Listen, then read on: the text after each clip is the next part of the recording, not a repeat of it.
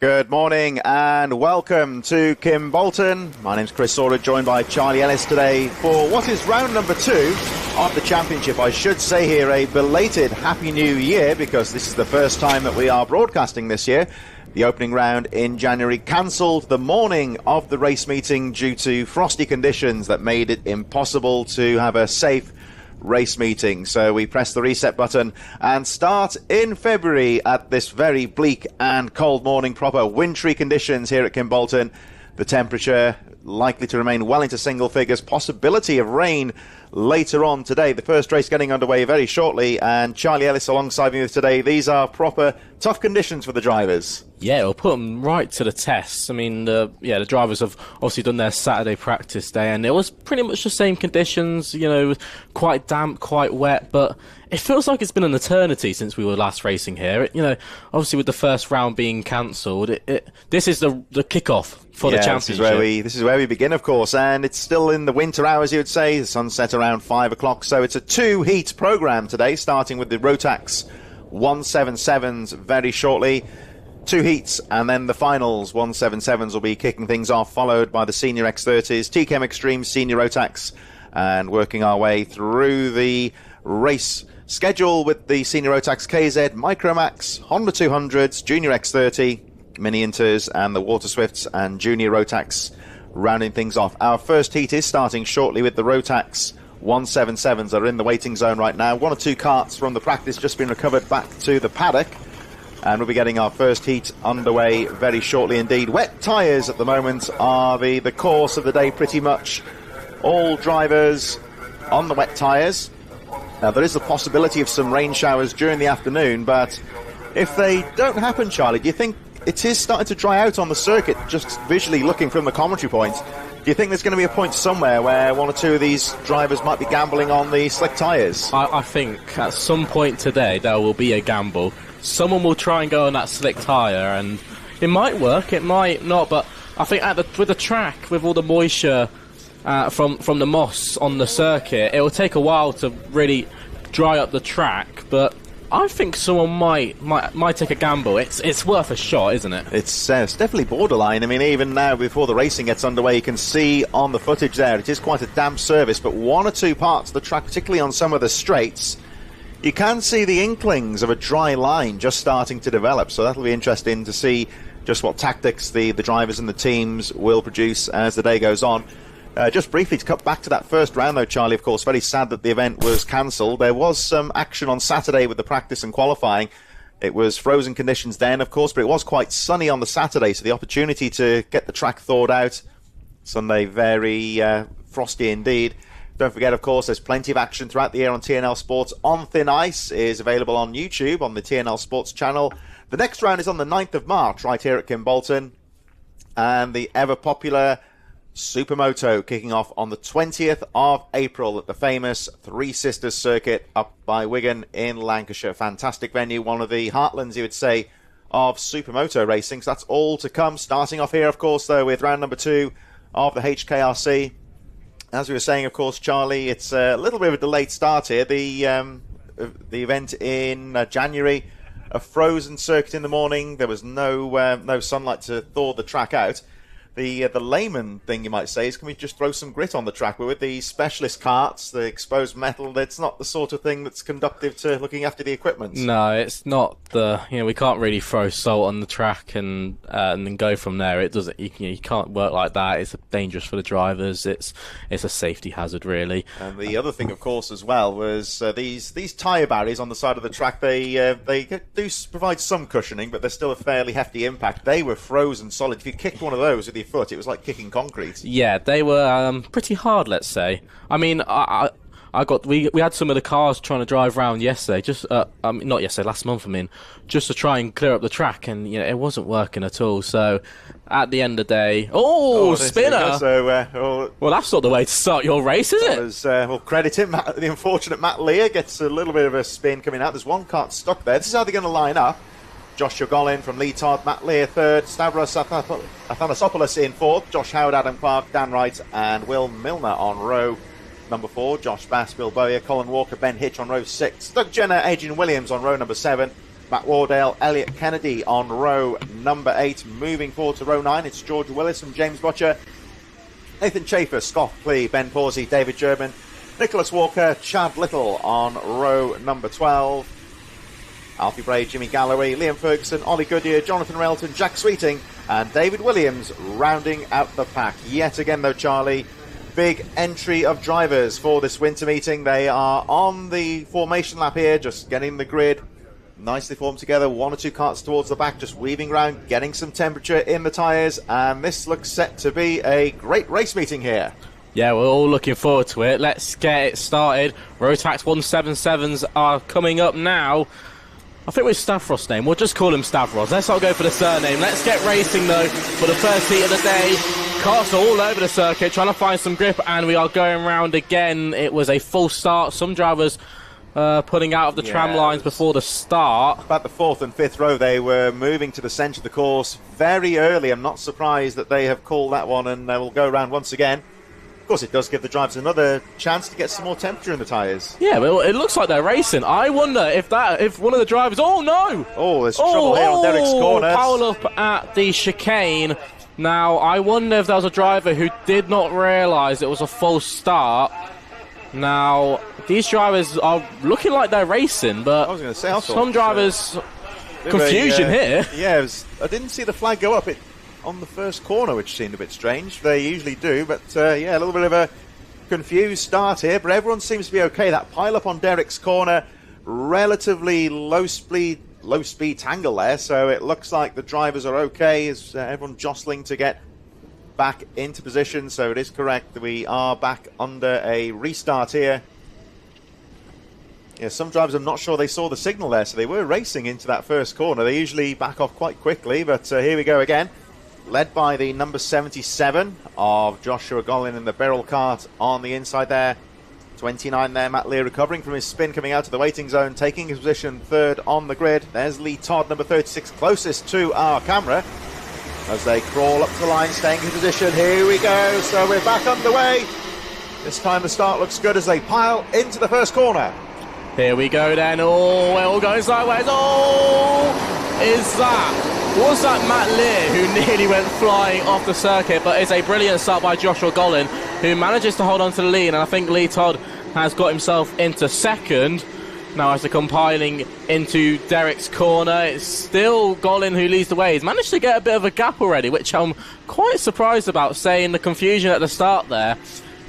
Now drivers coming through the Dan Weldon complex. You can see Nathan Chafer there on the inside of a driver.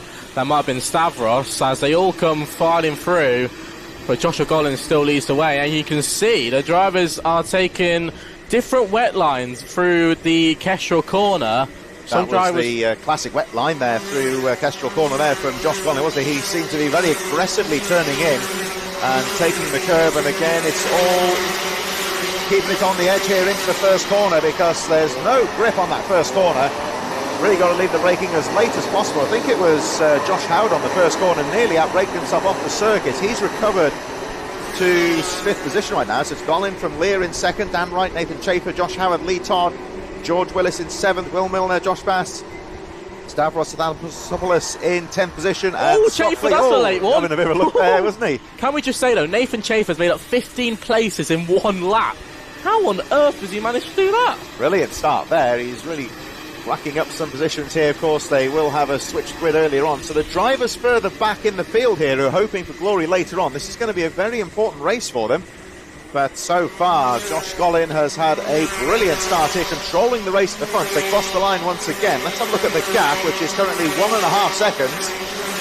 Fairly big gap in the sprint karting events, you would say, in these early stages, so he's controlling the race quite nicely. Matt Lear still 2nd, Chafer in 3rd, George Willis up to 5th place now with the fastest lap of the race at 52.81 as the driver spins out at the back there, just coming out of Stowe corner. Driver is okay, didn't quite see who it was, but we'll pick that up on the lap charts. And 1 or 2 still spinning out in that first corner further down towards the back of the field as we watch the number 10. That's a late one from Chafer did well to save that one, didn't he? He was on the inside, nearly got it wrong there. You see the drivers taking some very cautious wet weather lines here. I'll have to watch out to come into a yellow flag sector. And I think that was because a driver is in the wall. No, yellow flags are back in. So we are back racing in the final sector. But Schaefer, a very, very late move there. I could see he was very late on the brakes going into the Dan Weldon complex. Tries to find the gap, but it just wasn't enough. So he's going to have to wait, and he might have to watch out because George Willis behind him is catching up very quickly and might make a move. Watch out for Willis. He's a bit far back, so he won't go for the move into Derek's corner. But Nathan Schaefer is the man on the move right now, up 15 places, and I think he might be looking at a podium spot here. Let's see what happens to Darwin, and yet again, he's very quick through this sector compared to Dan Wright in front. So 3 minutes and 40 seconds left on the clock, but let's see what happens. Schaefer is right on the back. Will this be a late move? Yes, it is. He'll go on the inside, but will Wright come back on the cutback, but Willis makes a move as well. So 2 for the price of 1 there. And unfortunate for Willis. A lovely move there from Nathan Schaefer on the inside going into Kim Bolton corner. Not only to make the move, but not to outbrake himself off the track. As you can see when you watch the drivers, there's no grip. You can see the karts. They're fighting with the natural understeer that occurs through these corners in wet conditions. And just watch the drivers very aggressively using the curbs there on the corners just to get some more traction around the corners. And again, when you watch them coming into the Dan Weldon corner now, headed here by the third place driver Nathan Schaefer. Again, very early on the turning, you see the karts naturally drifting wide. That's what you would expect in the wet conditions. Number 53 though, George Willis, having a brilliant race so far. Keeping Schaefer under pressure. It's still Josh Golin that leads the way. Number 77, Matt Lear, still in second place. There he is in the red coveralls, he would say, keeping him dry. Schaefer third, Willis fourth, Wright in fifth, Lee Todd, Scott Clee, fastest lap of the race, currently in seventh place. Josh Howard, Chad Little, Scott Clee on the charge, meanwhile up to fifth as having a look there. What's happened to Lee Todd? Yeah, Lee Todd. Is that Lee Todd at Kestrel Corner on the grass? Yeah, Lee Todd is currently off the circuit right now. He's on the penultimate corner, Kestrel Corner on the grass, just having a visual out there. I think he is out of the race. So Lee Todd, who was in the top 10, is out of contention. Doug Jenner, number 19, out of the race. It would appear Elliot Kennedy, a non-starter. Was down the inside. Schaefer, what a move. Nathan Schaefer with a brave move down the inside on Matt Lear and did well. Both drivers did well to stay on the course there. These wet conditions are proving very treacherous indeed here, Charlie. I don't think Matt Lee's had enough here. He wants to have a look back on Schaefer. They were side by side into there. Lee all over the road, trying to get out of the corner, and that puts Willis up into third. Now, Schaefer has got a 3.2 second gap to Golin, who leads the way. I don't think he'll be able to catch that up, but we'll have to wait and see. We know anything can happen in motorsport. We might even see a problem yet for Golin. No commentator's curse there, but let's see what happens. Schaefer is all over those curbs, just trying to find some extra grip and some rotation for the kart. There's a battle going on. Different lines going on here as well. Josh Golin taking more of a classic racing line, you would say, using the track, but Schaefer very aggressive. He's getting the kart up onto the curbs quite a lot, you would say. We'll have a look at the lap charts when they come back around here. We've got 56 seconds, 55 on the clock here, so they'll squeeze through another lap here, I think, before the last lap board goes out. Over the line they go. It's going to be tight, though. I think Golin crossed the line with, give or take, about 52 seconds on the clock, so it's going to be tight here. And at the moment, Nathan Schaefer making up around half a second so far. There's Scott Clee, who's had a brilliant race so far in the Lando Norris kart there, number 116. Closely followed by Matt Lear, 29. He's had an eventful race so far, but he's running well in the top 5. Chad Little, Jonathan Railton, Josh Howard, Liam Ferguson, Ollie Goodyear running up the top 10. Dan Wright, Josh Fast, Ben Hitch, David German, and Nicholas Walker taking us down to 15th place. As we look at our leader now, keep an eye on the clock here on the left-hand side of your screen. 12 seconds. Well, Golin, I think he might get through. I think he will get the last lap board here. Excellent timing here, you would say, for Joshua Golin as the last lap board goes out. So if he'd have gone through about 10 seconds sooner, he'd have gone through for another lap. The 7-minute race plus 1 lap. So they run for the 7 minutes plus the additional lap. So effectively he's bringing the race 1 lap less here by virtue of that. So I think at the moment he's just about doing enough to hold on to the lead here. Yeah, it's been a good race from Golin, but the battle for second is still on between Willis and Schaefer. Now Schaefer's made up 17 places, Willis up 14.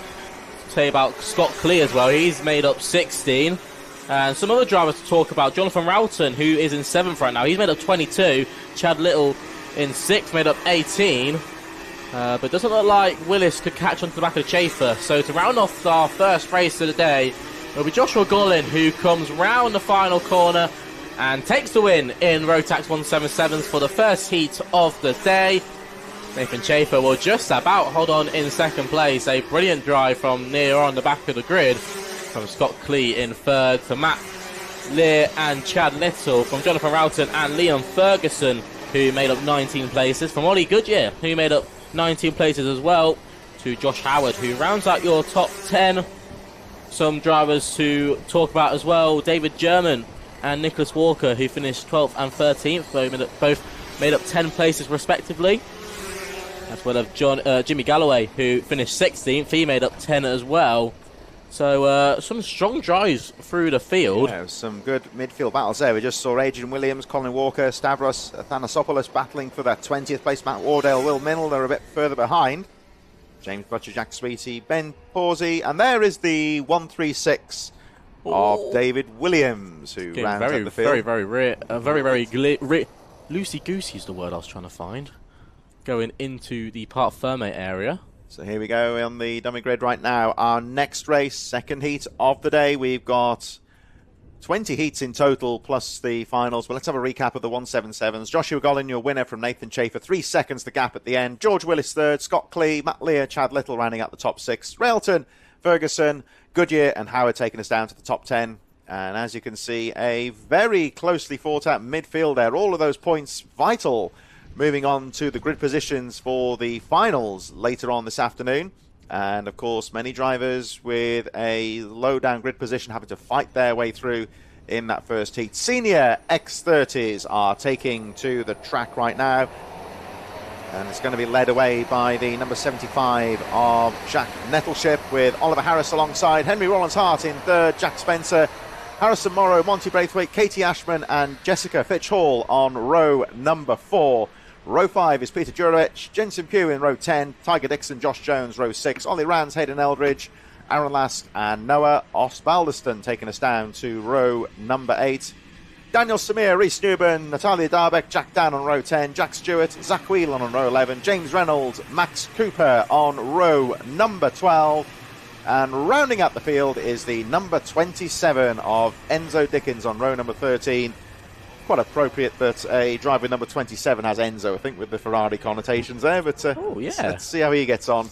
Now, it is to say that Ollie Rands and Daniel Samir on the timing says they are not out on the circuit.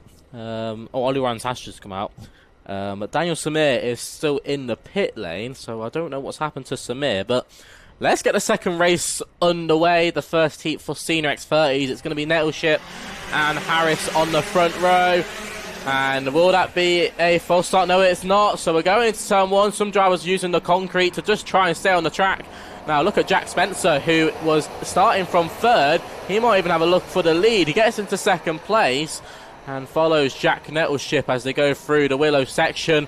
Now the drivers will try and find some way down into Derek's corner. Jack Spencer just holds on to 2nd place with Harris just behind. And watch out for Monty Braithwaite. He might even have a look for a podium position. Yeah, he got away very well. It's a bit unfortunate for Henry Rollins-Hart there coming out of the Kimbolton corner. Got on the power and the car just seemed to get away from him there, which caused the rest of the top 10 to get jumbled up a bit there. We'll have a look at how Rollins-Hart recovered from that. He kept the car pointing in a straight line, and I think he has recovered quite well, going for the move as he come down in towards Kimbolton corner. He's still in around 5th place. They go over the line, so it's still the number 75, Jack Nettleship, that leads the way. Jack Spencer, Harris 3rd, Rollins-Hart. Well, I said he saved that well. He's still there in 4th place. Monty Braithwaite in 5th. Rands, Lask, Morrow, Tiger Dixon, Rhys Newburn running up the top 10 at the end of the first lap. So unlike the Rotax 177s here, no one really breaking away from the rest of the field. We see Nettleship and Spencer just starting to pull a bit of a gap here. But this battle for the lead looks a bit closer than in the previous heat. So off the cameras was an incident, I think, following Harrison Morrow and Ollie Rands. That's dropped Ollie Rands down the field and Morrow into the middle of the pack. Now, great to see Jack Spencer doing well in his Senior X30 campaign. He spent his time last year in the Senior Rotax category and just thought, you know what, why don't we give X30 a go? And he's doing really good so far on board that Jack Dex Racing MS kart as they come down into turn 1 once again. There's Oliver Harris on your screens. He's there in third, getting charged by the driver in fourth, Henry Rowland's Hart. Will Rowland's Hart maybe have a look for the final podium spot? But behind is a brilliant battle, and I think it starts from Reese Newburn downwards. It's a pack of about 15 karts that are just sat together and having a brilliant race. Yeah, that's about a little bit further behind it. We should pick them up in a moment when they come through the Dan Weldon corner. Here they come. And look how close that battle is on the edge of the top 10. Reese Newburn, Jack Dan, Josh Jones, Harrison Morrow all in there. They charge down to Kestrel Corner. Look how close they are. All the points vitally important when we move towards the finals later on this afternoon. What a move from Peter Jurovic, who, all going 4 wide into the last corner. Whoa. Wow, that is something I've never seen into that final corner. Brilliant stuff there by the X30 boys. That's Joshua Jones, who had got overtaken by Peter Jurovic through Kestrel Corner. Jurovic using the traditional wet line to go around the outside. And they will go side by side through the Willow section. These boys are having a proper ding-dong battle. Definitely. Josh Jones, 84, is all action there. Very aggressive into Stowe Corner. He did well to keep the kart on the track there. He came through so deep into the corner. And very aggressive through the Willows as well. He's really trying to make this track work for him. This is the midfield battle just on the edge of the top 10. Jones, the driver was talking about, currently in 11th position with Hayden Eldridge and Jack Dan just in front of them. Still Jack Nettleship that leads, Jack Spencer in second. They're just crossing the line at the moment as we focus on this battle. Down the inside goes the number 57 there, Peter Jurovic, but doesn't make the pass stick. Loses a bit of ground, and the number 10 goes back through again. Hayden Eldridge holding on to that 10th place. There's Jurovic with the white fairings on the kart there. I think he's still in the overalls. You see a few of the drivers wearing those coveralls, like the number 10. I think that's personal preference, really. Some drivers trying to keep warm. Some of those, I think some people find those a bit restrictive, get too hot. So that's down to the driver, really, isn't it? Well, it's all the wetsuits keep the actual suit dry. I mean, some of the drivers will just have a normal suit and just use it as a wetsuit as they come through the Dan Weldon complex. Drivers on your screens there. 2 drivers with the MDL package. That looks like Tiger Dixon and Aaron Lask, as they are having a proper battle as they go into the last corner, exiting running pods as they go down the start-finish straight. This is a brilliant battle for 6th, and they might have to watch out because Reese Newburn is right behind as well, and he's bringing in Jack Dan, who Jack Dan finished inside the top 5 in the championship last year, so he knows how to be at the front in the senior X30 races, and I'm sure that he'll have a look. Just watching Aaron Lasker, number 93, coming in some of these faster corners. You see him very aggressively entering the corner, getting the back end of the kart out. That's a bit of a tactic there, just to try and use the friction, I might say, to slow the kart down. Yeah, well, it's the fine line of, you know, you drive the track not with the steering wheel, you drive with the throttle and the brake, and trying to, you know, in these conditions, you want to be as aggressive as possible on the kart. What a move from Reese Newburn, but he couldn't get it done on the exit. Tiger Dixon goes back through. So we'll look at Lask here again. Here he comes on the inside. He's doing it again. You see, very trailing the brake, getting that back end out. It's very effective manoeuvre there, I would say, but it doesn't come without risks. Yeah, it's 10 out of 10 style points for me. It certainly looks the part, doesn't it? It is. It's the quickest way to get round, I'd say. Here we are, there's the 71 on the scene here. That's Henry Rollins Hart closing up on Oliver Harris for 3rd place. So it's getting close between 3rd and 4th here. Jack Nettleship controlling the race so far, leading by just over 3 seconds. Fastest lap of the race, 52.06. So Henry Rollins Hart, who had a difficult start to the race. The back end stepped out at him coming out of this corner here, which affected him coming into the first corner, but he shrugged that off quite quickly. There's the 5th position. Monty Brathwaite, Aaron Last, Tiger Dixon. That huge battle for 10th place, not too far behind. And again, you see the drivers trailing on that rear brake. The back end stepping out, so they make their way through Stowe Corner. Through that complex they go. Not quite so aggressive on the curves with those two. They're opting to use the racetrack. I think the track is slowly drying out. There was a brief period of brightness at the start of this race. Just looking at the clock here, 26 seconds on the clock. The leader going through Dan Weldon corner at the moment, so it's going to be tight here, but I think we will be going on to the last lap very shortly, but I'm going to keep a close eye on Jack Nettleship as we watch the number 63 of Oliver Harris holding on to that leader. Has a peak there. Oh, they'll be rubbing back. Oh, it was front to rear contact as they were going into Cashel corner. They are getting really close to each other. Now, will Henry Roller's Heart have a look for the final spot on the podium? They're going to be side by side as they go down the start-finish rate. He's done it. Good move there on the exit of the last corner from Roland's Heart. Now he's got to try and hold on to this one. There's 2 laps to go here by the looks of things. It looked like Jack Nettleship snuck through the finish line just before the clock went down to 0, so we are effectively going for another lap here, although I don't think that's going to bother Jack Nettleship too much because he's running quite clear at the front now. The gap nearly 4 seconds, but Henry Rollins Hart in his closing stages battles through to 3rd place and looking very strong on this penultimate lap. Well, I was going to say, there's so much battling going on. I think we forgot Jack Nettleship was even in the race. Never mind leading the way, but he's doing a brilliant job. And Jack Spencer is still there in 2nd place.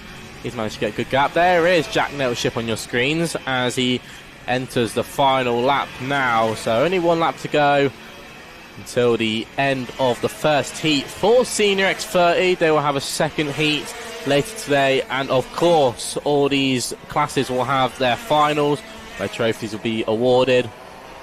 But Roland's Heart, he's very loose on the rear, but he's only going to try and hold on for 1 more lap. Here's Nettleship, who's bouncing over the curbs. Nettleship has raced here for a few years, so he knows how to win races here. And it must be, driver spinning there. That may have been Zach Whelan, I think, 128 at the back of the field, so he has that late scare, but copes quite well. And here comes Jack Nettleship again, very wide into the corner, taking into account those wet conditions out there, but he has coped masterfully with the conditions. Heat number 2 then drawing to a close as Jack Nettleship comes out to the final corner and crosses the line to take the 2nd heat win. And you'll see on the split screen, in association with ADM Paddock Shop, our top 10 drivers making their way through the final corner out of Kimbolton and over the line. Spencer 2nd, nearly 5 seconds down, 4.5 at the end there. Henry Rollins Hart, Oliver Harris, Monty Braithwaite, Aaron Last, Tiger Dixon, Jack Dan, Hayden Eldridge, Rhys Newman, Jensen Pugh, Peter Jurovic, Josh Jones and Noah Ross Balderston taking us down to 14th place. Very close though there on the edge of the top 10. Good drive by Jack Dan, who finished in 8th. He made up 12 places. And some good drives through the field by some drivers, but a good start to the Senior X30s, and I think a good start to the day so far. Yeah, touch wood, it's been good so far. Plenty of close racing out there, and the drivers coping very well with the conditions. It's very cold track temperatures out there, very slippery. You can see the drivers fighting with the karts to keep them on the track, but doing a great job of it so far. So let's just recap. Jack Nettleship, your winner, 4.5 seconds from Jack Spencer in 2nd place. Those two, the only two really fighting for the lead.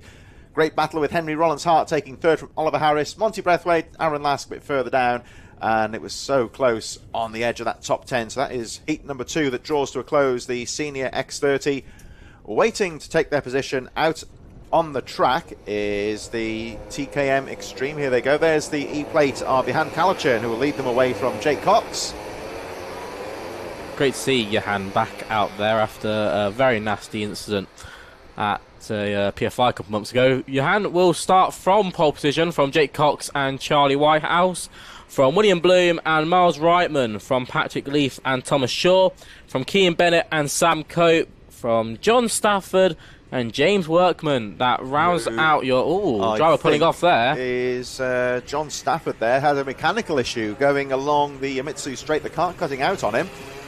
And it doesn't look like he's going to get that kart running again, unfortunately. Yeah, that'll be the end of his first heat. Now, not the biggest grid for TKM Extremes that we've seen, but I'm sure there's definitely going to be some brilliant racing.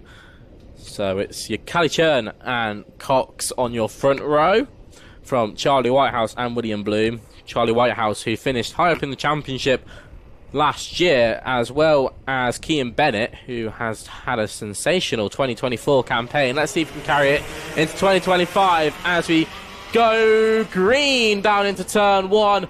Now Kalachern will hold on to that inside line, or does he? Because, Charlie Whitehouse tries to have a look on Kalachern. Now he'll jump over the curb, and I think that ruined his momentum. I think Cox managed to get back into 2nd place, but there are no gaps in this field so far. Everyone is proper close to each other. Cian Bennett seems to have a good start as well. He's into P5 as they tiptoe through Derek's corner and head on to the Dan Weldon complex. Johan Calichurn seems to be starting to pull a bit of a gap now as Whitehouse and Cox starts to battle. Yeah, Johan Calichurn there really got his elbows out on the first half of the lap to defend that lead, which he has done so masterfully, and now just starting to afford himself the luxury of taking a few of those wider lines into the corner, trying to run his own race here and pull away from the chasing pack. So let's see how he gets on. He's had a brilliant first lap. Over the line he goes.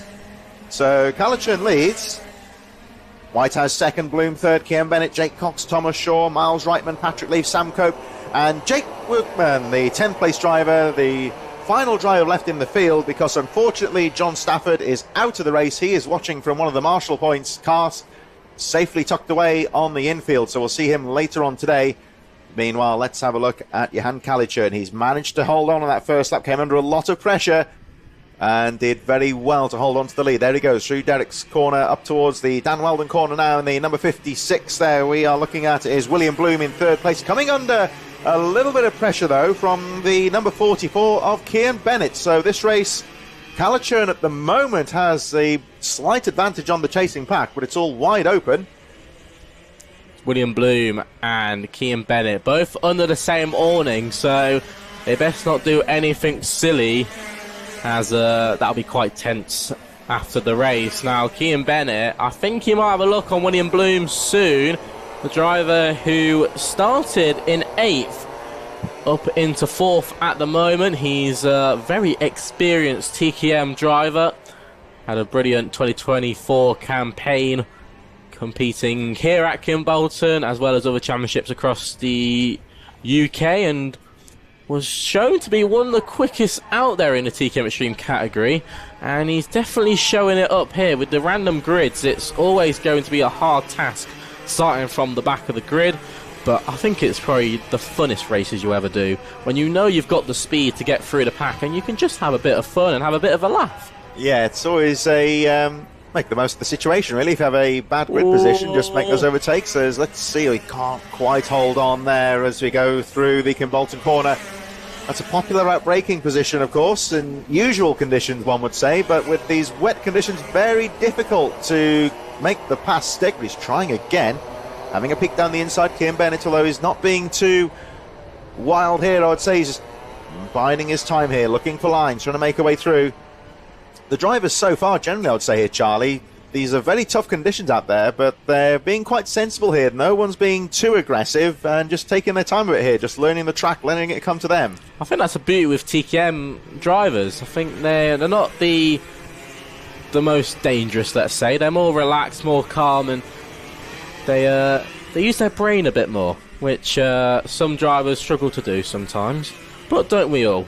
The drivers certainly are coping very well with these conditions so far. It's not very nice out there today. It's the temperatures, like we said at the start of the show, we're looking about 5-6 degrees. It's very cold and slippery out on the track, as you can see with the karts, but they're making them dance around on these corners, using the grip where they can find it to good effect.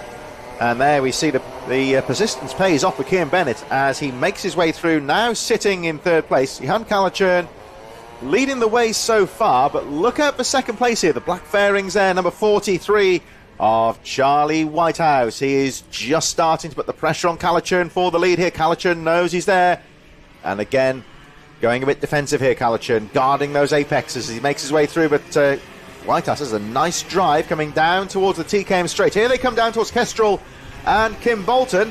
Let's see if Whitehouse can do anything here, but Calichurn places that kart very well, and Whitehouse, he can't make a move as they make their way through Kimbolton.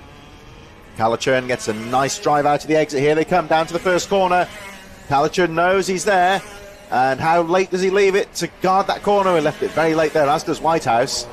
So Calichurn coping very well here at the moment in the lead of the race, but look at the second position here, Charlie Whitehouse. I think he's just looking at lines here, trying to find a opportunity. Well, he's got 2 minutes left to pull off this overtake. Now he's going to have a look on the outside of Derek's. That's not really a move that he could pull off. Now what has happened to Calichurn in these last couple of laps, because he seems to have lost a bit of a pace bit of pace, and that gave the opportunity for Whitehouse to close up. And the second you're within that half a second radius, you can kind of just tag along with the driver behind, and especially in these wet conditions, you can kind of send a late one and sort of hope for the best. I think this is the classic case here of the when you're leading the race comes with its own pressures here, because you can see Calichurn driving quite defensively into the corners. Whitehouse with the luxury of taking some wider lines. It draws everyone in. You can see the third place is actually closing up on this as well, Kian Bennett. And it's knowing where to stick or twist sometimes here, I think, because you don't know whether to be defensive into the corners and you're not really going to pull away, or run your own race and run the risk of losing that lead. Tricky one sometimes here, but Calichurn again defensive here, and probably go through for another lap at this rate. 2 laps to go at the end of this one, and it's going to turn into a close one for the finish here. Yeah, Johan Calichurn is trying to, well, it's the fine line of defending off the opponent whilst trying to carry as much speed through the corners and try and pull away at the same time. And watch out, because Kian Bennett is closing in on these two. Now, we've been talking about Kian Bennett. He's a very quick driver indeed, and, well, we've got less than 30 seconds left on the clock, and this is going to be a three-way battle for the lead of the race. Charlie Whitehouse will go on the inside of Johan Calichurn. Kian Bennett will have a look as well, but couldn't get it done. Calichurn comes back on the exit. Now Whitehouse will have another look. He might have the inside line going into Derek's. They'll be side by side. He gets it done. Kian Bennett will have to sit and wait. So Charlie Whitehouse takes the lead here with 1.5 laps to go. Calichurn running so well for the entire race. Outbraked himself a little bit going into Stowe. Retook the lead but lost that momentum. And let's see what Charlie Whitehouse can do. Will he pull away, or can Calichurn fight back? But don't write off Kian Bennett in third place, 44, who has had a quiet race, one would say, but he's been slowly but surely making his way up towards the front and could yet ambush and take the victory here. They come out to the final corner. Through Kimbolton they go down the straight, and the last lap board goes out, so it's all to play for. Calichurn is not giving this one up, as Whitehouse this time goes defensive into the first corner. Calichurn trying to find that grip to get the move done going through Stowe corner, but can't quite get his way through. Bennett's still there in third, having a look for second, but Calichurn's right in there. And this really could benefit Charlie Whitehouse as they make their way through toward Derek's corner. And the faintest glimpse of a gap here from Charlie Whitehouse leading the way. And he takes Derek's corner brilliantly through towards the Dan Weldon corner he goes. And Charlie Whitehouse running very well. I think Charlie Whitehouse has put a bit of a gap here. He let Calichurn and Bennett battle, and it just gave him the perfect opportunity to pull a gap. Now, there could be a battle for second still on as they go into the final lap. But round the final corner comes Charlie Whitehouse, and he will take the win for the first heat of TKM Extreme. He made that move perfectly with 2 minutes to go and defending it off perfectly from Johan Calichurn in second. Great to see Calichurn back to where he should be, which is at the front of the field, from Kian Bennett in third. Good drive by Bennett. It was Thomas Shaw who finished in fourth from Bloom, and Leaf from Jake Cox, and Miles Reitman from James Workman. Sam Cope and John Stafford, who unfortunately didn't get underway there. There's the final driver pulling in Sam Cope. So that draws to a close our third heat of the day, TKM Extreme. Next drivers on the grid about to take their place on the formation lap is the senior Rotax. I'm going to step aside for a few moments because we've got our man on the track here. John Richards is going to bring us down here and let us know what the conditions are like out on the track, and he's going to help Charlie to call the senior Rotax race, which is about to get underway. So we'll welcome John onto the mic in just a moment. We'll run through the starting grid. So, senior Rotax then, the first heat, it's Thomas Pryor that starts on pole, from Joshua Valance in second, from Calvin Ashford-Smith to Mikey Walker, from Cassius to Uff, and let me just update my timings to get the rest of the field.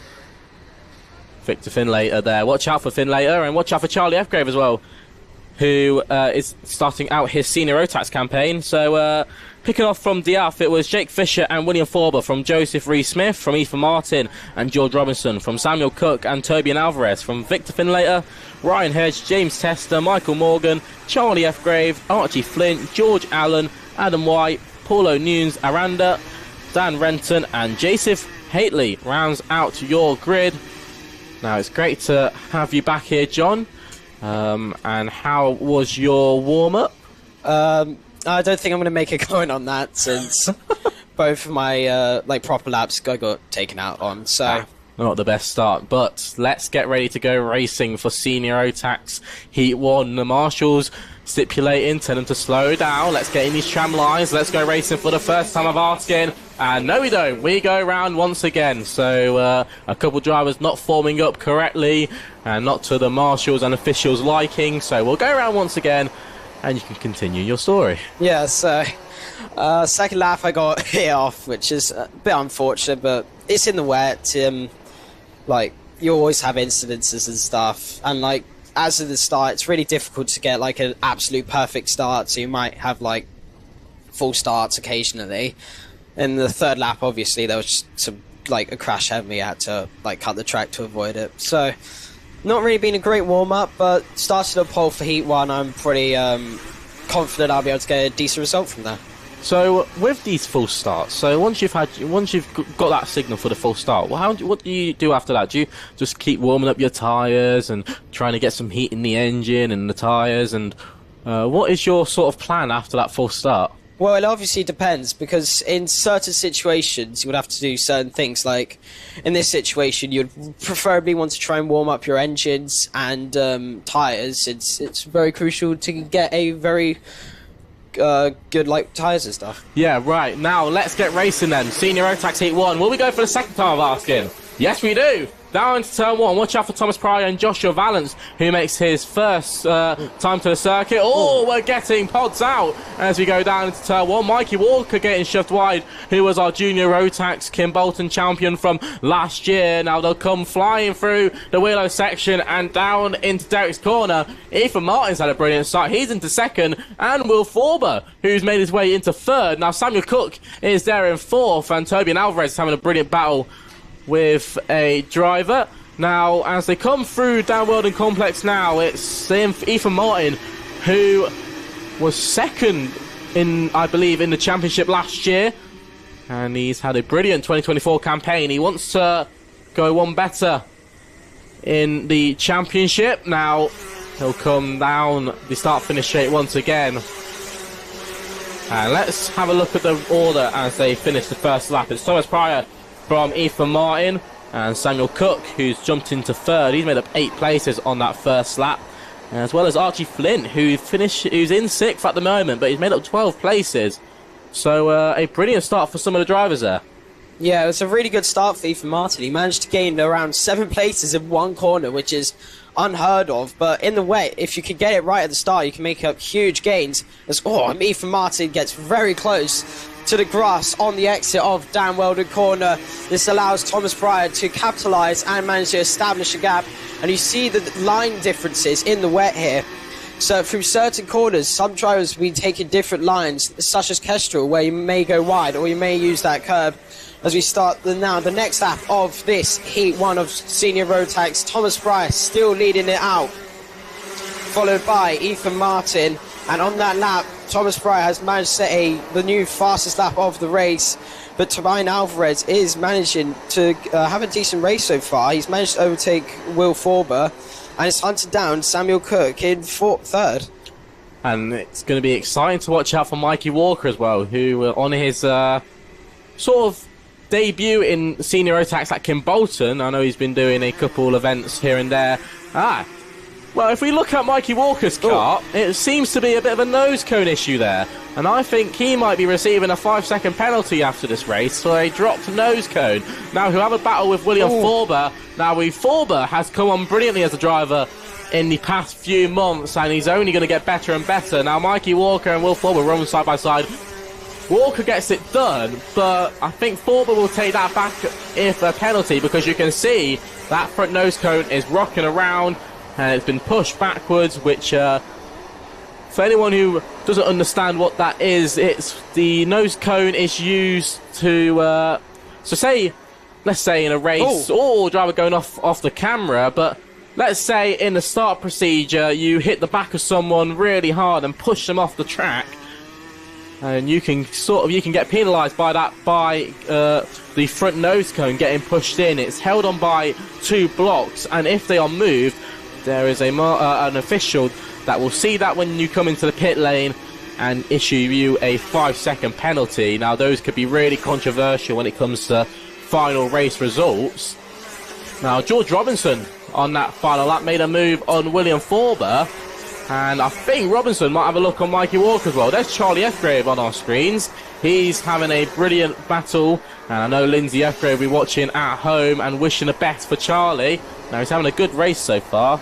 He's made up 8 places, so brilliant start from 17th on the grid. And now, what would be... Let's say you're leading at the front now. What are you going to be thinking about? Are you going to think about the people behind you, or are you just going to be thinking about, we want to go ahead, we just want to keep going? Well, it's only the first heat, so... And obviously you'll need to, maintain your tyres and other things and stuff. You'd preferably want to just... In, Tom Pryor's example, he's already has a 2.3 second lead to Ethan Martin. He would probably suggesting he should just calm the kart down and just make no mistakes and just bring it home. With that big of a lead, there's no point just to throw it away just with a silly move. And speaking of moves, I believe that was the number 1, 2, 3. That was George Robinson making a move on Toby and Alvarez. Yeah. That was a brilliant move into turn 1. He managed to find a gap on the inside. And here's a battle still on your screens. George Allen and Charlie Fgrave. Now, 2 drivers who used to be in the same team, still friends now, but in different manufacturers. So, brilliant battle going on here. George Allen will try and have a look on Charlie Fgrave. And they'll have to watch out, because closing in behind is Joseph Rees-Smith. Now, this is the battle for 8th. And George Allen's had a good race. He's made up 10 places. So, some brilliant drives through the field as they come down the start-finish straight once again. So let's have a watch and have a look at a lap round Kim Bolton. So a hard braking zone for turn 1, where George Allen will make a move on the inside, sort of take a middle line but get close to the apex in these wet conditions. As you come round, you can jump over the 2nd curb and the 3rd curb as in these wet conditions. And as we come into Derek's corner, brake in the middle of the track, try and aim for that apex and straight line it A to B, straight to the 2nd apex. Now we'll keep it over because we're going to want to carry as much speed as possible going into the Dan Weldon complex. We'll tap on the brake, use the curb to rotate us as we run wide and cut back on ourselves as we go down into Kestrel corner. Now, multiple lines you can take for Kestrel corner. We're going to be taking a wide line on this lap as we go into the final corner now. Go wide and cut back on the end, on the exit.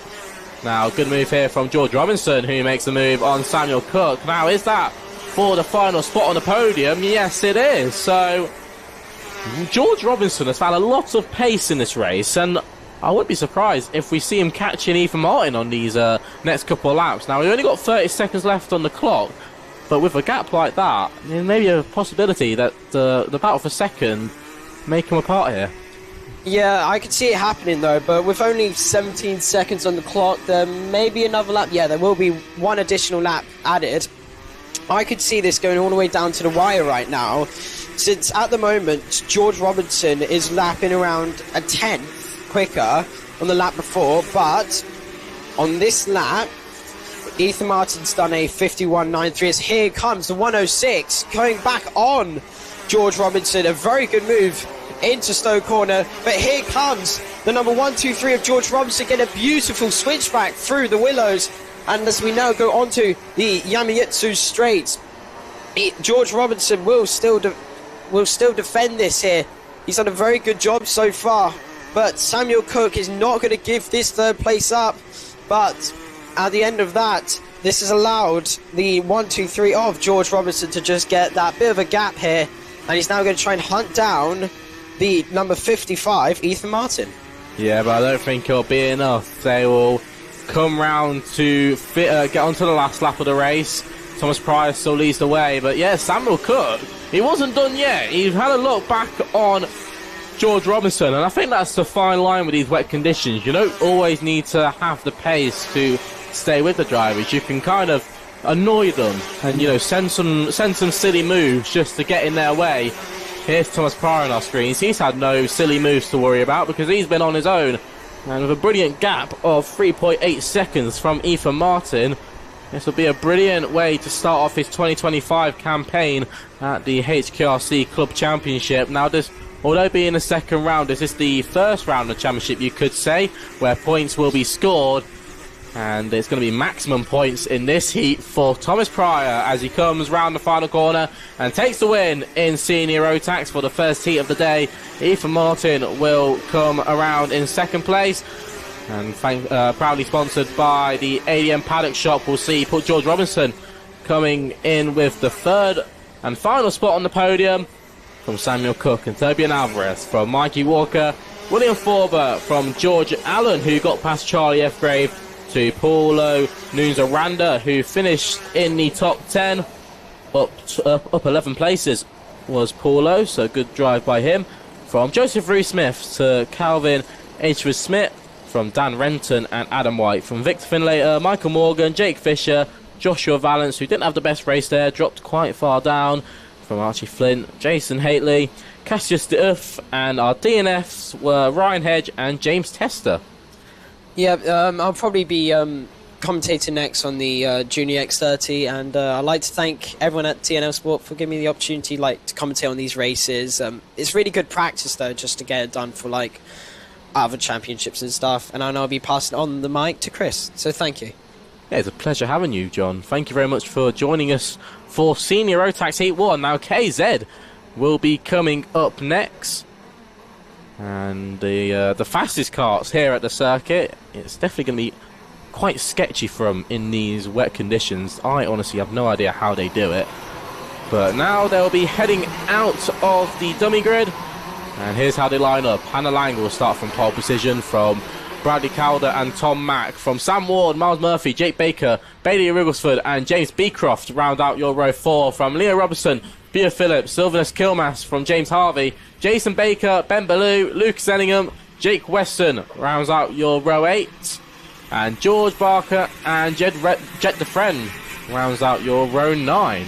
So some drivers who came from the X30 and Rotax packages joining the KZ class. They will, I sure, have 2 rolling up laps to generate the tyre temperature. Now, it's great to see Luke Zenningham, who won the Senior Rotax Championship last year. He will be coming and taking part in the KZ category. From Leo Robertson as well, a driver who spent most of his year in the Senior X30 and TKM Extreme categories, now moving over to the KZ category. And I think it's because it's easier than getting into cars.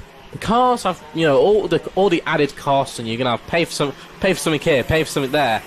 This is the best way to get into gearbox racing without having to spend thousands of pounds on a car. Most definitely. Let's not forget, of course, that a lot of talk when people talk about karting, it's seen as a stepping stone into, of course, the dream for a lot of people, Formula One, various other formulae. But let's not forget that karting is a great sport in its own right, and this is one of the pinnacles, you'd say, KZ, these geared karts.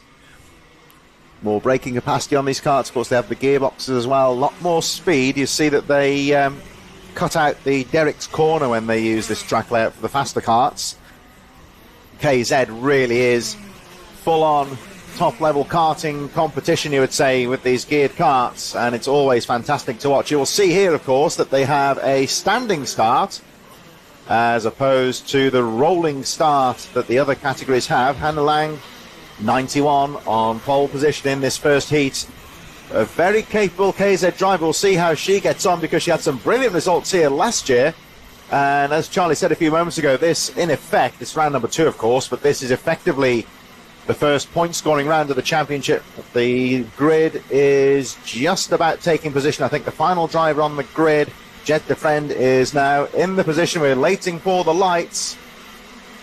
So 1, 2, 3, 4 red lights. Wait for the lights to go out, and they're away.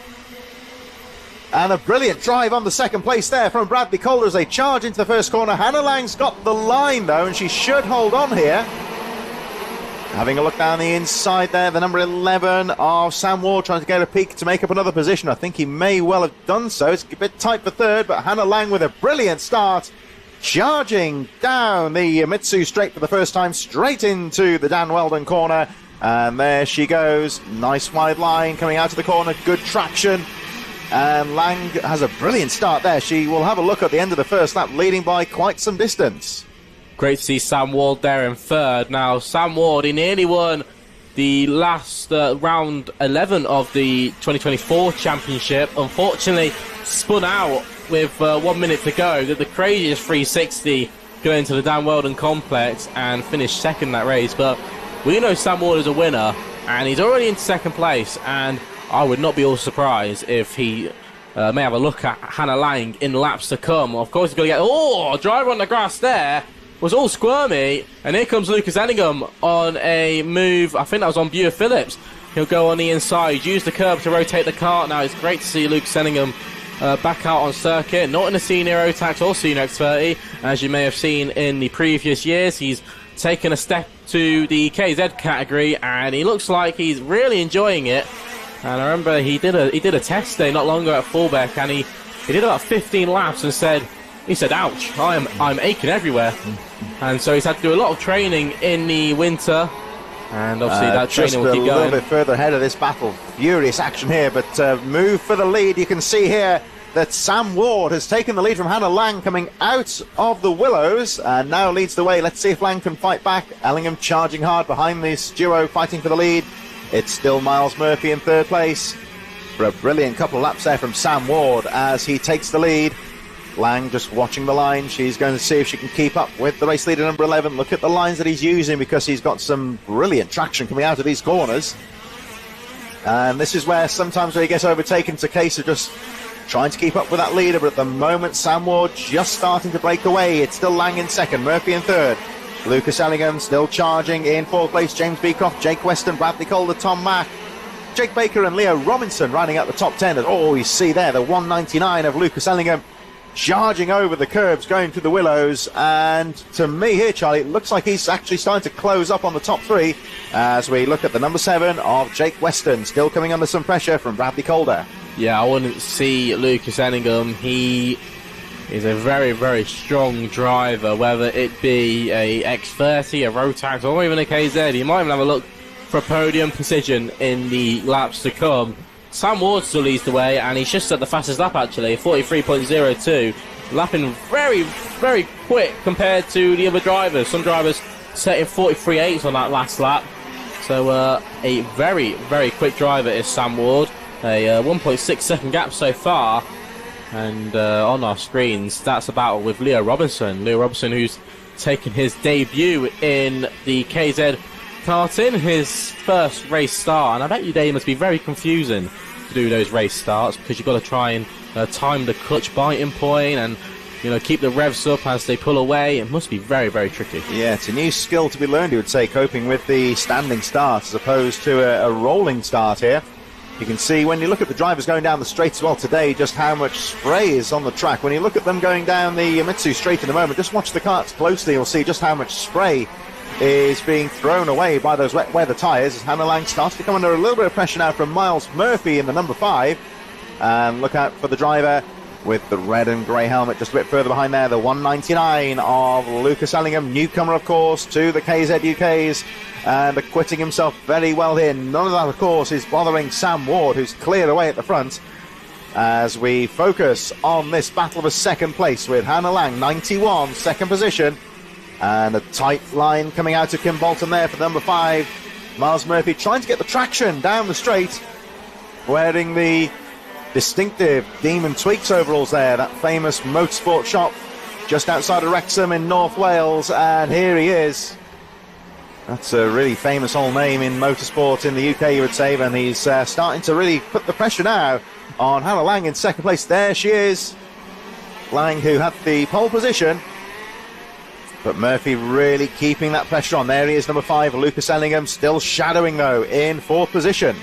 You can talk well about Demon Tweaks, but I think the ADM paddock shot's better. Sam Ward still leads the way, as you said. He's putting a brilliant gap. He's only got 3.2 seconds, and he's still got 2 minutes left to extend that lead. And I wonder, you know, when it comes to these final laps, do you think Sam Ward just starts thinking, you know what, let's just go for a little Sunday drive. Let's just calm down. Let's, just keep putting the laps in. And I wonder at this point, I don't think the drivers don't really think about what's happening. They kind of just, put the laps in. Just consistency is always key. And it's sort of, you can almost put the best laps in when you're not thinking about anything. Yeah, that's it. If you can get into a rhythm and just run a good, clean race at the front, sometimes it's hard if you haven't got that chasing factor of chasing against another rival. But if you can lead and control the race at the front, run your own race, do the right lines, which the race leader Sam Ward is doing very well at the moment. If we look at some of the drivers further down the top 10. Meanwhile, Hannah Lang coming under a bit of pressure. Oh, there's a little peek down the inside there from Miles Murphy. Perhaps trying to induce Hannah Lang into outbraking herself into the first corner, but she defends that first corner very well indeed through Stowe. And Lang coming under some real pressure here as this race draws into its closing stages here. But Hannah Lang is certainly not going to give that second place up lightly. She's driving very well. Race leader Sam Ward is clear and away at the moment, 33 seconds on the clock. So they'll go through one more time before the last lap board. And you can't write off Lucas Ellingham in fourth place. He looks very threatening indeed. He's getting more and more race practice here, one would say, as they charge down into the first corner. And again, having a look there on the outside this time, he's going to try and switch to the inside here. Ellingham follows. And brilliant move there as Ellingham tries to have a look as well. But a lovely move there from Miles Murphy going wide into the first corner. He had that one weighed up. The more and more that Hannah Lang and Miles Murphy battled, it just gave the opportunity for Lucas Ellingham to catch up, and he's going to have a move for third on Hannah Lang through the downwind complex. A very hard move to pull off, but he executes brilliantly, and now he's got to try and catch up to his teammate Miles Murphy. As they come down into the final corner, they'll exit the final corner, shift up the gears as they head on to the final lap of the race now. So Sam Ward, who, unless commentator's curse catches him, will probably take the win of this heat. But the battle for second, third and fourth is still on. And don't count Jake Weston just yet. Stricken driver off there. That's on the TKM straight, number 32. I think that may have been Tom Mack possibly. As you look at Lucas Ellingham momentarily. The race leader, meanwhile, coming down towards Kestrel Corner for the final time. He has controlled this race from the early stages. Through Kimbolton he goes for the final time. Had a look over his shoulder. He knows he's got time here. And the number 11, Sam Ward, takes the checkered flag for the first heat win of the day in KZ's. And we cut back to our ADM paddock shop. Multi-screen camera here as we watch the rest of the drivers making their way out to Kimbolton for the final time. It's going to be Murphy second, Ellingham third, Lang in fourth, Weston fifth. James Beecroft in sixth position. From James Beecroft was Jake Baker and Bradley Calder from Jed the Friend, who came from the back of the grid there and finished in ninth. So good drive by the Friend. And Kilmass, who rounds out your top 10. It was from Leah Robertson and Ben Ballou. From James Harvey, Jason Baker.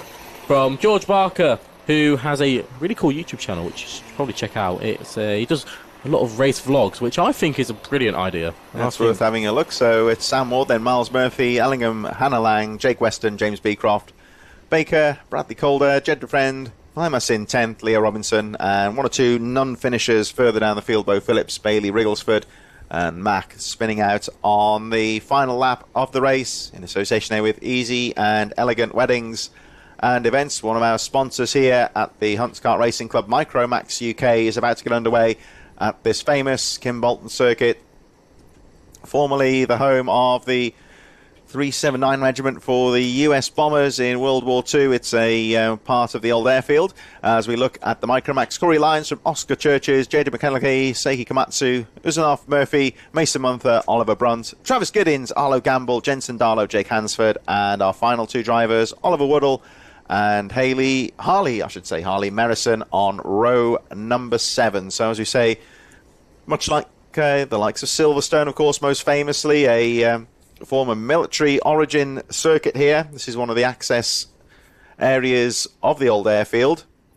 Plenty of great features and artifacts to look at in the clubhouse here at Kimbolton of its aviation past, you would say. This is a famous old circuit. Many of the top names in British motorsport, of course, the late Dan Weldon, the circuit named, the corner named in his memory at the top of the circuit, the likes of Nigel Mansell, Jenson Button, Lewis Hamilton, all those names amongst countless others, have raced here at Kimbolton in the past. Really is a famous old circuit, and the layout here pretty much was settled in the early 90s. It's a challenging circuit. The course is very well turned out, I would say. Good racing service here, and it's a brilliant circuit, you would say, to test the driver's skill. Oh yeah, definitely. It's very, very technical, and that's what you want as a driver. You want to be able to be you want to be pushed to the limits, and this is the track where you can do it. You've got that fine line with the kart setup as well. You need to make sure you can get out of those corners in the technical section through sector 2, but then also have the speed to get through the straights. So as we come round the final corner for Micromax, hopefully we'll be going for the first time of asking. Now they're all going to be bunching up and getting in those tram lines. We'll be going for the first time of asking. Yes, we do. Down into turn 1, so watch out for Corey Lyons and Oscar Charchis on the outside as he looks to go round the outside. Oh, driver spinning there. That was the 17 of Jason McKelney having a look on the inside, but the kart got away from him. I think he's recovered, though, towards the back of the field, so nothing too serious for him. And the race goes on, but a good start there from Lyons. It looked like Komatsu had a brilliant start as well. He is in the top 5. And it's good to see the Komatsu name out there. Obviously, you may realise who the father is, who is the Hasafon team principal. So good to see the Komatsu already trying to get his kids into racing and try and hopefully get them up through the categories. And this is where it all starts, you know. Karting is where it starts for everyone. I wonder if you can lean on Ollie Behrman for a bit of advice now he's in the same team. It would be worth a try. Here we go then. So over the line they go for the first time, and it is still Oscar Churches that leads the way. Teddy Murphy second, Dimitar Uzanov in third, Munzer in fourth, Brunt, Lyons, Giddins, Darlow, Merrison, Komatsu rounding up the top 10 from Gamble. McElhenney from that spin at the start is 12th place, Oliver Woodall and Jake Hansford rounding up the 14 driver field. We've got the yellow flags up there as there's a bit of a tangle coming out of the Willows. A couple of drivers getting into trouble, but they seem to get themselves sorted out as the leaders charge on in towards the Dan Weldon corner. There's the 62. Very well turned out, distinctive machine there, I would say, of Dimitar Uzanov. Currently in third position, and he's up to second now, my apologies. I think he's put in the leader, Oscar Churches, who has controlled this race very well so far. But Uzanov is starting to ask some questions here as they make their way through the Kimbolton corner. Out of the corner they go. Still charging in third is Teddy Murphy. Over the line they go once again. And let's see what Uzanov can do. He has a peek down the inside, going in towards Stowe corner. Gets the move done. Now, can he hold on? He's going to outbrake himself in the corner. But the momentum there does enough to hold on to the lead as they go through the Willows, back towards the Imitsu Straight. And a lovely move there from Dimitar Uzanov to take the lead. Uzanov, who in the final stages of the 2024 championship took to the last 2 rounds, won the races in the final. So he knows how to win races here, but he's got to hold off Churches, who is a very quick driver indeed. And the driver in third, Teddy Murphy, who's having a brilliant race so far, part of that Ben Maxim driver development team. He's came on really well. Obviously, he has done some racing at Red Lodge as well, so good to see the correlation there between both circuits as they come down the start-finish straight once again. Oliver Brunt is there in fourth now. He's made the move on the 127 of Mason Munzer on your screens there as they come through the Willow section.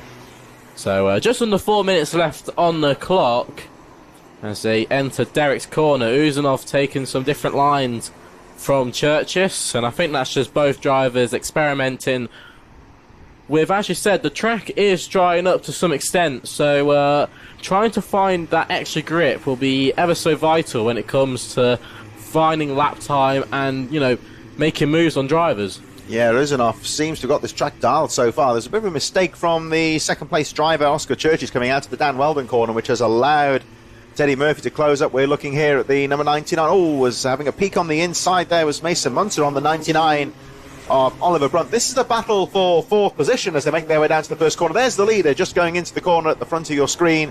And at the moment, Dimitar Uzanov coping very well with the conditions. The question is here, can Oscar Churches and Teddy Murphy learn from the race leader, get some better lines to keep that momentum up and keep with him? He seems to have settled in very nicely. There he is, just going out a shot into the Dan Weldon, Derek's corner, I should say, going into Dan Weldon corner. But this battle here with number 99, the machine of Oliver Brunt, who just loses the position there. 1-2-7, Mason Munce with a neat little move to make his way through into fourth place through the Dan Weldon corner. They go back down towards the TKM straight in the end of the lap, where they carry on down towards Kestrel corner. That left-handed flick, 90-degree corner, straight through into one of the slowest parts of the course here, the Kimbolton corner.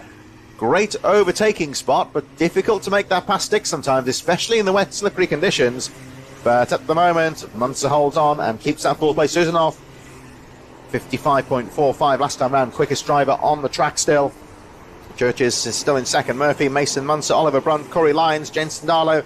Seeking Kavat's up to 8th place now from Travis Giddins, Oliver Woodall, Arlo Gamble, Jaden McElnay currently in 12th place, Harley Merrison and Jake Hansford rounding out the field with the final 2 minutes of the race plus 1 lap still yet to go. It's a brilliant battle here from 4th onwards between drivers such as Mason Munster. You got Oliver Brunt, Corey Lyons, who's not the best race, but he's still there at the front pack, and Jensen Darlow, who's in there as well. So, yeah, you got a fair few drivers who are having a brilliant battle here at the front. As you said, still Uzanov leading the way. Set the fastest lap a couple laps ago, that 55.3. He's running about 2 or 3 tenths faster than the other drivers on circuit. But he's still got a bit of a gap, but I wonder if Churchis might find some hidden pace. So, the number 77 getting a bit slidey through turn 1. And that was Teddy Murphy, who's holding on to that final step of the podium very nicely, but he's going to have to watch out because Mason Munster is closing in very respectively indeed. Just looking at some of the pace of these karts at the moment, last lap for Uzanov 55.7, Mason Munster for turning a 55.8. They're not too far off the pace of some of the Rotax karts in the first heat earlier on today, so that may well suggest just how close they're getting on the lap times here. But the track is starting to dry out a bit now. We have got some showers forecast for later. Was diving down the inside there, the 26 of Jensen Darlow with a neat little move down the inside there into the Kestrel corner on Corey Lyons. To me, some of these lap times starting to tumble a little bit now, so perhaps there is a bit more grip out there than there was earlier this morning. It's still quite treacherous. You can see how much they're fighting as they're down the inside. They're having a peek on the inside there, the 1.27 of Mason Munster, having a look on the inside of the number 77 of Teddy Murphy. The clock pretty much down to 0, so next time round will be the last lap. At the moment, Dimitar Uzanov cleared away at the front. Oscar Church is second. Teddy Murphy still in third, and the 77 there of Murphy coming under some real pressure though from Mason Munster. This is a battle for the final step on the podium, and it's going to be very, very close, and it's going to come down to the wire here between these two. And don't count out the driver in 5th, Oliver Brunt. He might even have an opportunity yet if Munster and Murphy battle.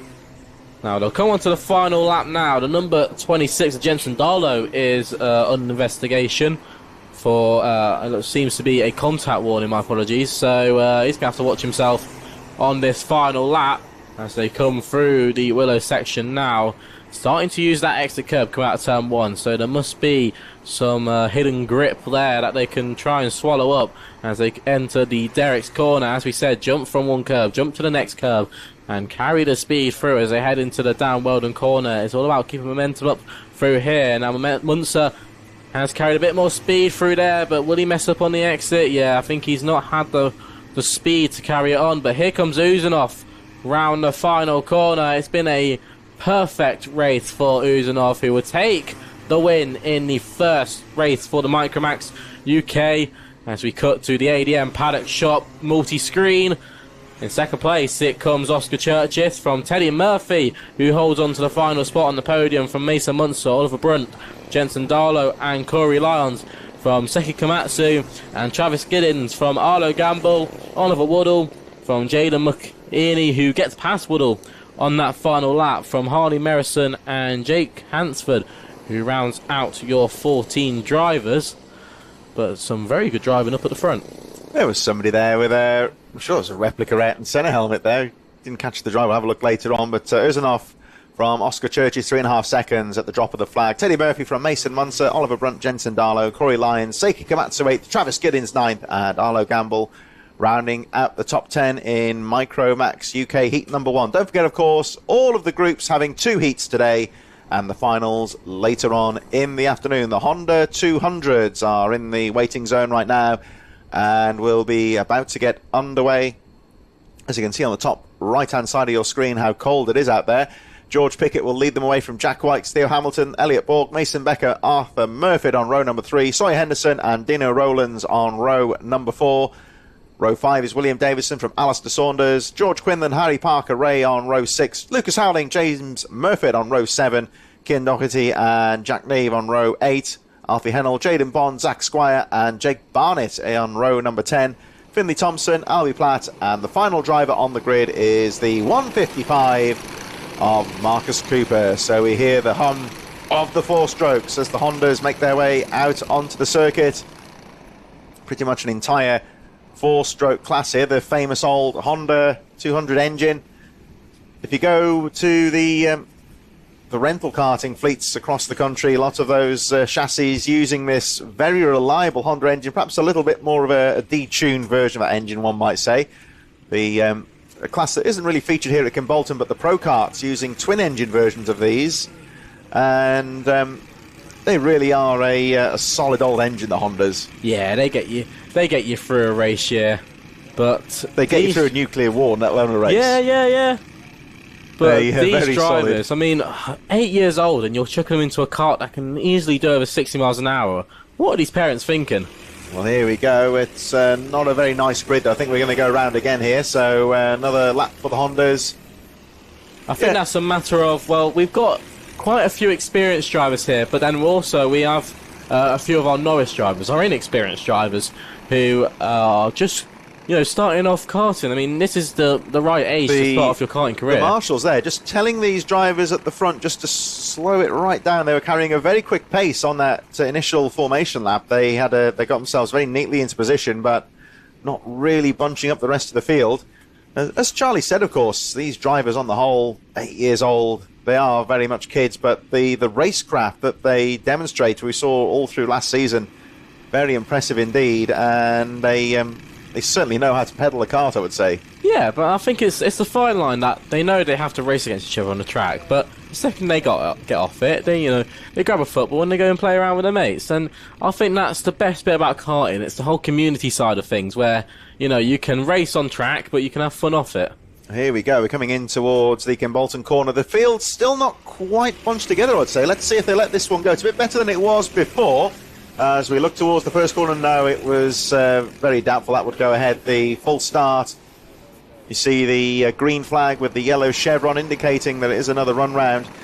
Just to explain, Charlie, of course, the rolling starts, if the start gets called off like this is basically the starter not happy that the grid is in position. The drivers have got to stay in those yellow tram lines on the grid. Yeah, they're always advised that you stay in the tram lines and you can't move out of them till you either cross the start-finish line or the green flag gets waved. So if these drivers have 1 or 2 more false starts, I think they may be getting stopped and getting a bit of a telling off. Yeah, this is the problem we might have a little bit, is that some of the drivers further back may be a little bit more inexperienced, one would say, and they're just struggling to get themselves into position. The lead groups seem to be doing quite well at that, a bit more experienced maybe, but the field not really bunched up on the last 2 attempts. They really have slowed right down this time, though, and everyone seems to be in position.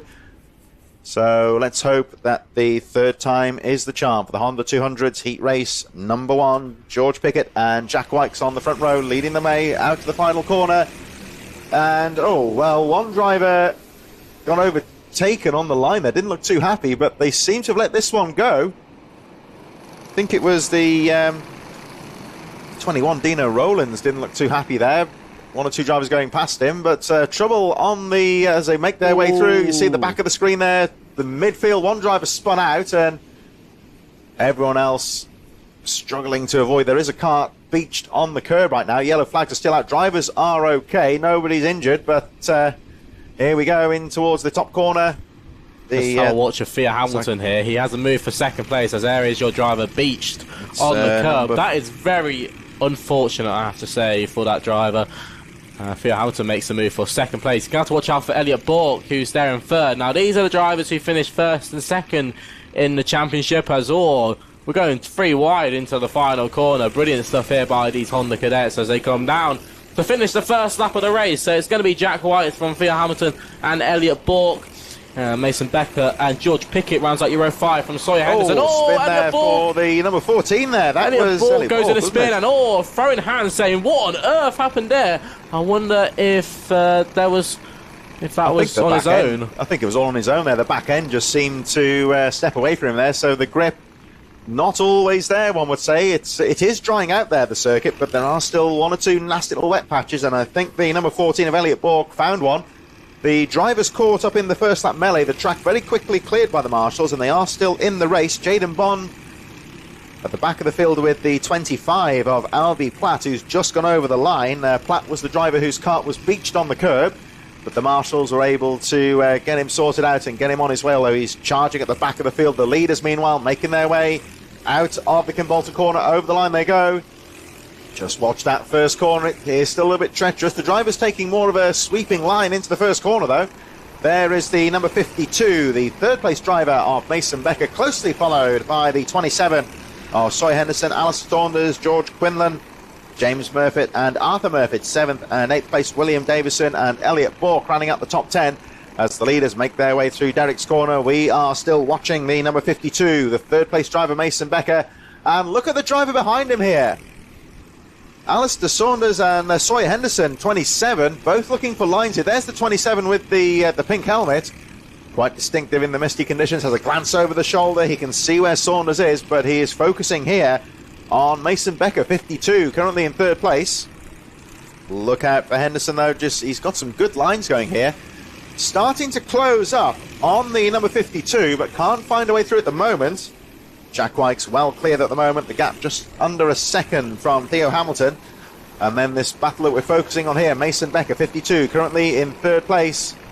And at the moment, one would say that Sawyer Henderson can keep up here, but can't find a way through.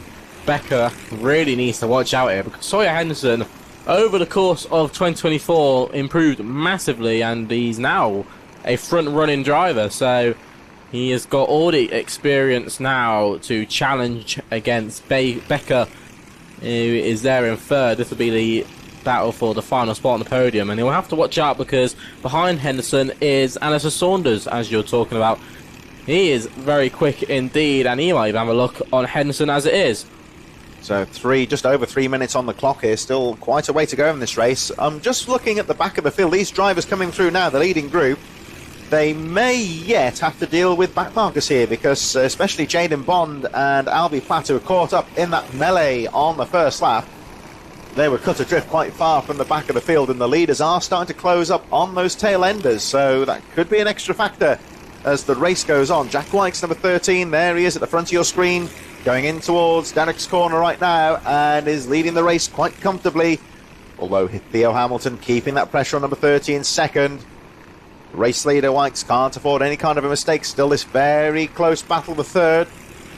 That's one of the first times today. Just starts to brighten up a bit here at Kimbolton on the top corner, and whether that will help the track dry out, we shall see. And at the moment you can see the 52 Mason Becker just signalling there to Sawyer Henderson to try and work together here and try and close up with the leaders, but I'm sure Henderson doesn't seem too bothered about that. With 2.5 minutes to go, he'll be looking to try and overtake and go for that position. Again, you see him signalling there, Mason Becker. Sometimes these drivers just trying to appeal to work together. I think he's just trying to get in his head a bit, and I think it's not working out with Henderson. Henderson is a very focused driver, and he knows that, you know, Becker can think that this will get into his head and he'll have to drive differently, but this is not Henderson. Henderson does not think like that, and Henderson in the lap to come will have a look for third, because that's the sort of driver he is. He's a very thought out driver. You can see him here, Charlie, jinking about a bit, looking at these lines on the corners as well. He's just trying to get some grip out there, I think. Yeah, and he'll be focusing at Becker in front and noticing what sort of lines he's taken as well, and try and drive accordingly to it. I mean, if he can find a section that he's quicker at, and try and close up in the other section, so when he comes to that sector, he can just go full nail at it as they come round once again. I have to say, Jack Wykes, who throughout the end of the 2024 season, he improved massively and started winning the heat races up at the front of the field in the Honda 200s. It's great to see the Honda 200s have a brilliant grid here.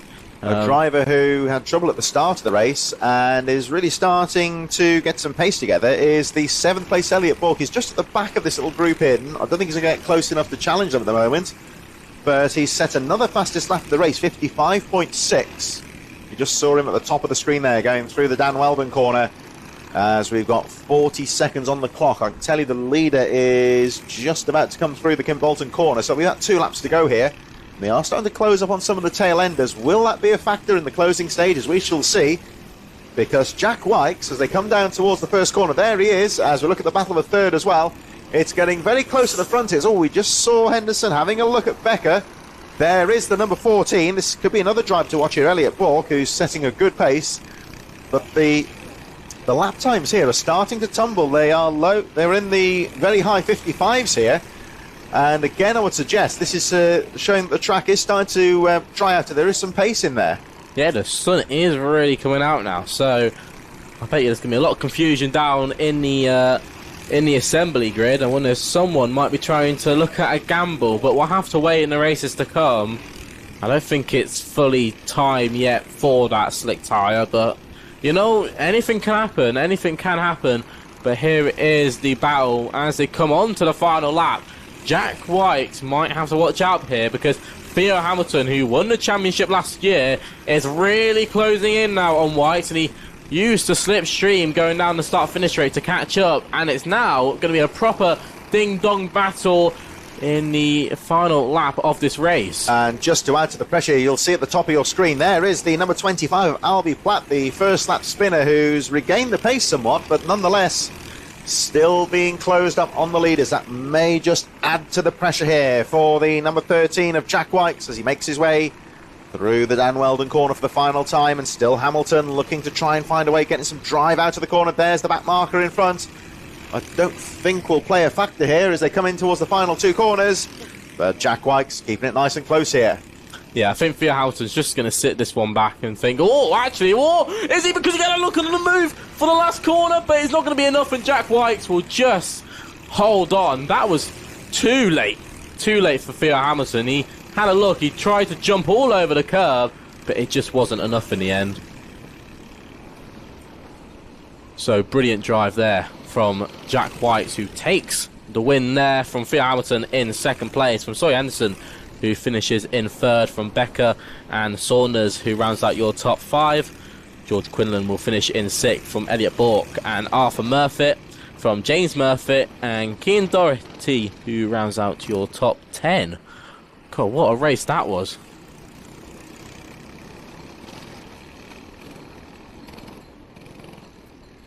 So here is the recap of that Honda 200 race, the first heat for them, and it was Jack Wykes who just held on. Theo Hamilton, who finished in second there, he had a very late move on that final corner. He thought, you know what, let's just have a go, and he had a look, but it just wasn't enough. As the final drivers come in, and it's going to be Junior X30 up next, not the Mini-Max Inters. We'll go see them in a bit, but it's Junior X30 up next, and it's great to be joined back once again with John Richardson, who will be guiding us through the Junior X30s. How are you, John? And how are you enjoying your day so far? You haven't been. Have you been out yet? No, you haven't. Yeah. No. We've done the warm up though, so yes, it was. I'm going to say it was all right. We're not going to go in any of the karted swear words there. No, but it's been a good day. Testing was all right with like crooked tires, so it was going to be like really bad. As we see the Junior X30s now get underway. Hopefully we'll get the starting grid up very, very shortly. No. It's going to be an exciting one for Junior X30. Some very experienced drivers. We've got some very exciting drivers to look out for, such as George Edgar, who was a Motorsport UK Academy athlete for the Motorsport Games this year, representing the UK, the FIA Motorsport Games that were held in Valencia this year. Brilliant to see him, as well as Zach McDonald, who is one of the Sky F1 kids who commentates for the F1 program. Great to see Zach McDonald come back to karting. It's always great to see these drivers in their karts and getting ready to hopefully get going for this first heat. So we couldn't get the entry list up for you, but it's going to be John Foley Jr. who starts from pole, from Edgar and McDonald, from Myers, Bryan and Wiley, and we'll just watch the rest as they come through the start line, and we're off and away down into turn 1. Edgar will defend lovely into turn 1, and hopefully if it doesn't, drivers running out wide. I think that might have been Charlie Myers, who was trying to use some of the traditional wet line, should we say, to try and get some extra grip. But it looks like Zach McDonald has made his way into second place. Now Foley Jr. looks like he's going to have to drop to 5th from pole on the grid, so a very unfortunate start there. But it's sort of that situation where you can easily get boxed in if you're not wary of where those drivers are. Yeah, it's a bit of an unfortunate start for John Foley Jr. But obviously you're going against the likes of one of the best junior X30 drivers, such as George Edgar. But he's doing a very good job though, still running in 5th place, and he's just made a move going into Kim Bolton corner. As we start the next lap of this race, Zach McDonald is hunted down now. George Edgar set the fastest Sector 3 of all of them, has an outrageous run through Stowe corner, and as we now go into the Willows and onto the Yamyutsu straight, Zach McDonald just edging ever so closely to George Edgar. He's been having a very good race so far.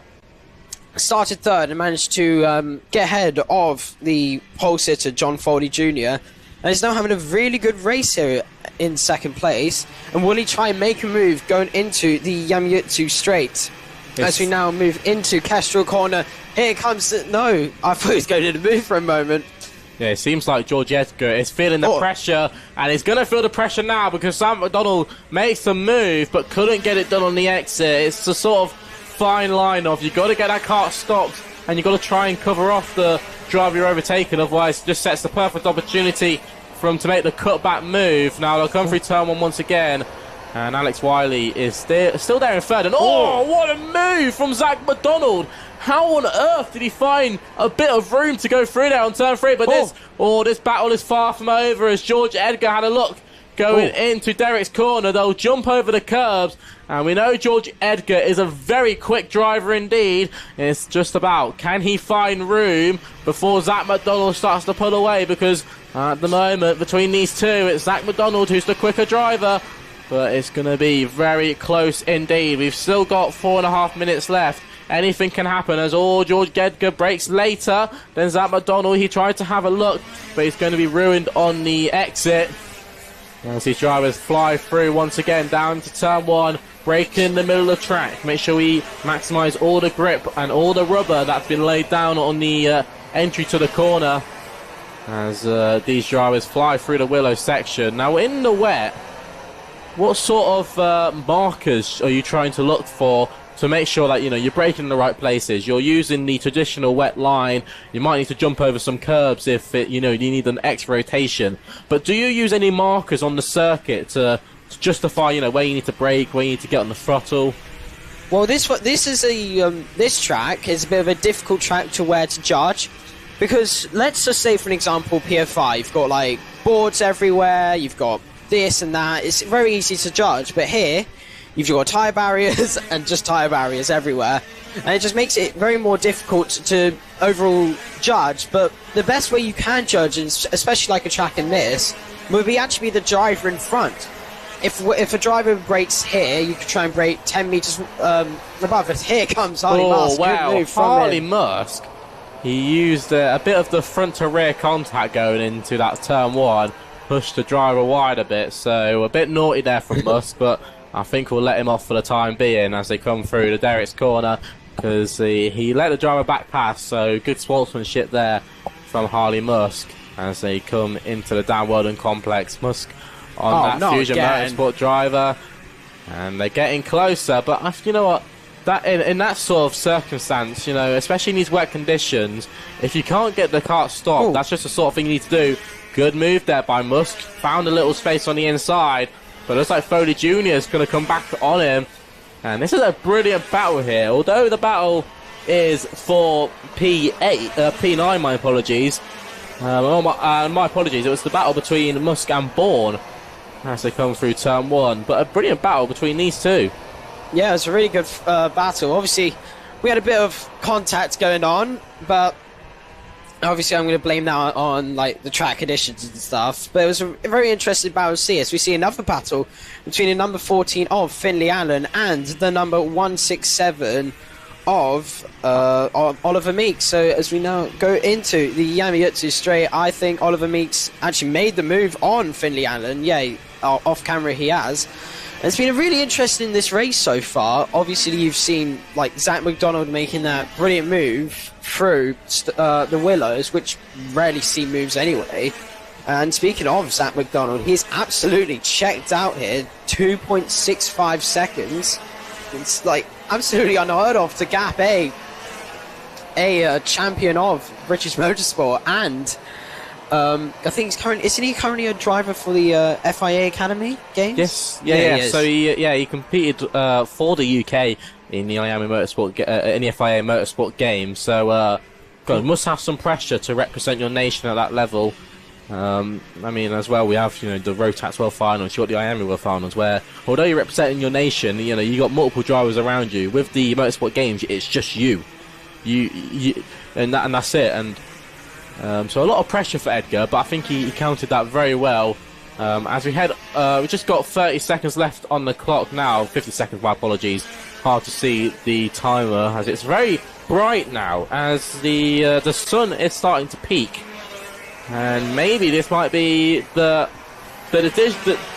decision where drivers might start to gamble for those slick tyres. I mean, we're not at that stage just yet, but if the track keeps getting drier, do you think that someone might just have a little look?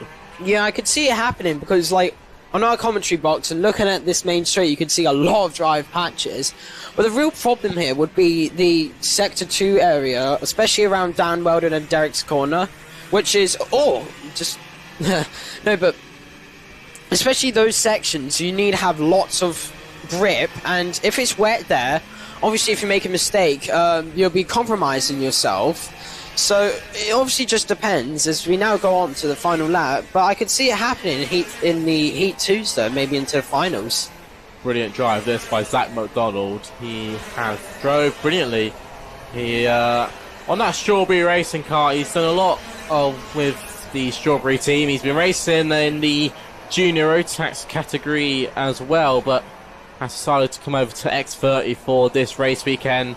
And the Sky F1 Junior driver, he has got a lot of potential in him. He is a brilliant commentator indeed. If you've watched the Sky F1 Kids program, I've definitely gave it a watch, and it's very good to see him on the mic, but not just on the mic, he's a good driver as well as he comes round the final corner.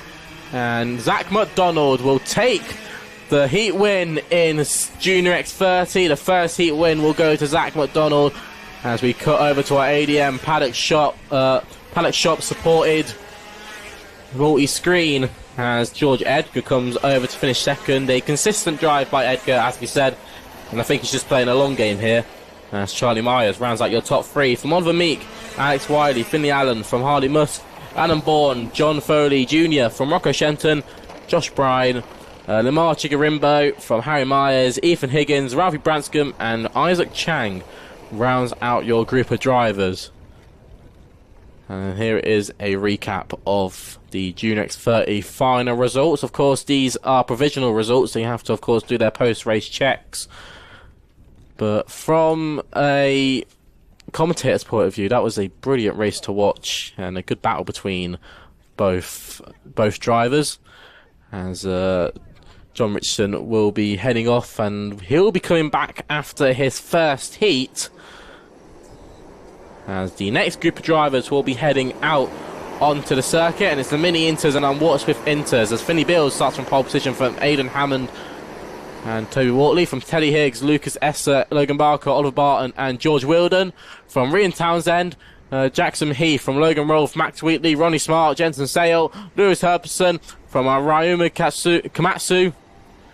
And it's Benjamin Lawn. From Zayn Perry. From Thomas Baker, Noah Hammond and Harrison Thornker. From Edward Munns, from Ethan Robinson and Joseph Davies rounds out your row 12. From Chester Forks, Sophie Campbell and Orion Meta rounds out your 14 rows and 27 drivers split across the Mini Inters and Water Swift Inter classes. It's going to be an exciting one. We had the 2 championship protagonists from last year, both Max Wheatley, who took the championship win, and Jensen Sale, who finished in second.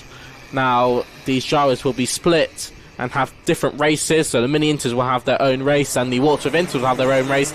Let's see if we can get the Mini Inters going first time. Yes, we do. As Finley Bills had a brilliant start and holds on to the inside. Oh, does he go to the outside line? I didn't think that was the best idea, as that just opened the opportunities for other drivers to maybe have a look at coming through. But so far, it's so good for Finley Bills as he comes round and down into Derek's corner. As the Watersworth Inters get going as well, and Chester Forks is having a brilliant battle with the other drivers. And he's having a brilliant battle with Finley Bills. Watch out, because he is going to have... I can't see who that is. I think that might be Aidan Hammond behind, who is having a look for the lead battle. Obviously, we won't really work out who these drivers are until we finish the first lap. I think that might be Rian Townsend, who started off near the back of the pack. And if it is Townsend, that would have been a brilliant drive from halfway down the grid. Now let's watch as they come round to finish the first lap of the race. It's Finley Bills from Rian Townsend, who's made up 7 places on that first lap. From Aidan Hammond and Toby Wortley, from Oliver Barton and Lucas Esser, as Chris Causer joins me back in the commentary booth. It's been a brilliant race so far. The first couple laps just shaking up here, and Finley Bills is going to have to watch out because Townsend makes a late move in Derek's corner. That was executed perfectly, and he's going to have to watch out because Aidan Hammond might even have a look at an opportunity for second place as well. But the first couple laps of this heat race have been extremely brilliant. Yeah, very close indeed at the start, especially at the front of the field with the Mini Inters here. As we look a little bit further behind, we see the battle just starting to hot up, though, in the Water Swifts. The race leader at the moment is the number 38 of Chester Forks, Joseph Davis, though. The number 78 just started to put the pressure on. They are starting to close up on some of the tail enders. Logan Baker, Thomas Baker in the Mini Inters. As we go back to the front of the pack, the 23. You can see going very deep into the corner, the tyres biting and gripping late into the corner there for the number 23 of Rian Townsend, currently leading the way so far, trying to get some traction as they make their way through towards Derek's corner. Finley Bills, Aidan Hammond and Oliver Barton, who set a very quick sector last time round. The lap time's currently in the low 56s here, so the pace is increasing. Looking at the circuit trackside a few moments ago, the pace really does seem to be picking up. The circuit is drying out, although I have checked the weather forecast. It's going to be touch and go as to the weather later on, as we see further battles here going in towards the Kestrel corner. And around 1:30 today, there is quite a strong possibility of rain showers. There is a rain shower headed for the area, and it may or may not hit the Kimbolton circuit, so we shall wait and see. It's going to be exciting as we head further on to today. But let's keep an eye on this battle in the Mini Inters. So Townsend still leads the way, but Aidan Hammond, I don't think is done quite yet. He's got he's pulled away from Finley Bills, and I think Finley Bills may have had a problem there. He let the driver who's in third, Oliver Barton, go through, but he doesn't seem to have the pace he once had a few laps ago. As another move from Logan Rolfe and Max Wheatley follow through as well. What has happened to Finley Bills? He all of a sudden... He's struggling through Dan Weldon corner there, wasn't he, to get the cart turned in, it seemed. Again, he's really struggling on the corners there, so have a look when he comes past. There's the K-plate of Max Wheatley as they charge over the line. Oh, and it's going to be a brilliant battle between Townsend and Hammond. as they come down into turn 1. Hammond has got some really quick, good pace as they come round turn 1 and into the Willow section. He'll clobber the curbs and try and find just that little grip and rotation to fire them out and down the straight into Derek's corner. Townsend just on the inside mounts the curbs just to try and rotate the car. Hammond's still there, but watch out for Oliver Barton, who is a very quick driver indeed, and is lapping quicker than the both drivers in front. So this will be an interesting battle if Oliver Barton can try and close up to Hammond. And this lead battle is far from over. We still have Hammond there in second, who has the opportunity to fight for first, as well as Oliver Barton, who is closing up extremely quickly, as well as drivers such as Logan Rolfe and Max Wheatley. Max Wheatley, our championship winner from last year, so he knows how to win races, he knows how to win a championship, so it's all to play for here with not long to go. Yeah, again, you can see the number 23, Ryan Townsend, the leader, and Aidan Hammond going for that very deep line into the first corner, Stowe corner. That's where the grip seems to be at the moment, as you see Townsend just guarding the apex as they make their way through Derek's corner. Townsend keeping that pressure on in second place as they make their way up towards the Dan Weldon corner. And at the moment, Hammond can't find a way through. Townsend positioning that kart very neatly, keeping the pace on. Zip kart there, famous old name in karting, of course, and the Lando Norris kart in second place of the number 51. Again, they're going very deep into the corners, carrying that speed through the wider, possibly drier outside line as the 51 starts to put the pressure on, gets a nice move out of the corner, out of that final corner, and Townsend's aware of that. The Inters, the back of the, in the mid-pack there, see them on the ADM paddock shop camera, and again you can see just trying to get the pass done on the exit of the corner. Aidan Hammond, this is drawing in Oliver Barton into this one as well, actually, as they start to fight for the lead. The 165 Barton, oh, there we go. There was a lead move from Hammond, and he's lost it to Oliver Barton. So Oliver Barton rounding outside going into Derek's corner. That is a move that you don't see quite often, and I think Oliver Barton definitely has the pace for the lead as he goes for the lead. Ryan Townsend, that was beautiful from Oliver Barton, who used the curb to rotate the car, and it was quicker than using that traditional wet line on the outside. But now they're going to be outside, it's going to be 3 or 4 wide as we go around into the final corner, and this is going to be ever so close.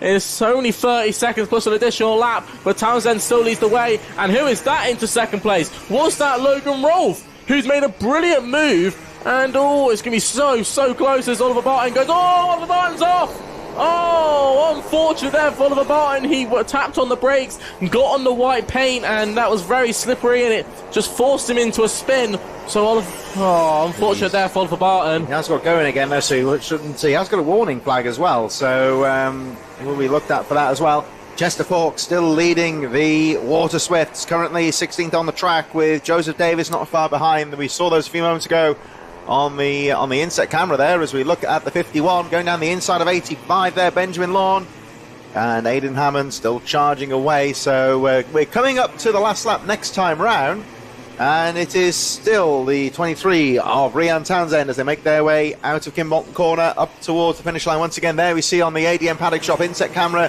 the battle for the lead of the Water Swift Inters. It's still the 38 of Chester Forks, Joseph Davis. Those two well clear now. Orion Meta in third in that class. Ethan Robinson, Sophie Campbell, and George Wheeldon a bit further behind as the leaders of the Mini Inters make their way through the Willows for the final time.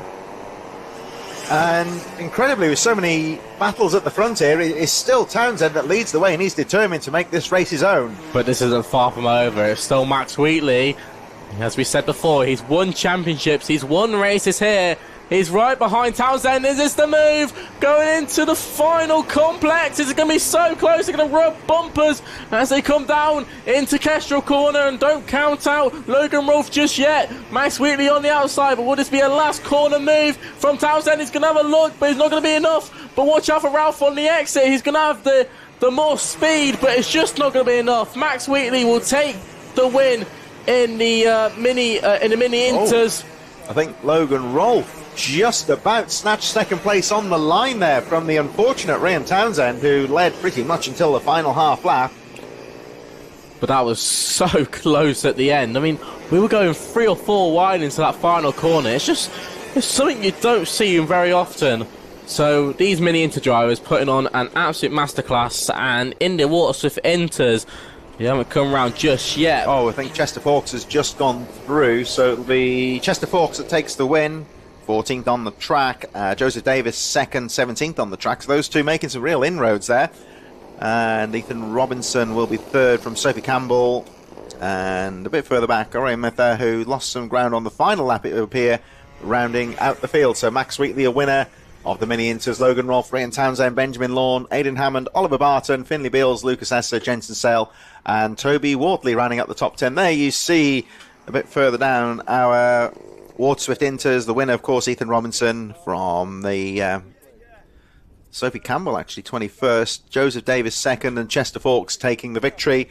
We move on now to our final race in the first block of heats. It's the Junior Rotax. We go straight through, of course, into the second heats very shortly indeed, and then the finals later on this afternoon. So we'll keep a close eye on the weather. The track's starting to dry out quite nicely here for the Junior Rotax as they make their way out onto the circuit for their formation lap.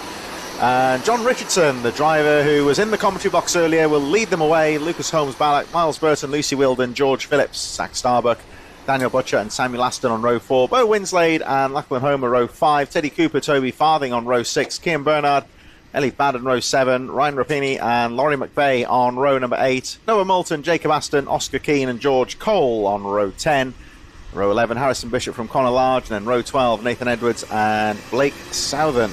Archie Gale, Callum Sims, Ava Reynolds, Joshua Justin, Izzy Wykes in row 15, Joseph Orton, Molly Meason, Archie Ray Watson, 32nd on row number 16, Archie Richards, and the 34th and final driver on the grid is Archie Buchanan. So a big group of drivers here in the Junior Rotax, as you may well expect. Very popular class. Richardson leads them away as they go over the line, and it's a full start. The flag coming out very early. I think the second and third rows seem to move out of the tram lines very early. It is down to the starter's discretion here, and I think they just felt it was a little bit too jumbled at the start there. Yeah, it was a bit jumbled up, not the best opportunity to get racing, so they'll go around once again. But it's brilliant to see the Junior Rotax is just getting this big amount of grids. It's always good to see big grids here at the Kimbolton circuit, and the Junior Rotax are one of the best categories to get into if you're a junior driver. They offer such brilliant racing, and it's brilliant to see he'll be forming up once again. John Richardson, the man who was on the mic not long ago, is going to be starting from pole. Gives a little wave to the camera, I suspect, as they come round there into the final corner, the Kimbolton corner, such an iconic corner.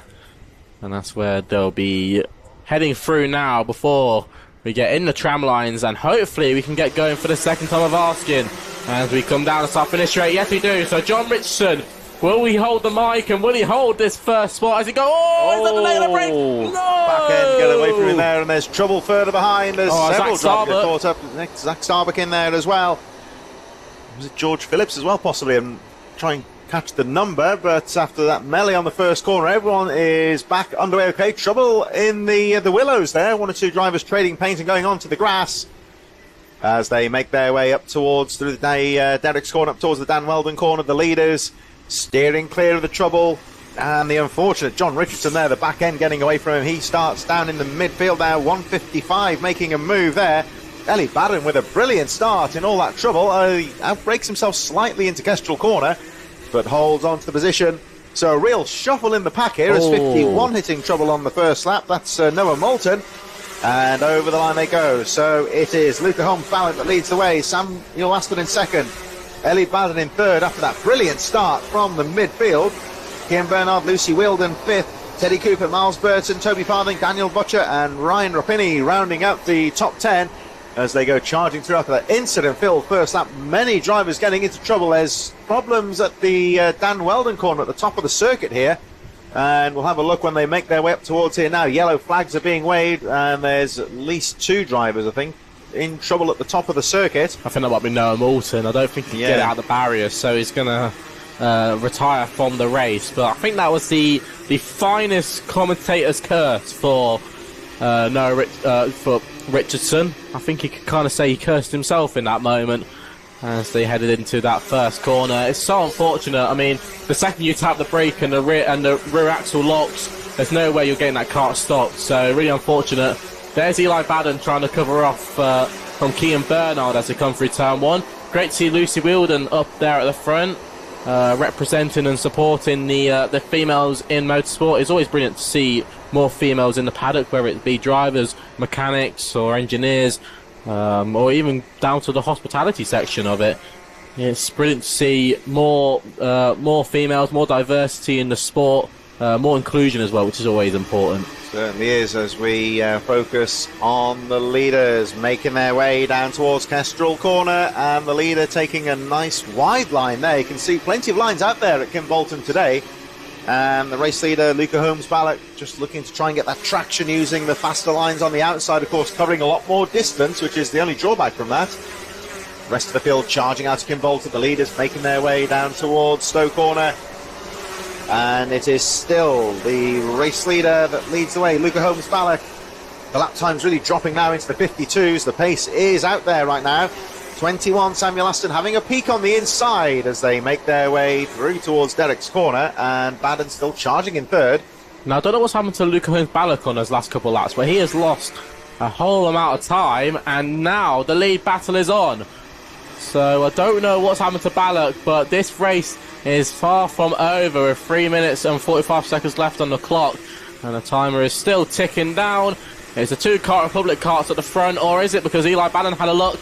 And who is that making a move for fourth? Is that Kean Bernard, who's now into third? And this battle is still on for the lead. Kean Bernard is not wanting to sit around here as they go into the first corner. The driver in second place, Samuel Aston, has got a big task because he's got to try and look through on the move on Luca Holmes-Ballock, but he's also going to try and defend Kean Bernard behind as they look. And Bernard, does he have the move done? Yes, he does, and he allows Eli Baden to come through as well. And Lucy Wilden's there as well, so watch out for Lucy Wilden. She might even have a look at making some moves. But Samuel Aston, really unfortunate, loses 2 places there. It was more than 2 for the price of 1.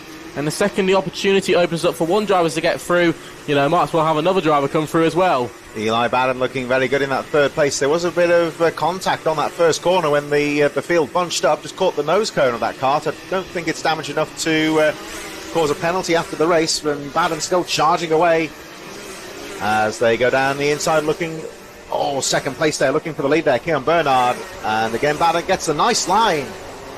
Eli Baden out to the corner, he goes into that second place, makes the move stick. Nice little move coming out of Stowe on the first corner. And heading down towards the Mitsu straight into Derek's Corner. Still leading the way is the 128 of Luca Holmes-Ballock, but Eli Baden, who was in the midfield at the start of this race, had a brilliant first lap, has battled his way to the front here. He was really quick on those first couple of sectors, and he really closed up onto the back of Holmes-Ballock, but it just wasn't enough. And now he's got to watch out because Bernard is right behind. He's going to make a move for second place. Brilliant move there by Kean Bernard. He'll get the kart stopped. Now a 3 wide, and watch out for Lucy Wilden as she comes through. She might even have a look for a podium position as they come down the start-finish straight and into turn 1 once again. Some good drive through the field from drivers such as Callum Sims, Blake Southern, Harrison Bishop and Conor Large. Both drivers such as Blake Southern and Callum Sims making up 14 and 17 places respectively. Brilliant drives through the field, but the battle of the front's not far from over. Lucy Wilden gets a tap up the arse, and that was from Eli Baden, who is there in 4th. He wants to have a look at another podium spot, but Jacob Aston, who's there in 5th, he's had there's an issue there because there's yellow flags out on the circuit. So I wonder what that was for. There was a yellow flag. There was a marshal at the side of the track. I think it may have been retrieving the kart from Lowen Molson possibly. But at the moment, Luca Holmes-Ballock. Watch out for Lucy Wilden! What a move from Lucy Wilden! She couldn't get it done on the exit, but that was nearly the move for the podium they're spot. wheel to wheel now into the first corner. Kean Bernard and Luca Holmes-Ballock. Holmes-Ballock goes wide. This is going to allow Wilden to have a look down the inside, and she takes that second place. So we've been unlucky there for Kean Bernard, who was really trying to battle and get that lead. This is all great news, of course, for Luca Holmes-Ballock, who still leads the race. Can we just say, Lucy Wilden has never won a heat or even got a podium in a heat in Junior Rotax 4. This is a brilliant race from her, and she's ever so close now to finally getting that deal done. As they come down the Darwin and Complex, Eli Bannon's on the inside. She drops to 4th. Nice move from Baden there. Good block pass, you would say, and this race still wide open. Just going to keep a close eye on the clock here. We've got 5 seconds left, so Holmes Ballack, I think, will go on to the last lap. That's good news for him, you would say. So here we go, on to the last lap. It's going to be very exciting indeed. Luca Holmes Ballack there as all. Driver getting going again. That's like George Phillips, who's having some issues there. But Luca Holmes Ballack, he hasn't had the pace to win. He's definitely had to use his racecraft skills to hold on. But it's ever so close now. Kean Bernard there in 2nd place. Now, I don't think the drivers will be able to catch Holmes Ballack in front unless a late move is pulled off. Eli Bannon's there in 3rd. But watch out for Lucy Wilden. Could this be the opportunity to take her first podium in the Junior Rotax category? She has been developing her racecraft over the 2024 season, and heading into 25 she has a clear mind. She wants to go win races as they're approaching a back marker. Could this be a very, very close battle as they go into the final corner? There's the back marker. They get out of the way. Oh, Eli Bannon going for a late move for 2nd place, and there's that opportunity for Lucy Wilden. Oh, it wasn't close enough. Luca Holmes Ballack will take the win.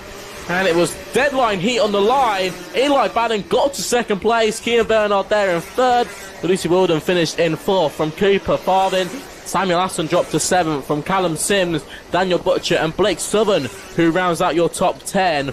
And Eli Bannon and Kean Bernard covered by just 600ths of a second.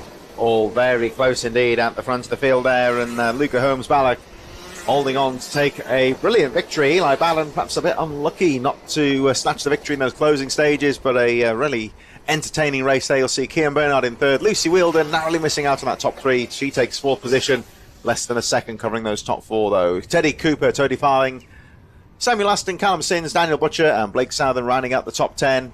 And you'll see very closely fought midfield. And the unfortunate John Richardson, of course, who's been on the mic today, spinning out on the first corner, was unable to recover through the field, and he'll have it all to do in the 2nd heat later on this afternoon. So we go right to the back of our race programme for heat number 1 and start again for heat 2. This is the 2nd and final heat for all of these race classes before the finals get underway later on this afternoon, and this is how they'll line up this time. Of course, for heat 2, Jonathan Railton from Ollie Goodyear, Liam Ferguson, Jimmy Galloway, Alfie Bray, Chad Little, Nicholas Walker, David German on row number 4. Row 5 is Ben Pawsey from Scott Clee, Nathan Schaefer, James Butcher, George Willis, Elliot Kennedy, Matt Wardale, Adrian Williams on row number 8 in 16th position. Row 9, Doug Jenner from Ben Hitch, Colin Walker and Bill Boyer rounding out the top 20. Josh Bass, Will Milner on row 11, Dan Wright and Adam Clark on row number 12. Then it's Josh Howard, Stavros Athanasopoulos on row 13, Matt Lear, Lee Todd, Josh Shigolin, David Williams and Jack Sweeting rounding out the field. So way down in 29th position, the driver, of course, who ran so well in heat number 1, Joshua Golin. This, of course, is the...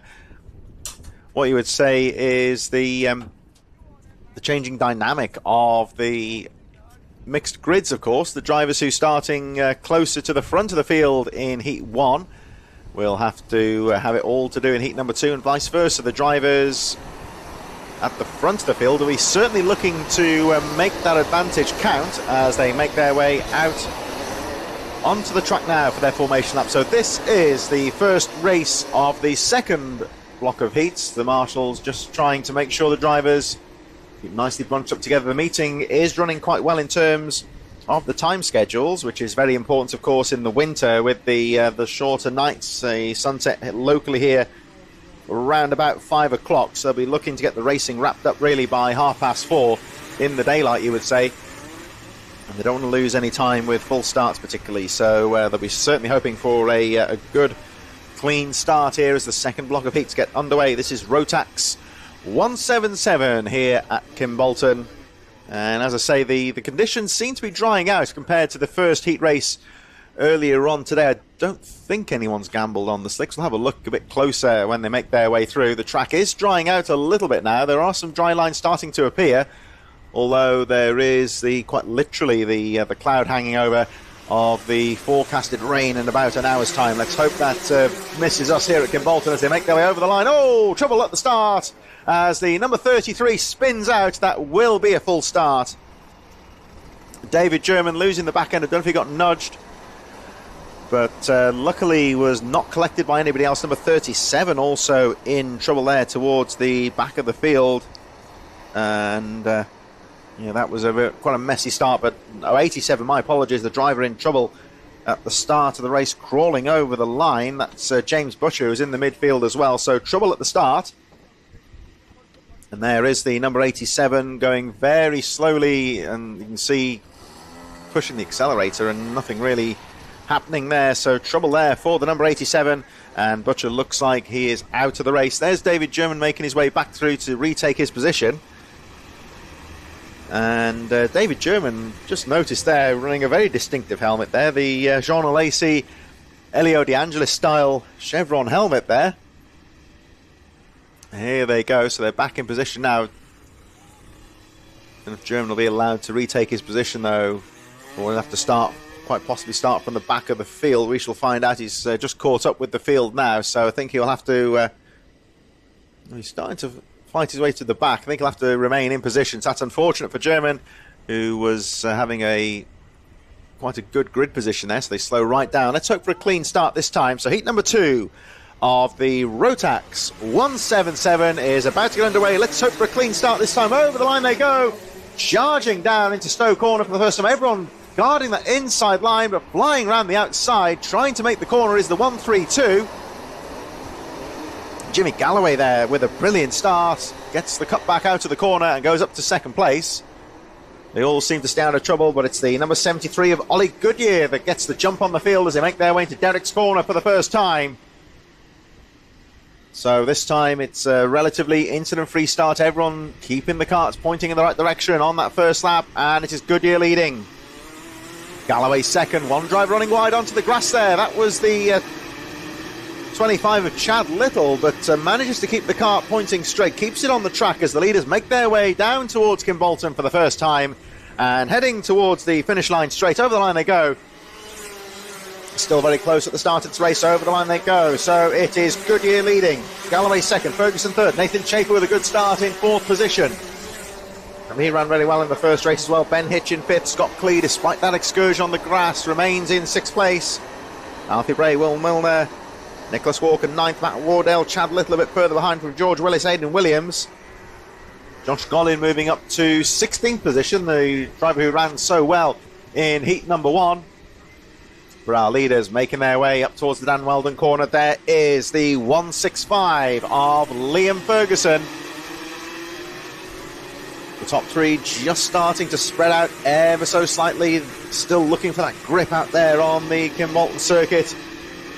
There are a couple of dry lines starting to develop, one would say. Oh, trouble there though for the 162. Doesn't quite get out to the corner, gets a tap there from the number 3 of Nathan Chafer.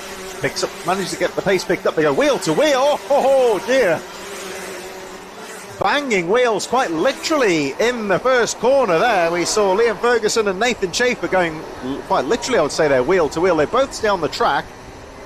But the fortunate recipient of that is Ben Hitch, who says thank you very much, and he will take that third place.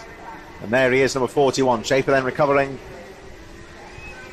Both of those drivers there, I would say, Chafer and Ferguson doing very well to keep it on the track. It would have been very easy to tangle wheels there. They were really battling into that first corner. They dust themselves down and carry on here with the number 41. Ben Hitch now in third. Oh, having a look down the inside there is the 165. So Ferguson tries to go for the move, but fails to make the pass stick, and Chafer goes back through into the lead. So it is still as you were at the front with the early race leader, Ollie Goodyear, holding on to the lead. Jimmy Galloway, Liam Ferguson, Nathan Chafer, and Ben Hitch, number 41, incidentally, has set the fastest lap of the race. And that lap time, 51.5. So those lap times continue to tumble as the track dries out. Alfie Bray 7th, Nicholas Walker, Scott Clee, Chad Little rounding up the top 10, Matt Wardell, George Willis, Jonathan Relton 13th, Adrian Williams, Joshua Gollin, Bill Bowyer. So Gollin, first heat winner, not really making his way through the field, buried in that mid-pack, which is very competitive indeed. Here they go. some of the midfield drivers. There is the number 71 there, Jonathan Railton, currently in 9th position. So this close battle here on the edge of the top 10. Nicholas Walker, 27, Stockley, Alfie Bray right in there, and having a peek down the inside, the number 71 of Jonathan Railton. Leaders making their way through the first corner, the rest of the top 10 charging down the straight. There is the number 27, you can see there again the karts. Plenty of the drivers quite aggressive on the braking, just getting the back wheel to slide out a bit there, using that friction just to slow the karts down a bit later into the first corner. And like we saw, such as Richardson in the previous race, if you lock that back wheel up there, if the back axle locks up, you really are a passenger, and it's very difficult to steer out of that skid. So they've got to be careful if they're using that aggressive braking strategy into the corners. The KZs, of course, geared karts, they would have the advantage in some aspects of being able to use the gears for the braking as well. These single speed karts don't really have that. It is purely down to the braking and the steering. Oh, look at that down the inside from the number 71.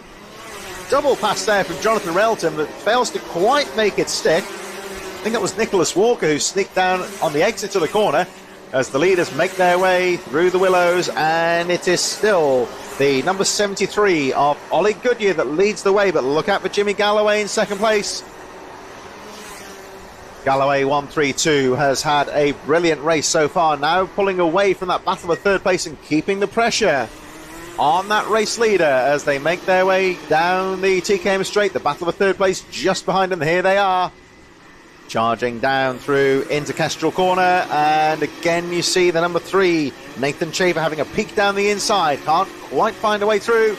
Going to try and get the drive on the exit of Kimbolton Corner as the leaders go over the line. 1:48 on the clock, so still a bit of time to go in this race.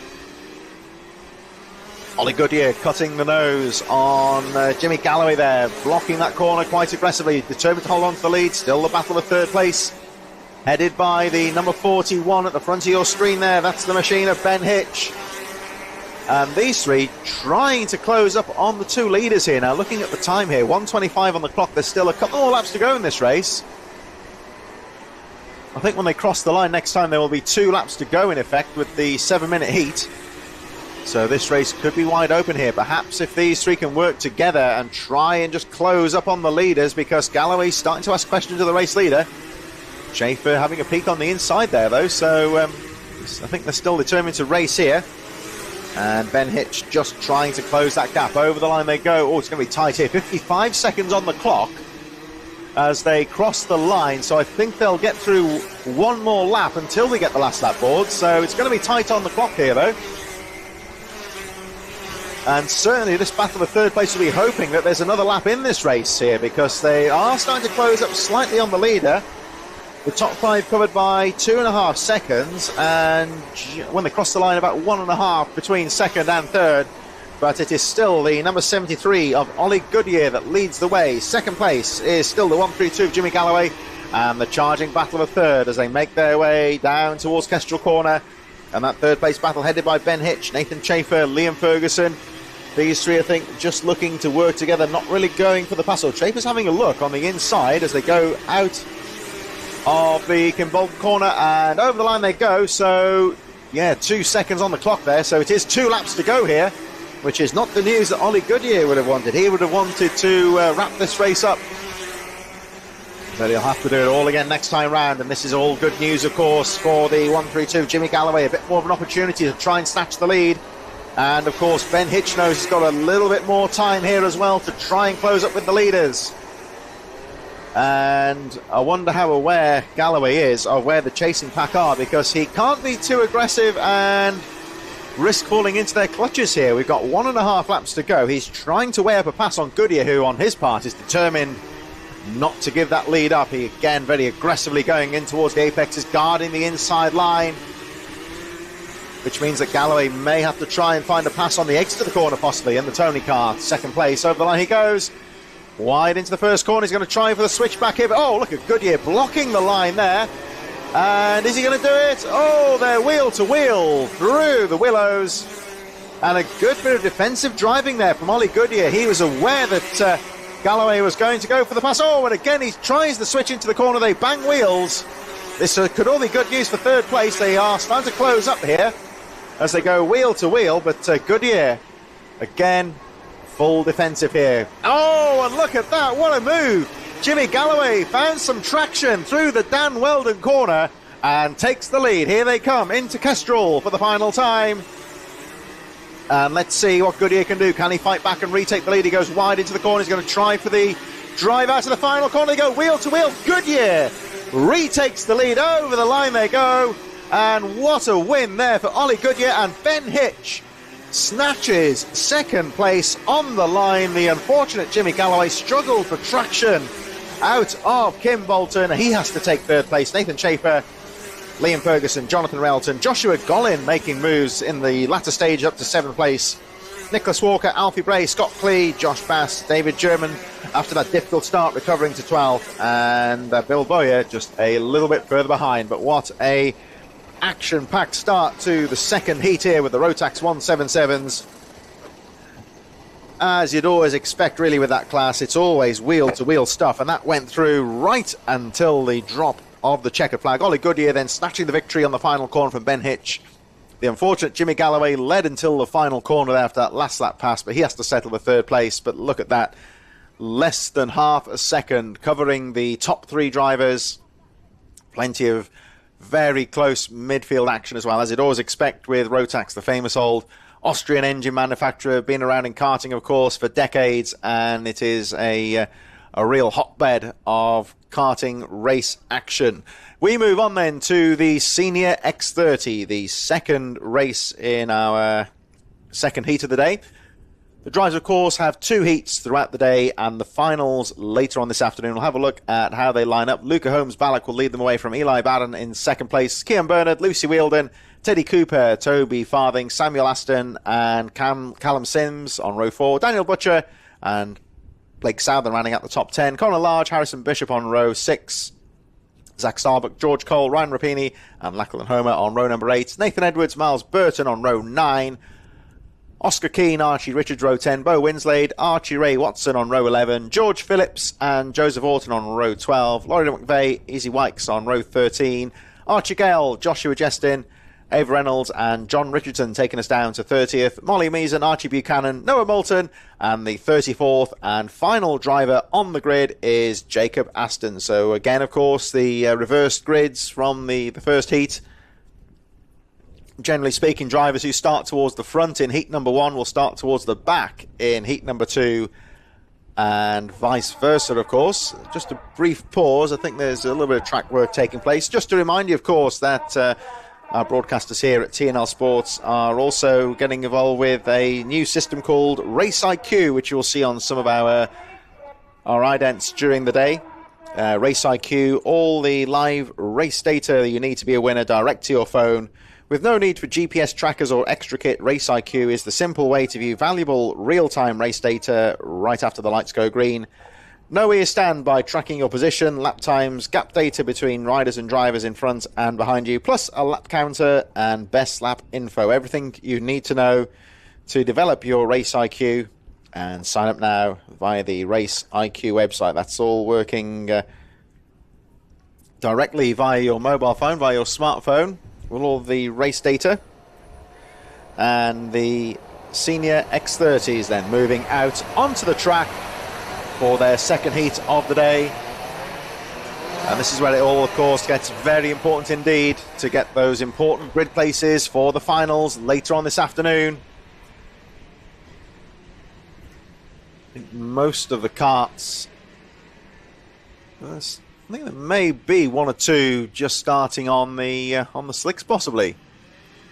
It is starting to dry out. The lap times are starting to tumble, and of course there will be a point where the slick tyres really are the way to go. The wets would just overheat and not have the grip. I think there was trouble there on the formation. I think it was 64, Jack Spencer, the kart drawing to a halt, able to get it going again. You see the drivers swerving around on the straight, getting that temperature into the tyres. They've only get the 1 formation lap.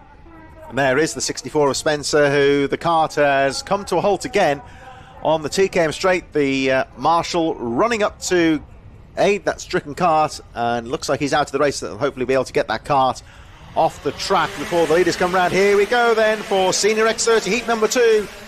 And it's a wave around, full start. You'll see the green flag with the yellow chevron. That start abandoned. They will go round again. Another opportunity perhaps to get some temperature in the tyres. And of course the organisers will be hoping that we get another clean start.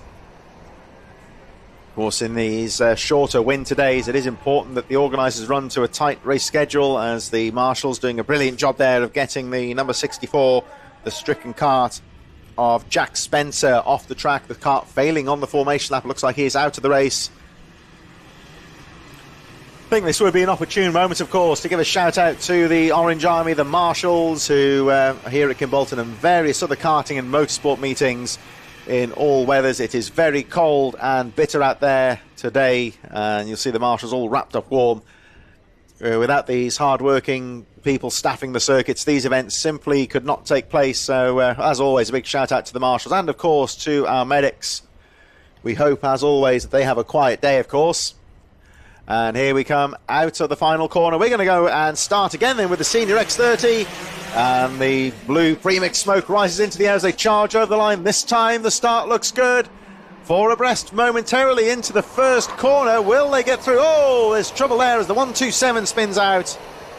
That was Ollie Rands, and one or two of the drivers just get caught up in that, but nothing too serious. Rands trying to get the kart going again as the leaders make their way down the Imitsu straight for the first time into Derek's corner, and it is the number 17 of Jack Stewart that holds on to the lead. Rands, I can tell you, meanwhile, is on the first corner trying to get the kart going again, so there is a marshal and a driver on the track, and hopefully they should be able to get that kart. He is out of the race, unfortunately, so the 127, the first lap spinner, Ollie Rands, driver okay, but he has spun out of the race. The marshals have done a good job of getting the kart off the track, so we have got a clear circuit at the end of this first lap, and over the line goes the number 17. Jack Stewart leads the way. You can see the drivers carrying a lot more speed into Stowe Corner now, a lot more aggressive with the braking. The grip is there for them now as they make their way through, and a lot faster as well through the Willow, still using as much of the curb as they can for extra grip through there.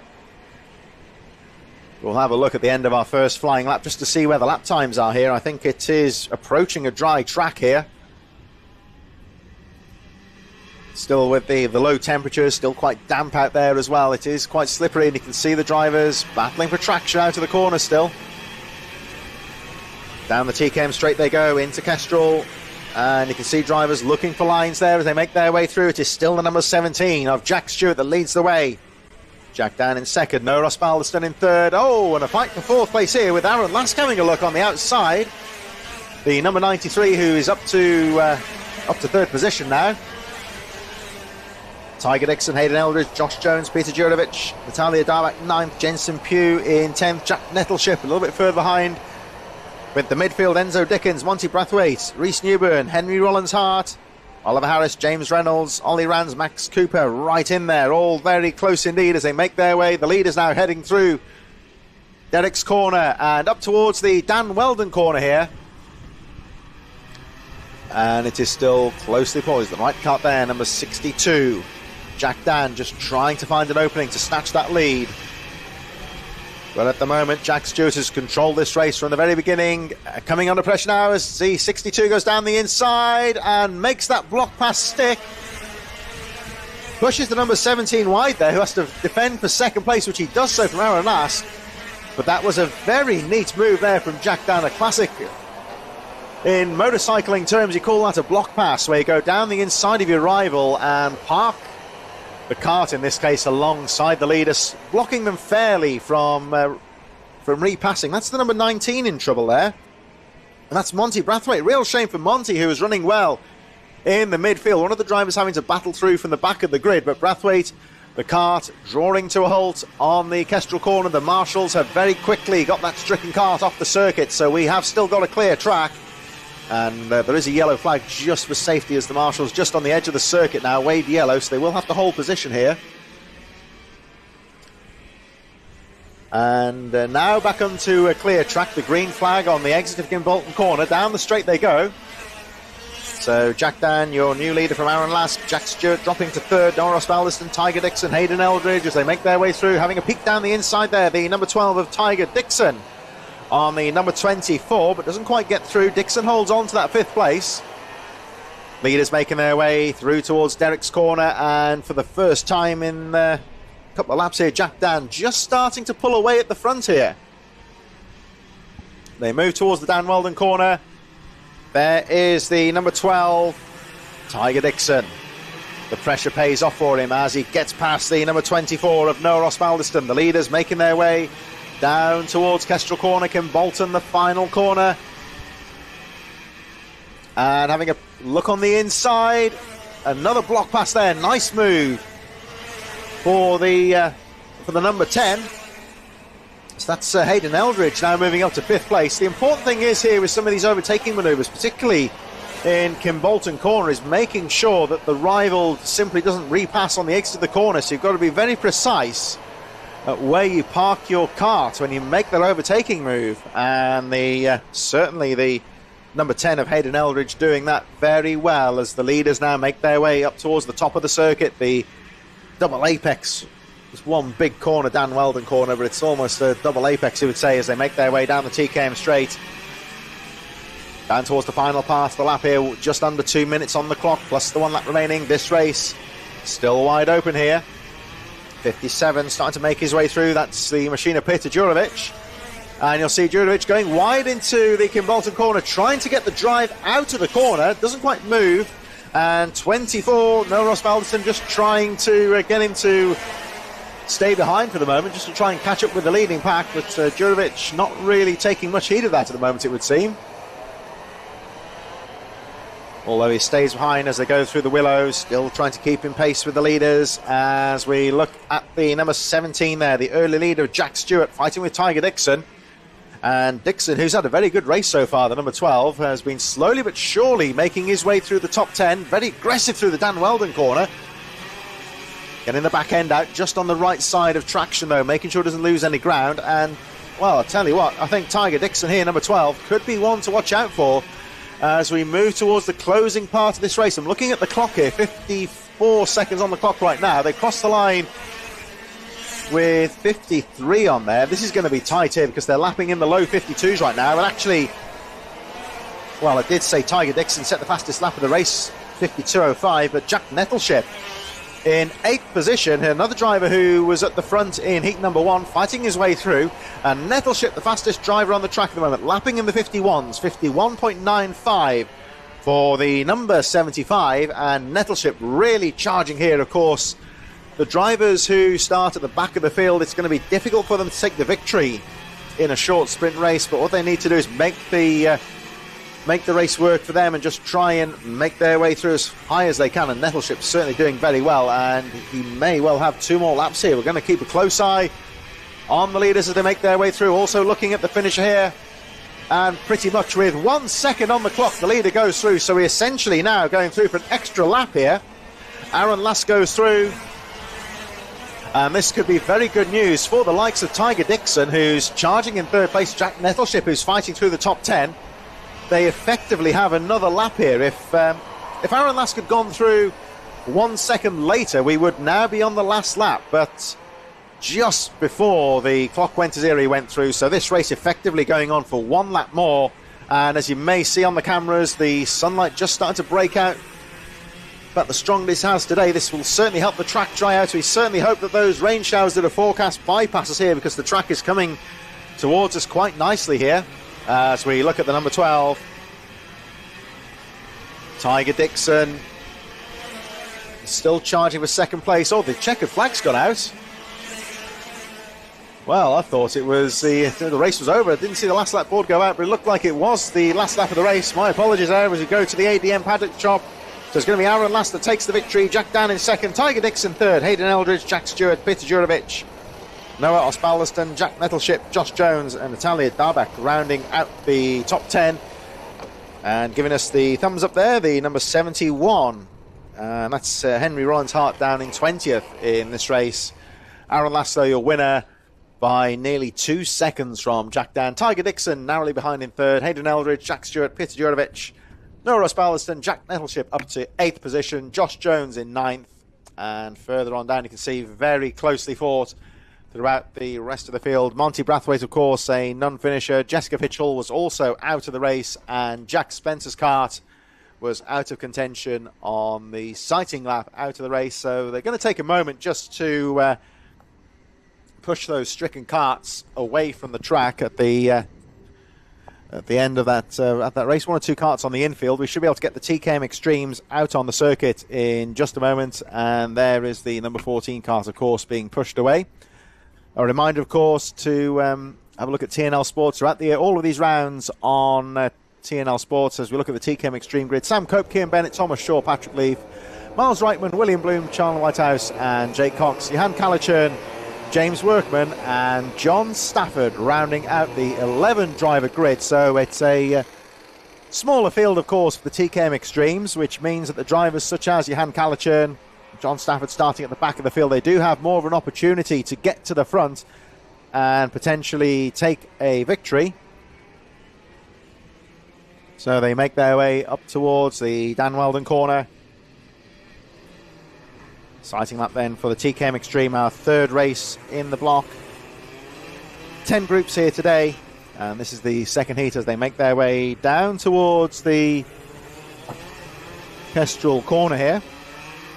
Sam Cope from Cian Bennett, Thomas Shaw, Patrick Leaf.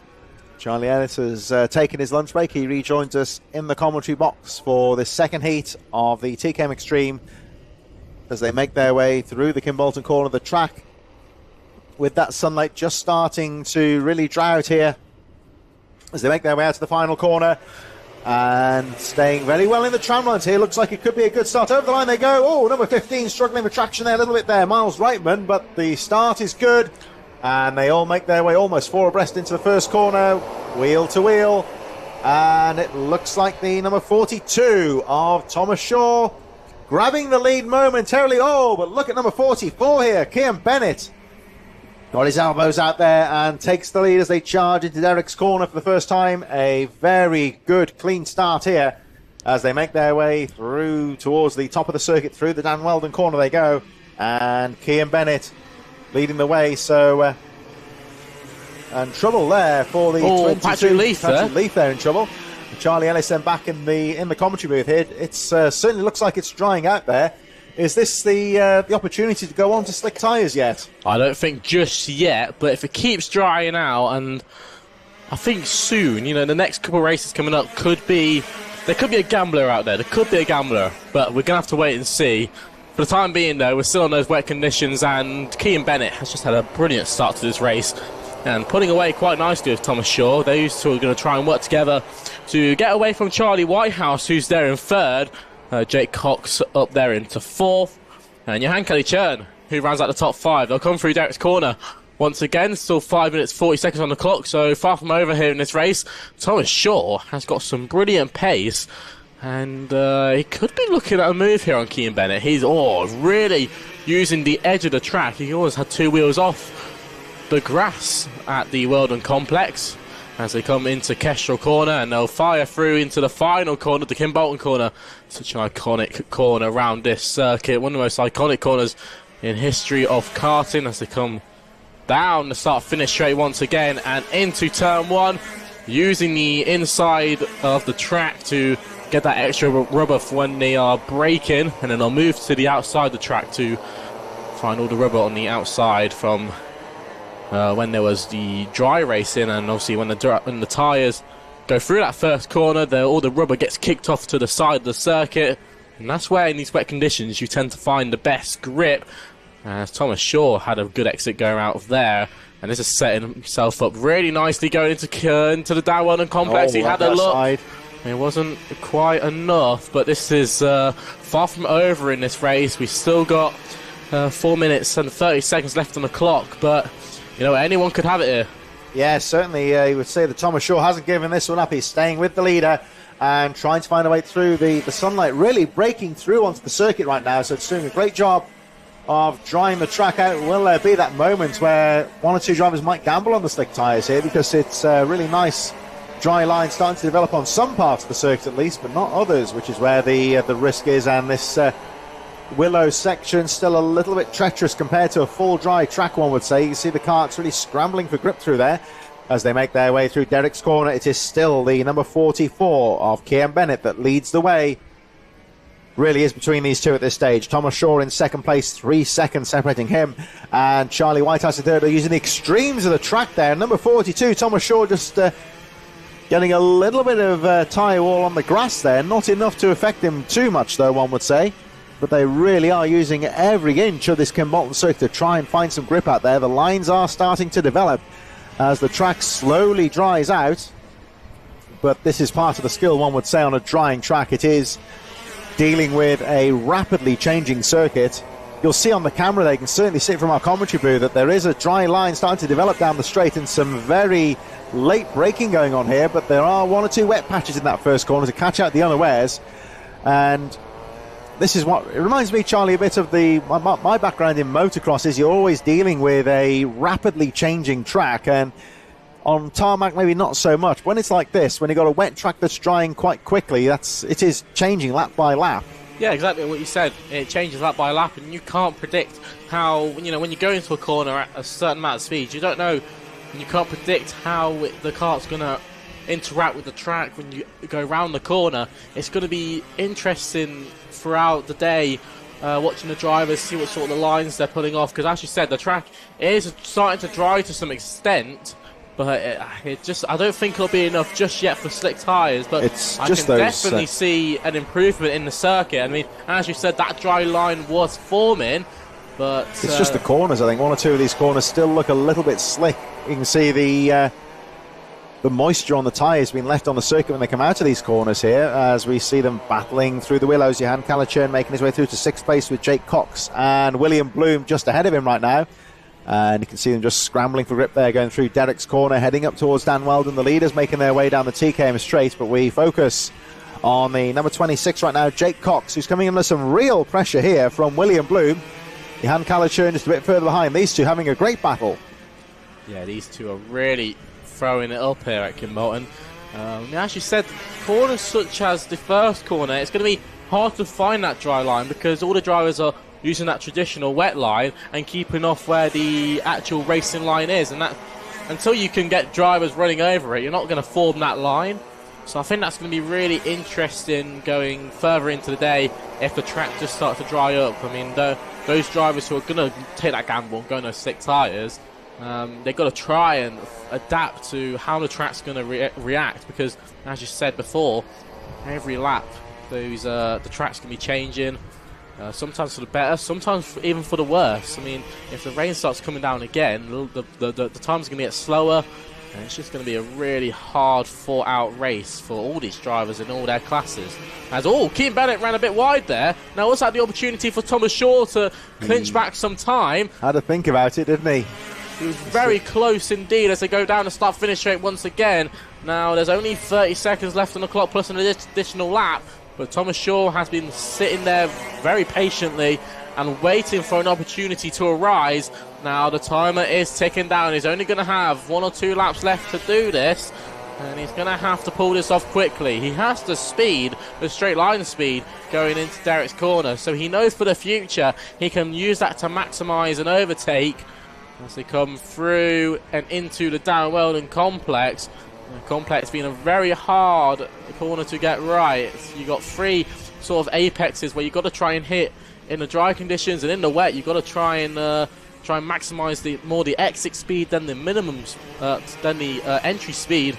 As they come down into the last corner once again, these drivers are battling it out in the second heat of the TKM Extreme. They will have their final coming up later today, but it's going to be more exciting in the final because it really could be anyone's race. As he headed to Telon once again. We spoke about Keane Bennett. We know how good he is as a driver. We also know how good Thomas Shaw is as a driver, and at this Kimbolton circuit. But it's really anyone's game now. Yeah, you can see here Thomas Shaw very aggressive going out to the willows. He knows that he's got to get that drive coming in towards Derek's corner. And Dan Weldon corner just stay with the leader now as they make their way up towards the final few corners of this race and see if he can snatch that victory. Here they go, both drivers again using the outer wider line there, a bit more traction on the outside line. Let's see what Thomas Shaw can do, or can Keane Bennett hold on. Here they come down towards the Kimbolton corner for the final time, and you can see Bennett quite aggressively guarding that line as they make their way through the final corner. Can Shaw get the drive out of the corner? Not quite. Here they come, the checkered flag now being readied And the 44 of Kim Bennett takes the victory by 0.2 of a second from Thomas Shaw. We cut back to the ADM paddock shop. Inset camera on the right-hand side. See the rest of the top 10 fighting their way out to the final corner. Charlie Whitehouse, Jake Cox, William Boom, Han Callachurn, Miles Reitman in 7th place. It's going to be James Workman and John Stafford that round out the field. And retirements from Sam Cope and a very early retirement from the 22 of Patrick Leaf. There is the number 98, 8th place finisher, James Workman. But that's how they finished. Kim Bennett from 0.2 of a second from Thomas Shaw. Real gap there between second and third. Charlie Whitehouse bringing it home in third. Jake Cox, William Bloom, Johan Callachurn, Miles Reitman, James Workman and John Stafford, the final finisher in that second heat. So we're going to move on to our TKM Extreme for their second heat. Senior Rotax, I should say, for the second heat of the day. The Senior Rotax is about to get underway for heat number 2. It's going to be exciting for the Senior Rotaxes. I mean, the thing with the mixed grids is that we're going to now have some maybe quick drivers, maybe some inexperienced drivers near the front. Same as we did in the first heat as well. So, I mean, watch out for drivers such as George Allen, Archie Flynn, Charlie Fgrave. All quick drivers, and being at the front gives them the best opportunity. Here's the grid then for Senior Rotax Heat 2. Paulo Nunes-Aranda starts from pole from Adam White and George Allen, from Archie Flynn, Charlie Fgrave and Michael Morgan, from James Tester and Ryan Hedge, who rounds out your row 4, from Victor Finlater, Toby Alvarez, Samuel Cook, George Robinson, Ethan Martin, Joseph Reed-Smith, William Forber and Jake Fisher rounds out your row 8.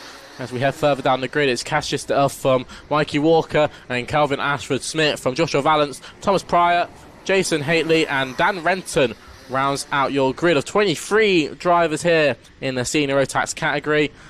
And many drivers to watch out for in this race. It's really going to be a battle of the fittest and more of a survival than pace-wise, because obviously in these wet conditions it's not always about the pace. It's about, can you battle against your opponents, and can you find gaps that they may not be taking, but they're really risky gaps, because the different track elevation as the wet gets moved around. It's going to be interesting to watch here. Yeah, it's a rapidly changing circuit. For the first time today, we've had some real sunlight on the circuit, which has certainly helped the drivers. Here they come over the line. We'll have a look at the lap times in a moment. It's going to be a wave round, I think. Yeah, that was a full start. Not all the drivers were formed up there, so some drivers sitting behind a little bit. So the officials have thought, you know what, that wasn't good enough to our thinking, and we'll go around once again. So it gives another opportunity for the drivers to get those heat in the tyres. I mean, it's very important that that they don't burn up the wet tyre, because obviously that's a big loss in grip, and obviously it'll burn through the tread. This is part of the risk now, and the track's getting a bit drier. It's that threshold of the wet tyres, is that these wet tyres compared to slicks, they gain temperature very quickly, and it's very easy to burn them up and lose that edge. Yeah, exactly. When you're running over those dry lines, it's very easy to burn them up, and the second you burn them up, you've got no grip, and it's going to be very interesting to see how it evolves through the heats and into those finals. And that's even if we are on wet tyres in the finals. You never know what's going to happen as the track evolves, and someone might take a gamble and it might pay off. But let's see what happens here. Senior Rotax Heat 2 is about to get underway, and we're about to cover it as they come down the start-finish line. Are we away in racing? Yes, we are. As George Allen gets right on the concrete. He had a look on Aranda going to turn 1, but it wasn't going to be enough, or is it? Because Aranda goes straight on, and that seems to be the issue with the driver that starts on pole. There was a statistic that we had a few months ago that 45% of all the races that happened over the course of a weekend, only 45% of the drivers who started on pole actually led after the first corner. So that turn 1, a really hard braking zone to get right there. It's a very challenging first corner. It's straight down the big straight into a very long, slow right-hander. And when you're heading a big group of karts like this, it's just getting that braking zone absolutely nailed, because you've always got somebody going for the inside line. So you've either got to guard the inside and lose the traction on the exit, or take the sweeping line and risk being out braking into the first corner, really. So yet again, more trouble on the first corner, but it's the number 19, Paulo Nunes-Aranda, that drops to third now, which means that George Allen takes the lead. There is Aranda, who's recovered well into that third place. We've got George Robinson in second place, Archie Flint, Michael Morgan, Adam White, Ryan Hedge, Ethan Martin, Jake Fisher, and Tobian Alvarez rounding up the top 10 as the just a bit further back there we just saw briefly the number 27 of James Tester going on to the grass as the leaders make their way through Derek's corner. Bit of trouble going out to the Willows, but a bit further down looks like it's now a clear track. 78 Jake Fisher also in trouble. He was in 9th place, so the leaders now fighting away as they make their way down towards Kim Bolton corner. Very close battle for 3rd place here with Nunes Aranda and Archie Flint fighting away. Rest of the top 10 very close as well. Michael Morgan, Adam White, Ryan Hedge and Ethan Martin right in there. Yeah, Michael Morgan was a bit caught off guard there by Adam White, who made a move, and Aranda runs off wide again, and that gives the perfect opportunity for Archie Flint to come through, and that's the move for 3rd place. So unfortunate there for Aranda, and he's going to have to drop back to 4th, or is he? Because he fights back going into the Derek's corner, but it just wasn't enough. And as we say that, George Robertson has taken the lead of the race. George Allen drops down to 2nd. Aranda's still there with Flint, so a move may be made if he can get alongside. And behind them is Michael Morgan and Adam White. So Adam White, who on a lap before had a look on a move of Michael Morgan into the final corner, he might have a look again as he cut back. Yes, he does. Now, does he hold it on the exit? I think he does, so a brilliant job there. As we come round once again, the 2 JDR kart drivers holding it in the first corner, the top 2. As there's still a battle going on there for 3rd. I think Aranda had a look on the inside of Flint, couldn't get it done once again. And we've seen a lot of that really. That turn 1, it's a really good overtaking opportunity, but it's a really hard braking zone to get right. Especially when it's so slippery like this. But Aranda is recovering well here and certainly getting to grips with the rest of the circuit here. Starting to put the pressure back on Archie Flint in 3rd place. As we look just behind him there, watching is number 13 of Adam White with Michael Morgan right in there as well. George Robinson just starting to pull away. The lap times tumbling all the time here. Now lapping 50.82 is the fastest lap of the race for the race leader as they make their way over the line. And still this... Oh, look at that round the outside there. Aranda really giving it a go on the outside of number 13, Adam White. Neck to neck into the first corner. White having a peek down the inside. Gets a wheel in there. Now can he make the move stick? Aranda going for the drive on the outside. Those to make their way through the Willows and holds on to that position. Great driving there from Aranda to hold that momentum on the outside line and holds on to position. But White again. Oh, nice little move there for the number 13 down the inside. Can he make the move stick? Yes, he can. So number 13, Adam White, now moves into 4th position. And that just gives the perfect opportunity for Archie Flint to get away as he sits there in 3rd. And the battle in between Adam White and Aranda. Now, are these two going to work together and try and catch up to Flint? We know Adam White has got the pace to do so. And it's just going to be a tough ask of, will Aranda want to sit there and just think, you know what, he's got the pace, let's see what happens. And I think Aranda's got to watch out here because Ethan Martin is catching up behind. And Ethan Martin, who is one of our quickest drivers out there at the moment, I mean, the fastest lap still held by George Robinson, but Ethan Martin isn't far off, and Ethan Martin knows how to win races. He's been there, done that, so he's definitely someone to watch out for in the next couple of laps as he sits there with Michael Morgan and Mikey Walker, who's having a brilliant race. He has some issues in the first race. I think he had a dropped nose cone. He's currently in 8th. He's made up 10 places. Good to see George Robinson, though. George Robinson made up 11 places in this race, so a brilliant start by him on that first lap. Managed to get from 12th on the grid all the way up to the first spot. Yeah, he's done very well to get to the front, and he's holding on to the lead quite neatly at the moment, coping well with this rapidly drying track. George Allen not too far behind in 2nd place, 1.1 seconds, covering the top 2. Still Flint in 3rd, Adam White. Nunes Aranda in 5th place, Ethan Martin, Michael Morgan, James Tester's moved up a position up to 12th place a little further down. We just saw them making their way through the first corner as the leaders make their way to the midpoint of the lap, making their way through Derek's corner. 1:30 on the clock, so I think at a push there'll be 2 more laps to go here as the leaders make their way through the Dan Weldon corner. You can see just using that sweeping line halfway around the apex to get that traction down the back straight. They're carrying a lot of speed now compared to earlier on. Really showing how the grip is starting to come towards the drivers now. I think I'll get through just before the clock goes to 0 next time round. We've got just over a minute on the clock. Yeah, that'll be 2 more laps, I guess. There'll be 2 laps to go here. So as we come round once again, George Allen's still there in 2nd place. I think he's just cruising now. He knows he doesn't have to pace to catch up to Robinson. but he also knows he's got a bit of a gap now from the drivers in third, so nothing really to worry about with him. He's just got to focus on putting in those consistent laps. You know, see, those consistent laps means you can hold on to that second place quite comfortably. I mean, it's all about maximising the start, you know, when everyone's battling against each other. If you have that opportunity to be at the front and just get away, it can help you race out so much.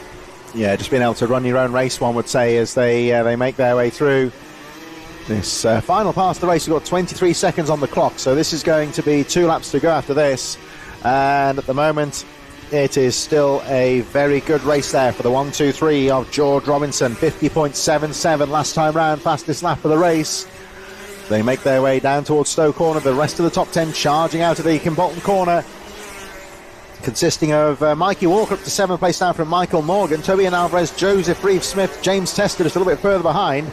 And there is the number 22 of Archie Flint in 3rd place, charging through the willows. You can see on your camera just how the sunlight really is starting to beam down on the circuit now, and you can really see it helping to dry things out on the circuit. It's going to be getting close towards slick tyres soon, one would say, if not already, as the leaders make their way down the back straight.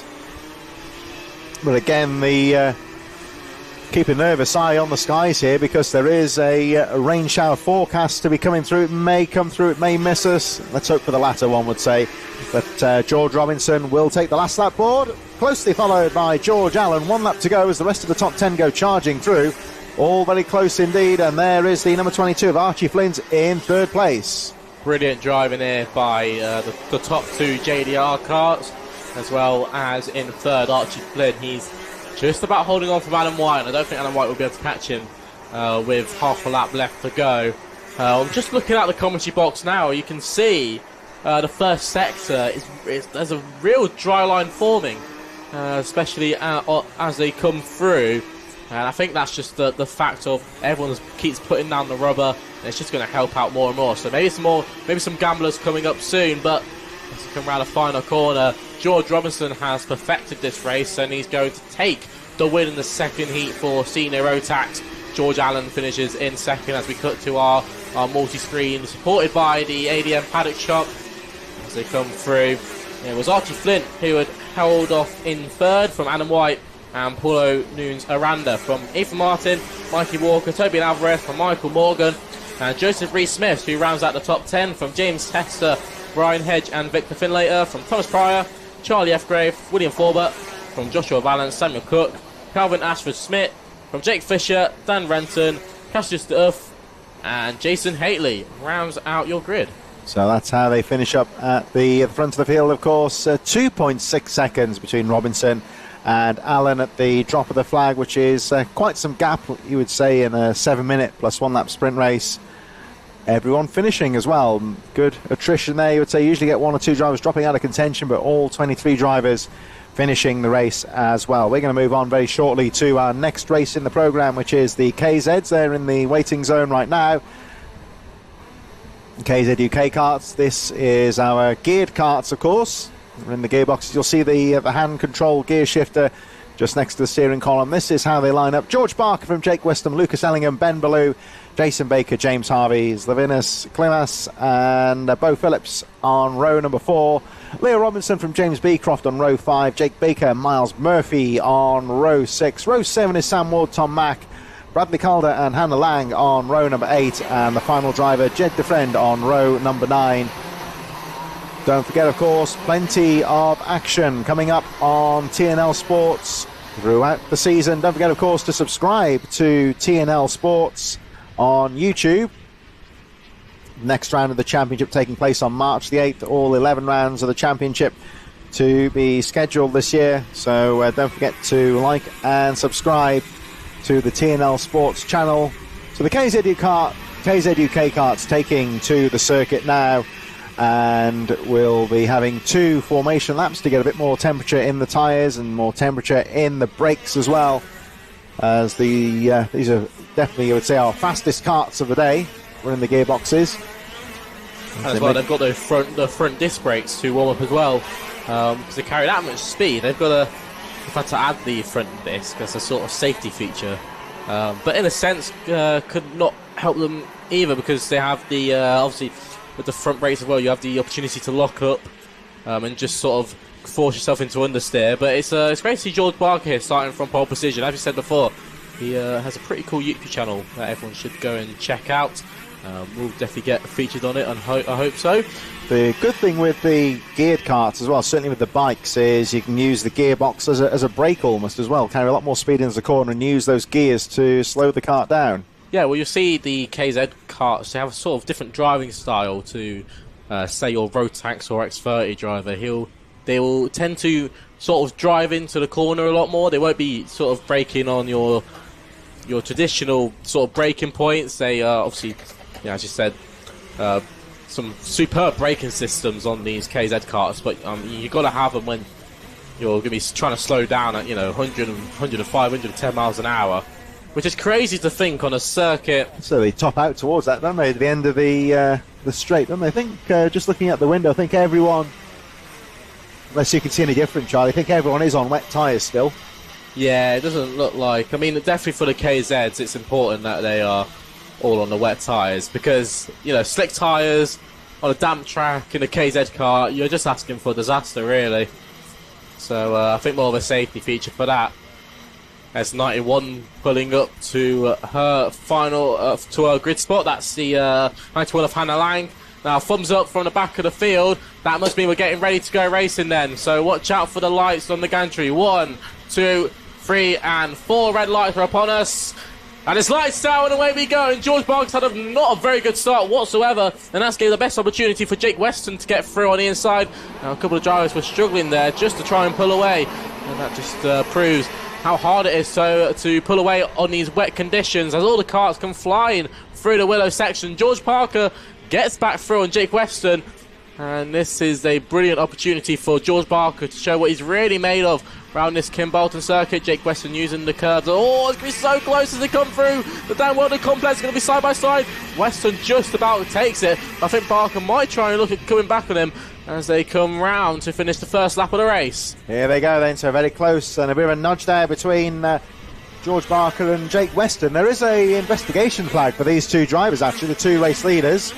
Oh. They got very close coming out of the Willows there and came together, so they will be monitored as the race goes on.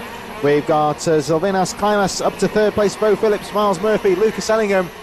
One or two drivers, especially on the second and third row of the grid, it seemed, having difficulty getting the karts off the grid. The back wheels were just spinning up. Here they come to the end of the Yametsu straight. The karts topping out at around 100 miles an hour, which fully feels twice as fast when you are sat centimetres off the ground. It's very exhilarating to watch when you see these karts at close quarters.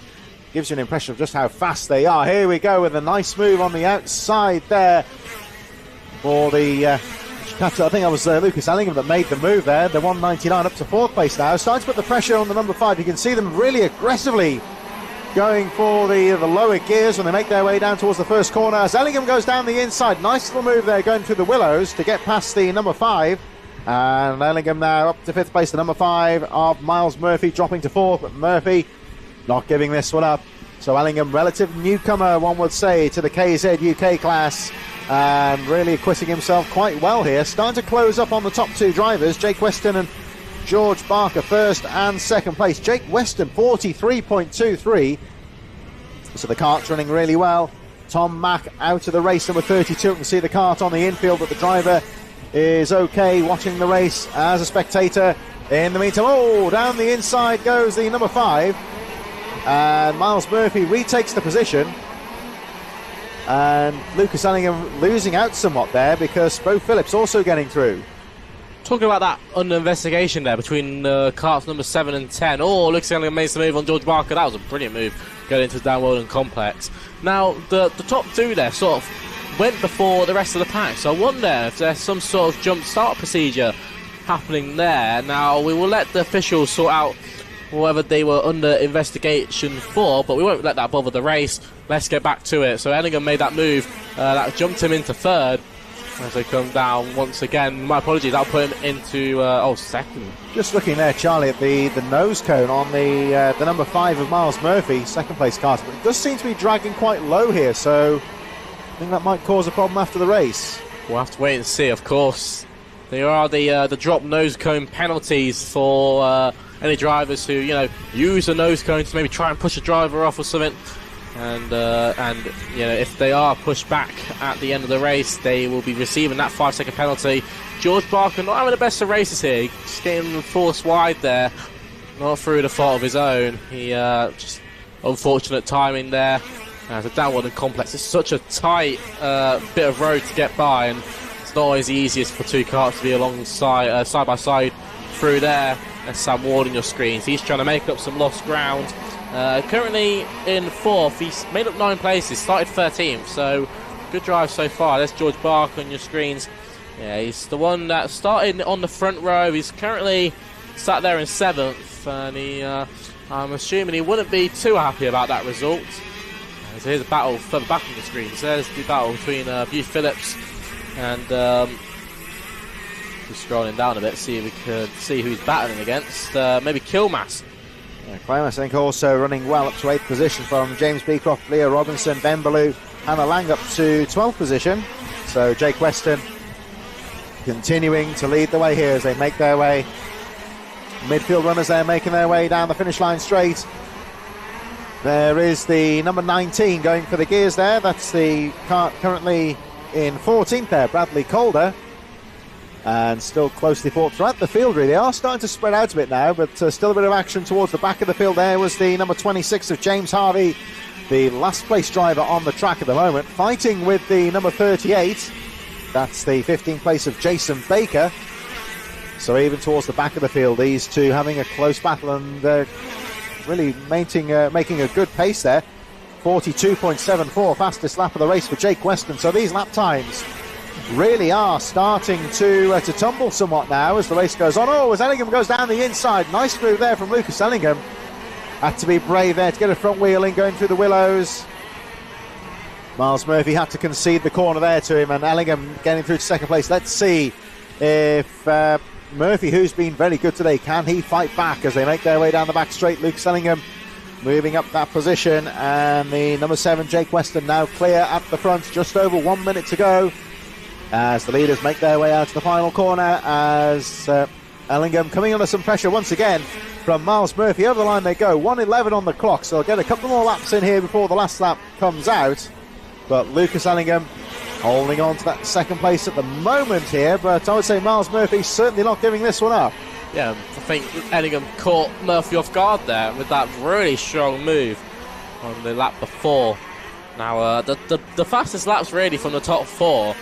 There's only a 10th difference between the top 4 when it comes to the pace-wise. So it's all going to be done on racecraft, which Lucas Ellingham is a pro at that. He has obviously been through these expert in Rotax categories where I'd say they're a lot more closer than the KZ, but that's purely down to the speed factor. I mean, it's very hard to rub bumper to bumper with someone at 110 miles an hour compared to when you're driving a Rotax kart doing 70. It's not the same feeling, especially when you're trying to do the gears, and most of the time you're one hand off the steering wheel. So trying to control the car in that aspect is very difficult and very challenging as a driver. But I think all these drivers have really taken to it very well indeed. Here's the battle on the screens a bit further back. This is the battle between Barker and Kilmass.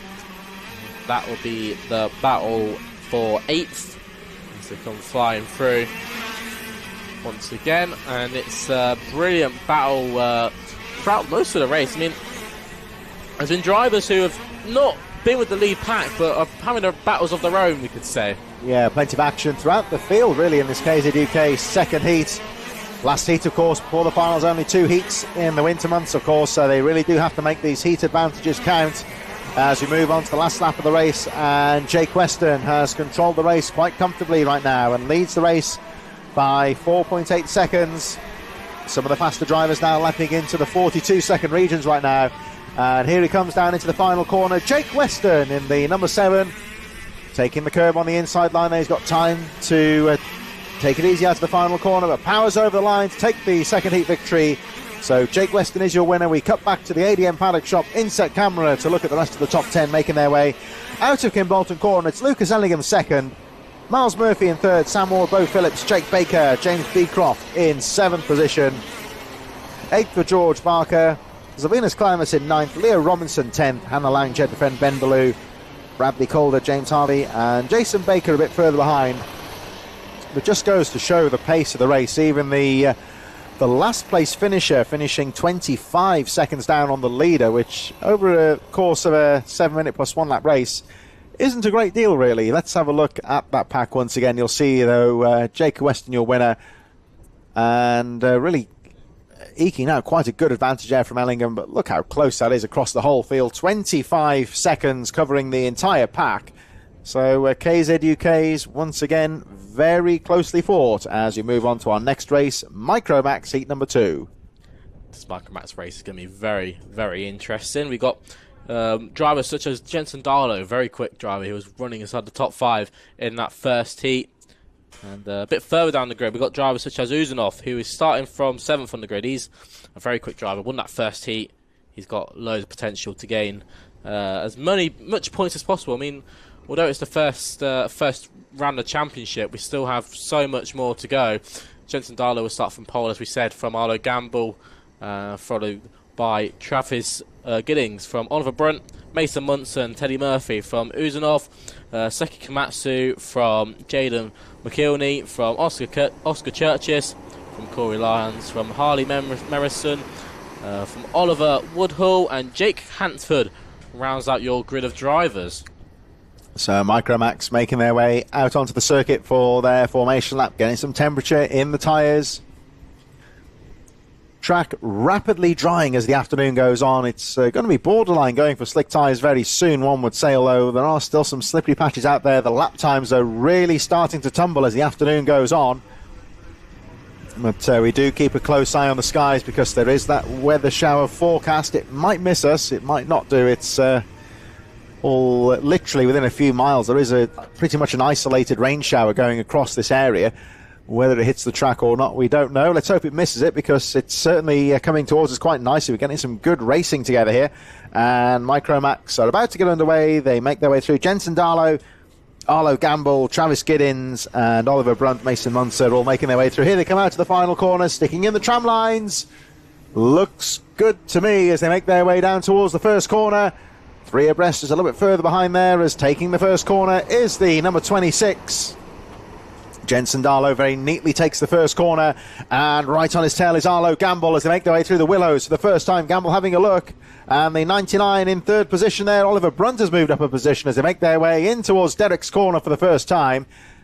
And brilliant start there from Darlow as they make their way through Derek's corner, heading up towards the very top of the circuit now, in towards the Dan Weldon corner.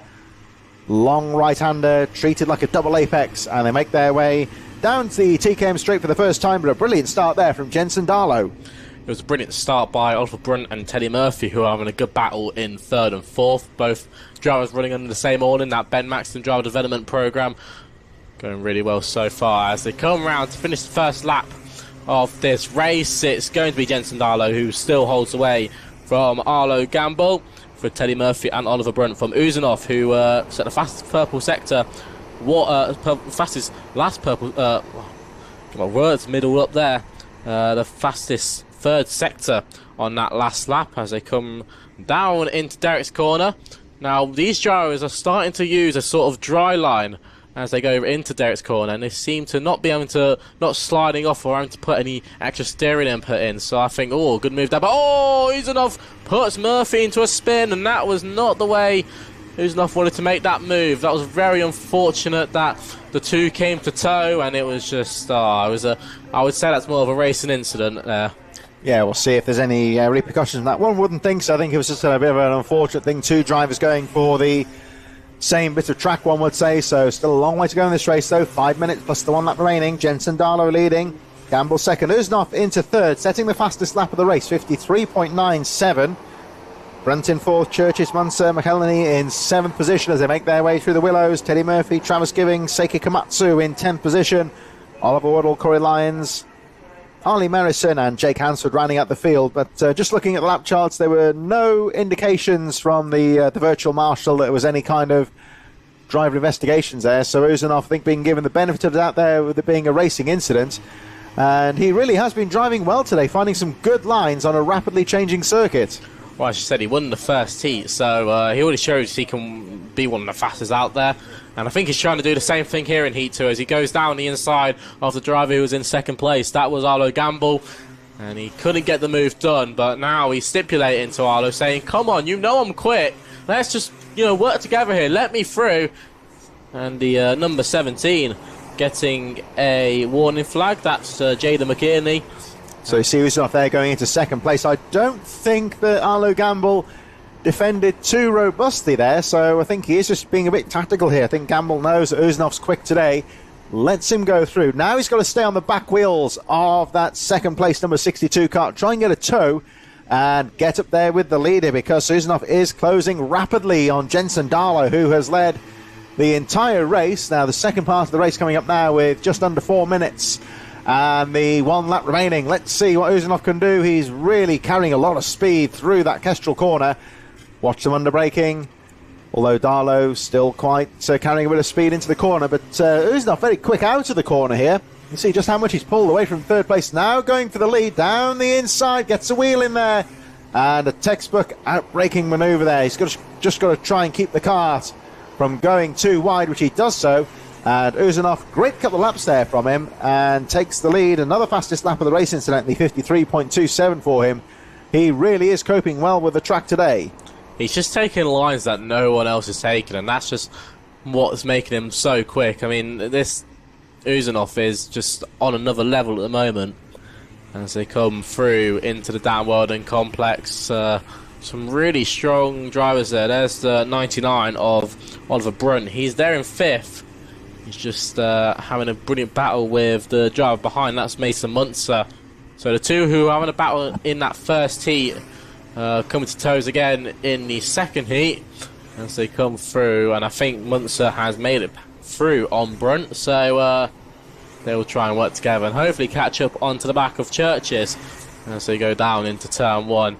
A very tricky zone is the first sector. It's all about keeping your momentum up and carrying speed through the corners as they go onto the straight. Now a car is off, and I think that might be Jake Hansford, the 164, who couldn't get going, so he's retired from the race.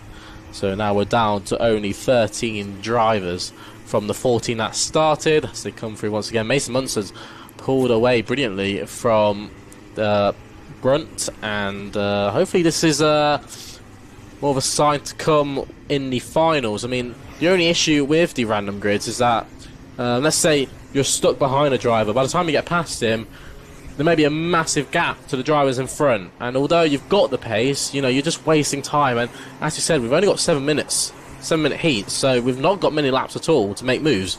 Yeah, you've got to be precise to make those overtaking manoeuvres, and at the same time, of course, don't be too rash and risk colliding or spinning off the track as well. So you've really got to make those advantages count where possible in the heat races towards the all-important final. But we go back to our leader, the number 62 of Dimitar Uznov, running very comfortably at the front of the field. 1 minute to go, plus the 1 lap. Now, they're lapping in 53 seconds, so looking at this, I think next time round, he's still got 1 more corner to go here, so next time he comes round, it will be for the last lap. But Uznov fighting his way to the front of the field. He really has been in top form today, coping with this rapidly changing track extremely well. Over the line he goes on to what will be the penultimate lap of the race. It's still Jensen Darlow in second place, who's running a good pace nonetheless. Arlo Gamble, Oscar Churches, Mason Munzer in 5th place. Then we got the 6th position for Oliver Brunt, Teddy Murphy.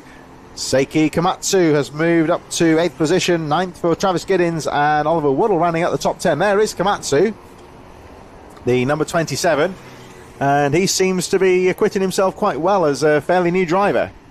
Yeah, it's good to see all these drivers doing brilliantly out there. I mean, we still have to remember, these are cadets. They're still, ages from 8 to 12.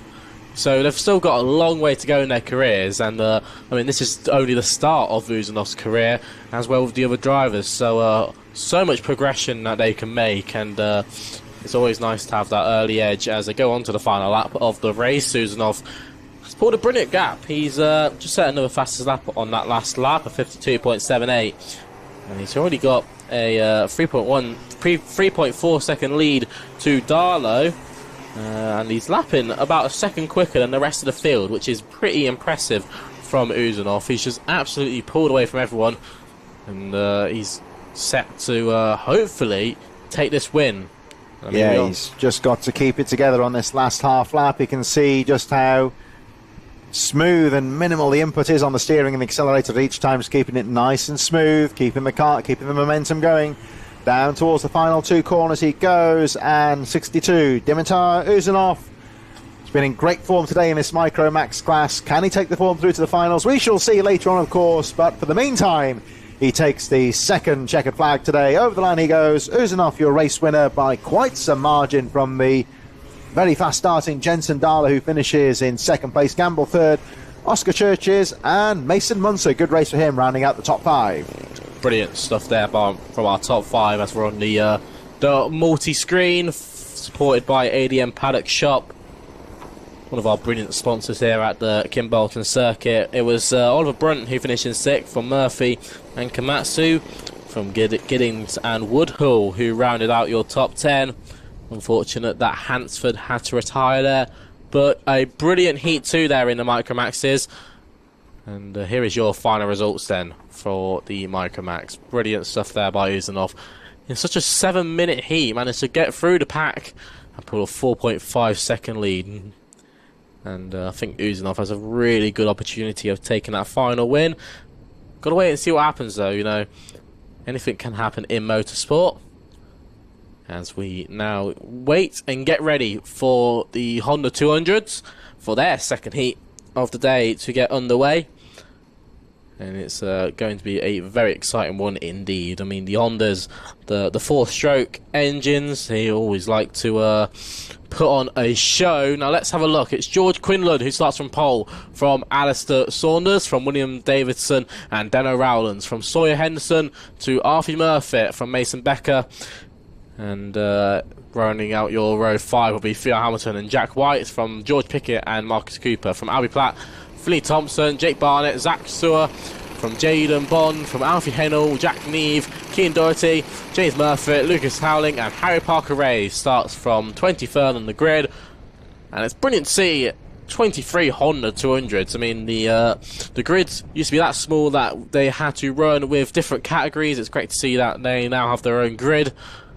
It just means, and it just provides more entertainment for the other drivers. Now, the top 2 had pulled away quite a bit, and now they're having to slow up and wait for the other drivers. Now, I wonder if there was a bit of confusion there as they came around on the formation lap. Perhaps that's what it is, because we noticed in the first race, of course, the tail end of this pack really hung back at the start, and just starting to get themselves into formation a lot better than they did in the first race, one would say, from these young cadet drivers in the Honda 200s. Now they're bringing it right down as they make their way through towards Kestrel Corner. And so here we go. Looks good here. They're bunched together quite nicely here. The grid forming itself in a good order, one would say. Here they come out to the final corner, and Honda 200s are underway. Let's see what happens then. Will we go racing first time? Yes, we do. Quinlan on the inside and Saunders on the outside as we go into turn 1. Both the Project 1 drivers will have to be nice and sensible as we come through. Watch out for Deno Rowlands as well. He might have a look for second. Can't get it done. He'll have to sit there in third as they jump over the curbs through the Willow section and down into Derek's corner. Here we go. And it's still Quinlan that holds away in the lead from Saunders in second. Deno Rowlands there in third, but Deno's got the pace. He might have a look for second, or is this going to be a lead change, because the 2 Project 1 drivers are going at each other.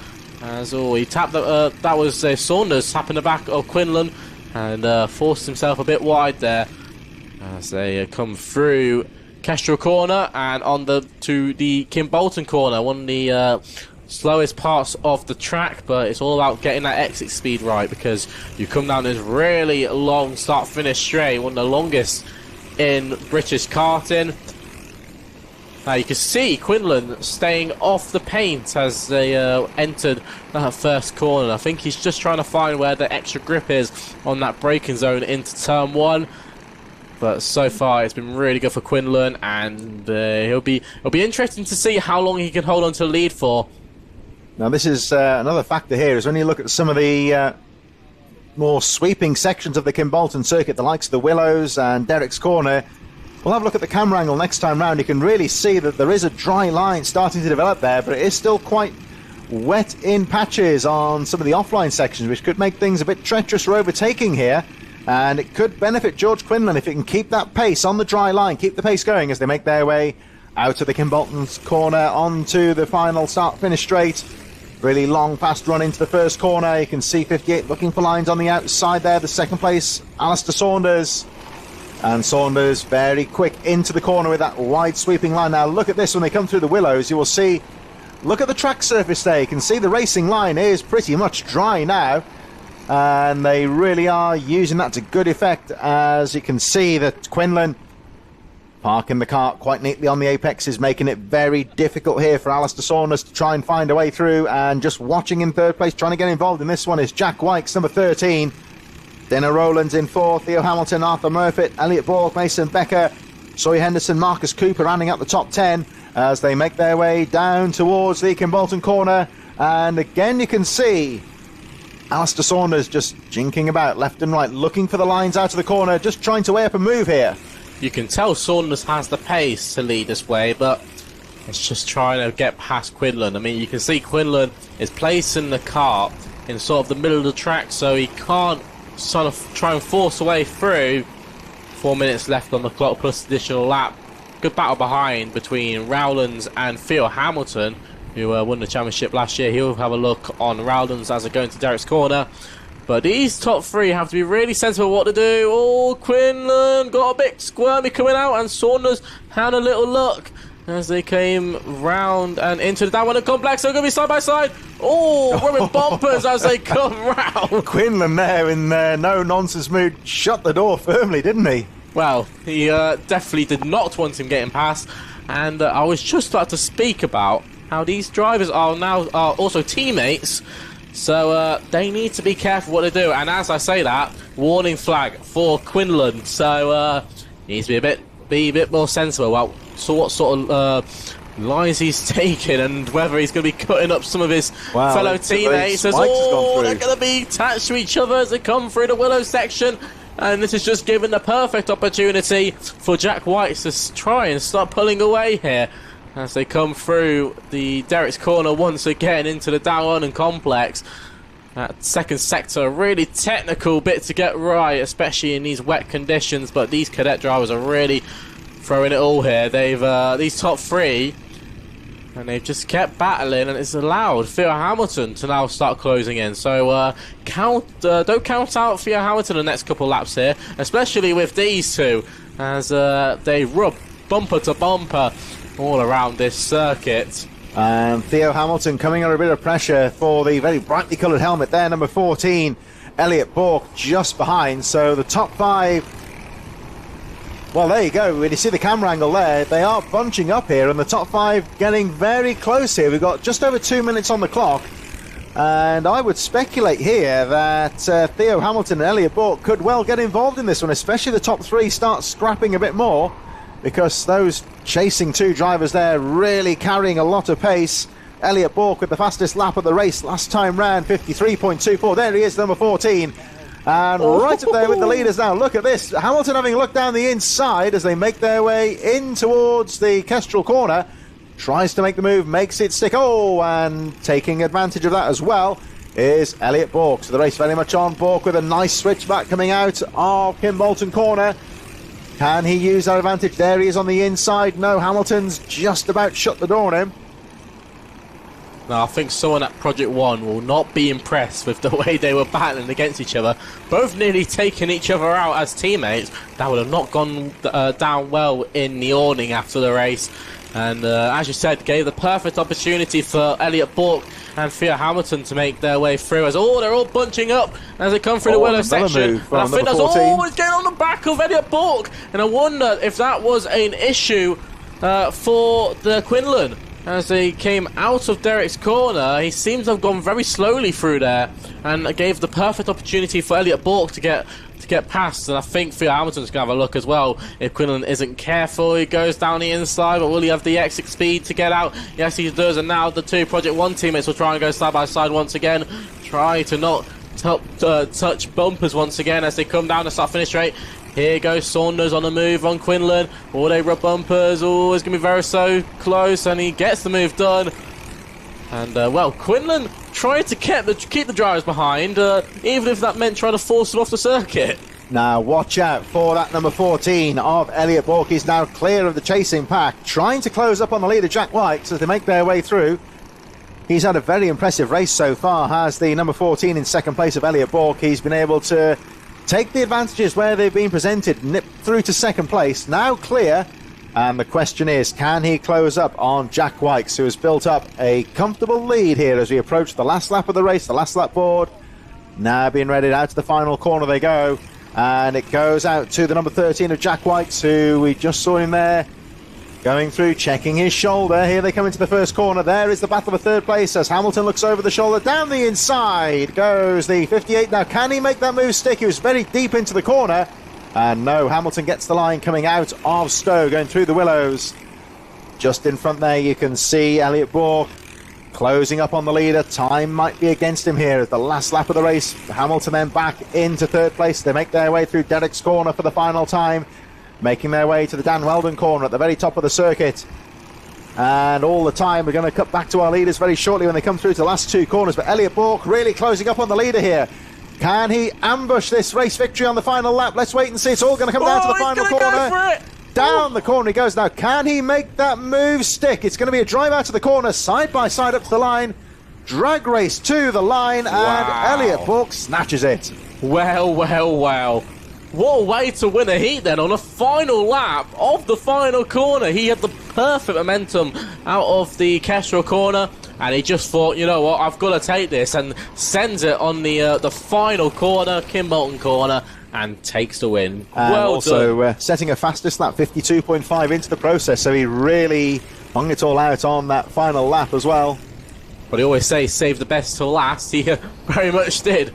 As we recap from that brilliant Honda 200 race, Elliot Bourke took the win there from Jack White, and Theo Hamilton from Alistair Saunders and George Quinlan, who definitely had the elbows out all the way through that race, from Denner Rowlands and Arthur Murfitt, from Sawyer Henderson, Mason Becker and Marcus Cooper, who rounds out your top 10. So very closely fought Honda 200, second heat of the day as we move towards the all-important final later on this afternoon. We have just 3 more heats to go before we get through to the finals, of course, throughout the afternoon here on TNL Sports. It's the Junior X30 who are about to get underway for their second and final heat before those important finals later on. Rocco Shenton will lead them away from Oliver Meek, Rothy Branscombe, Harley Musk on row 2, Adam Bourne, Finley Allen on row 3, Ethan Higgins and Alex Wiley on row number 4, Josh Byrne, Charlie Myers row 5, Zach McDonald, Jorge Edgar on row 6, John Foley Jr., Harry Myers row 7, Ligar Chirimbo on Ezek Chang on row 8, and they make their way up to the top of the circuit. So slightly smaller field with the X30s, but one would suspect there'll be some very close competitive racing here.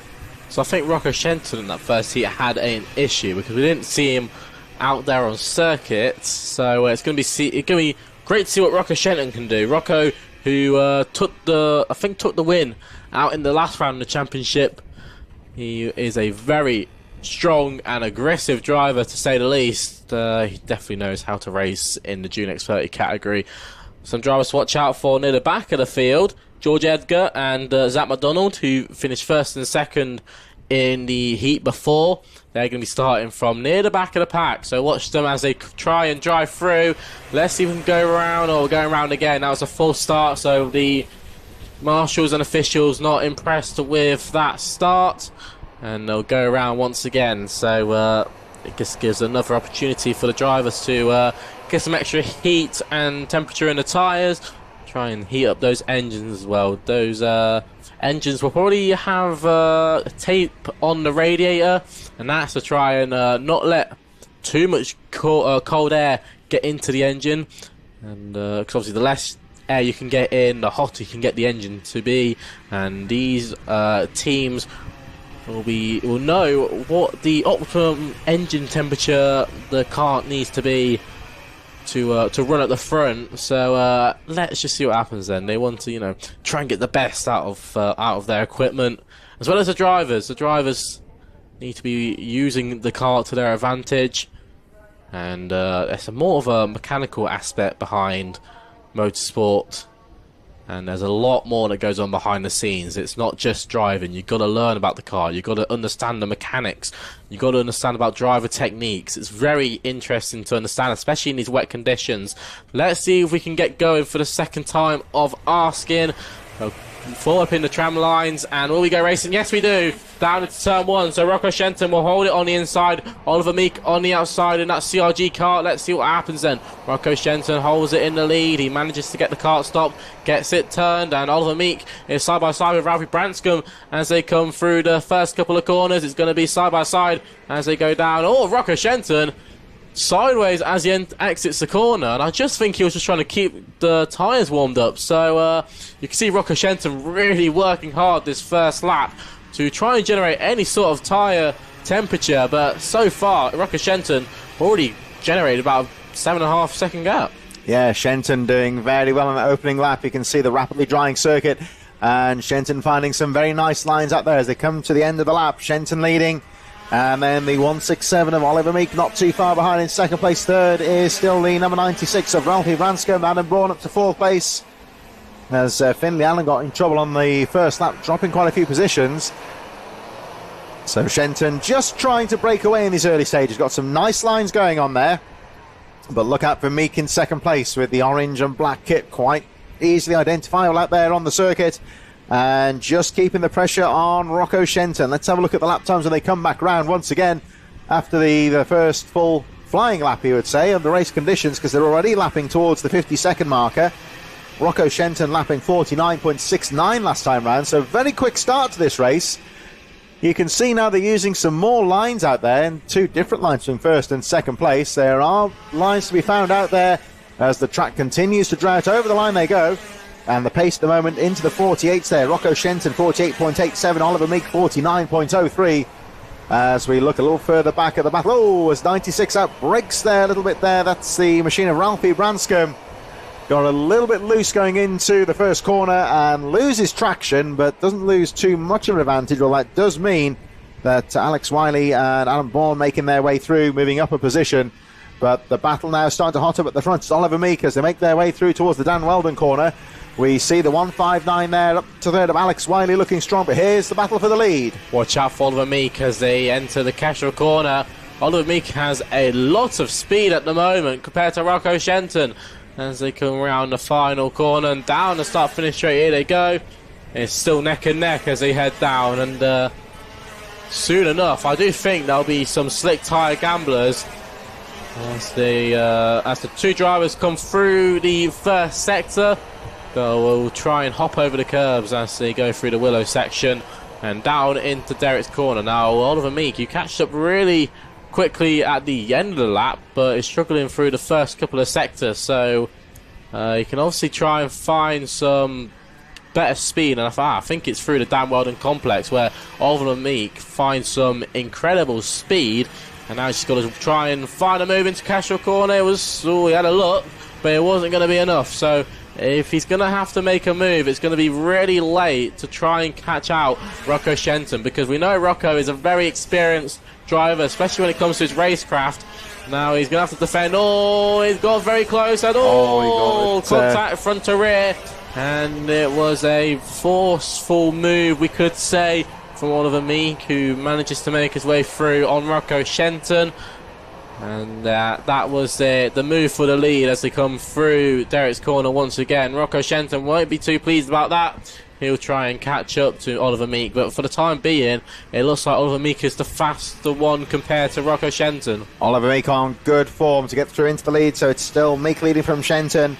Wiley third, Bourne fourth, Zach McDonald fifth, Jorge Edgar in sixth for the fastest lap of the race, 48.5. Last time round, Ralphie Branscombe, Harley Musk, Ethan Higgins and Charlie Myers rounding up the top 10. There is an investigation flag. I just saw the stewards on the start line noting making some notes there. That has transpired into a warning for the under investigation Oliver Meek, so that may come to fruition afterwards. Perhaps they thought that move, there was a bit of nudging going on into the first corner. Perhaps they thought it was a little bit on the wrong side, you might say. But we shall find out after the race. Look closely at these karts with the cold temperatures. You'll see, of course, a lot of these karts have the radiator covers on there, Charlie. So that's to presume it's so cold that they just need that to increase the heat into the engines. Yeah, they'll use the tape to cover up most of the radiator, and that's just to help keep the cold air out. As obviously, the more cold air you have going into the engine, the more cooler the engine will be. So in these cold conditions, you want to try and run the engine a bit hotter, and that you can easily do that by just taping up the radiator. As that's a good move there by one of the Optima Motorsport drivers. I think that might have been Charlie Myers, as he battles away with George Edgar and Harley Musk, I believe. As they come down into turn 1, I can see Ralphie Branscombe there. So Ralphie's had a bit of had some issues throughout the race. He's had to drop down quite a fair bit. I think he's actually battling with Finley Allen as well in the Tim Wilson Motorsport kart. As they come down to Derek's corner once again. This has been a brilliant battle in Junior X30. We've had multiple battles, but all the way down the field. And with 1 minute 30 seconds left on the clock, I don't think this will be the final result. I think there's still plenty of swaps to go. As we head down, we're still watching the battle here between Charlie Myers and Finley Allen. Now you can see they are taking some dry lines, and they're taking the corners a lot quicker than what they were, say, the start of the morning. I think that's just down to the track getting drier and drier. There is a dry line starting to form.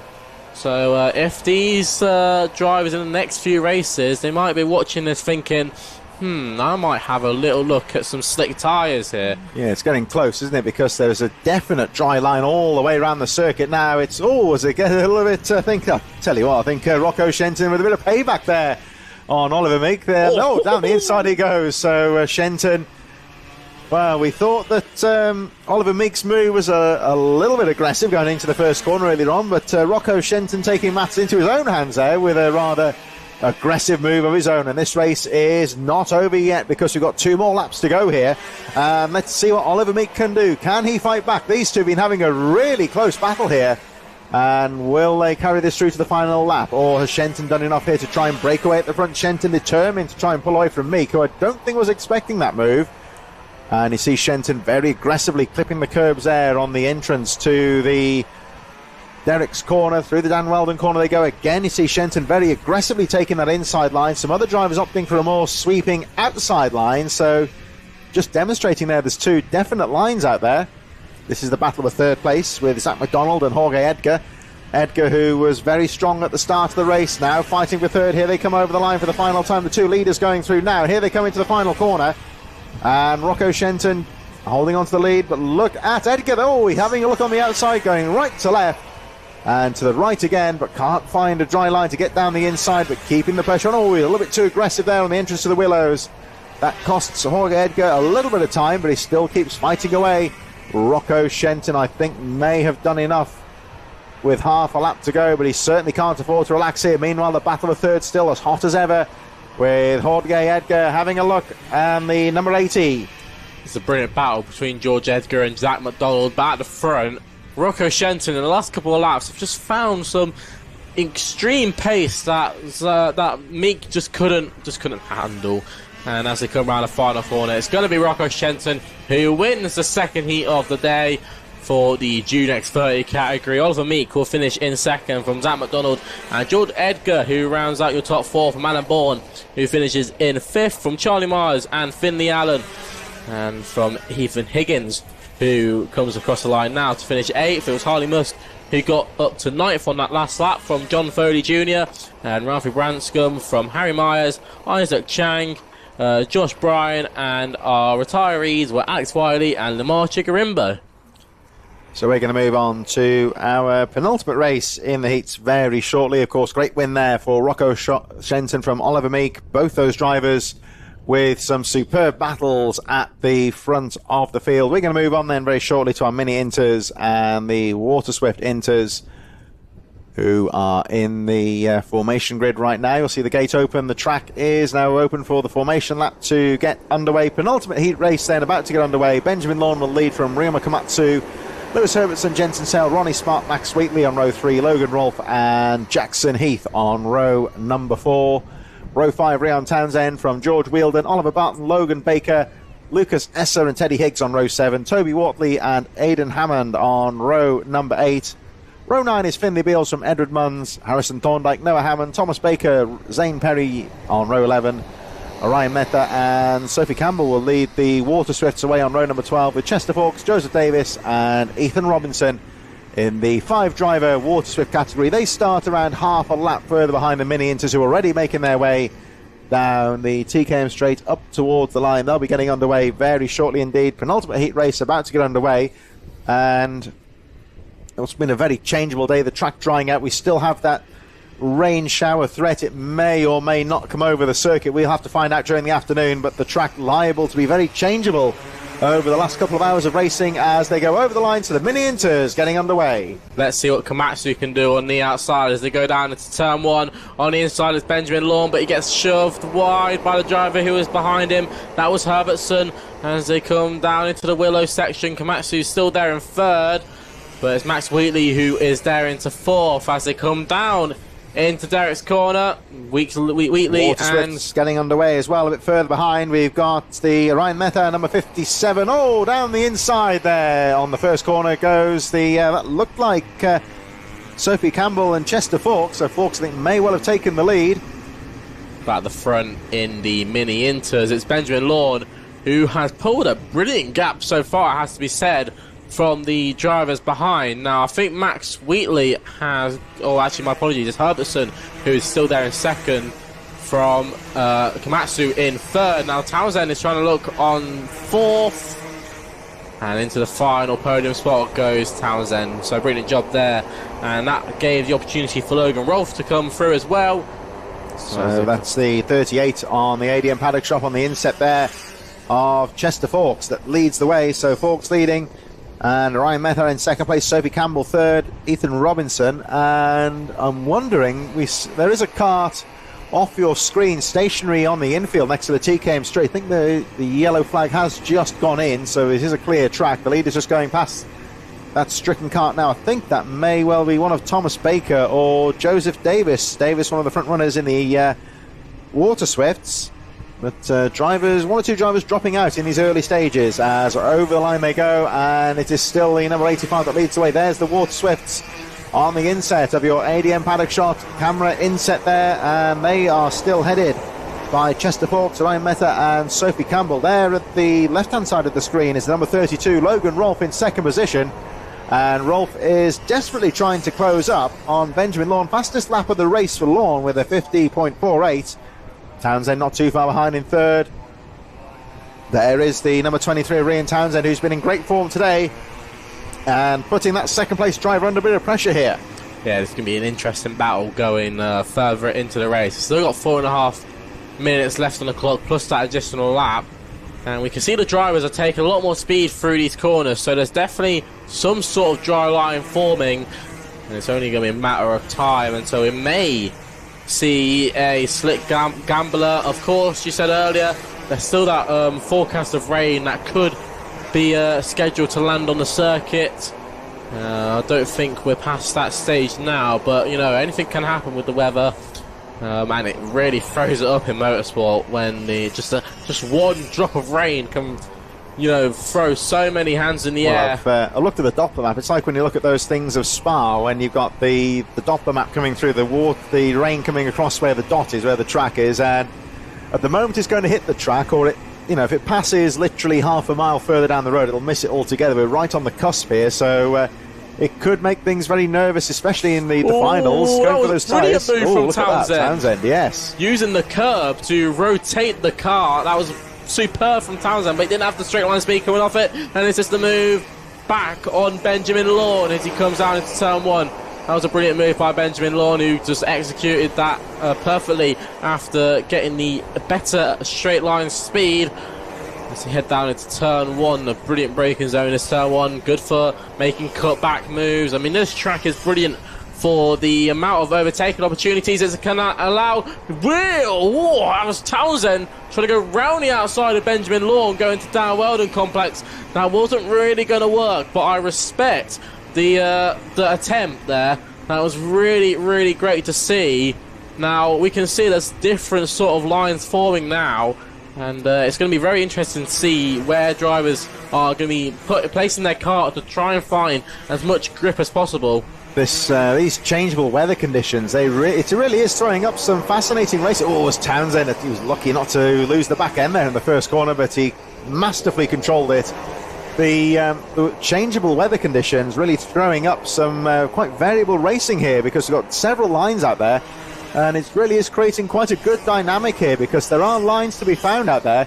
You can see Townsend really gambling on some of the wider lines in the corners where he feels there might be some grip, and it really is putting quite a good dynamic into this. And we saw just a moment ago there Chester Fawkes, the number 38, still leading the way. Neil Waterswitz, have a look there. As Townsend went through on Lawn, and that was just for the fact of he found the better grip on the entry on the apex of the corner.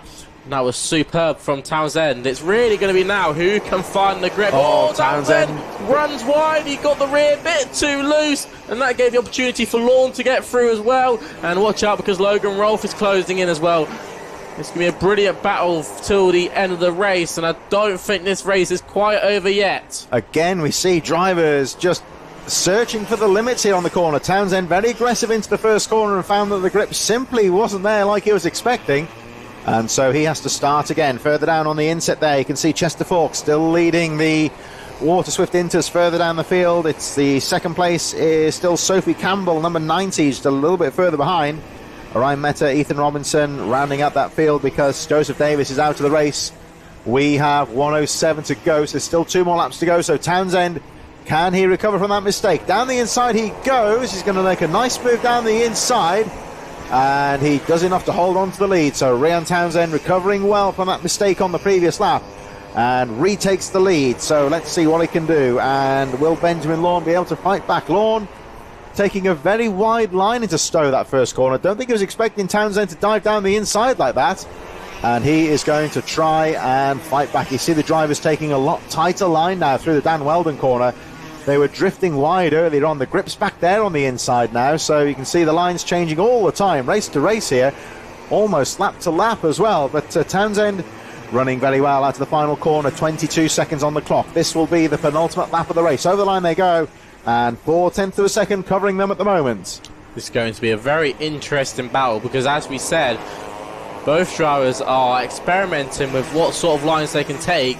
At the moment, Townsend seems to be the quicker at the two, but the quickest driver out there is actually Oliver Barton, who is sat in 4th. He's made up 7 places, and he might even be looking at getting onto the back of Max Wheatley, who's there in 3rd. This is going to be very interesting. I don't think this race is quite over. I don't think Townsend has got this sealed and done. They're about to head on to the final lap of the race, and it's a brilliant battle in the Water Swifts as they come through turn 1. But on your main screens, it's still the Mini Inters on to the final lap of the race for their second heat. As they come down into turn 1, you can see Townsend takes a tighter line. Losing the back end there, under braking a little bit there, so he'll lose a little bit of advantage there to Townsend as they make their way through the Willows for the final time. Townsend then just about using that advantage to good effect here as he pulls away slightly from Lawn, but he certainly can't afford any kind of a mistake. They are starting to close up on 1 or 2 of the back markers here, so it'll just add to the tension for Townsend as he makes his way through the Dan Weldon corner for the final time. Down the back straight he goes, very smooth inputs on the steering wheel there, but Townsend looking strong here as he approaches the flag. I wonder if Lawn was trying to copy his lines as he knew he was quicker, and it just failed. And unfortunately, Lawn lost a lot of time on that last lap, but it was perfect execution for Ryan Townsend, who takes the win in the second heat of Mini Inters from Lawn, and Oliver Barton, who finishes in 3rd. From Max Wheatley, Jensen Sale, Aidan Hammond, from Ronnie Smart, Herbertson, Finley Bills and Zane Perry rounds out your top 10. From Ryan Komatsu, my apologies, there's moves on the last lap. Herbertson did hold on to 10th, but moves from Finley Bills and Perry, and those positions swapped around. It's going to be really close in the Water Swift Inters, and as they come round the final corner, there's me a drag race to the line.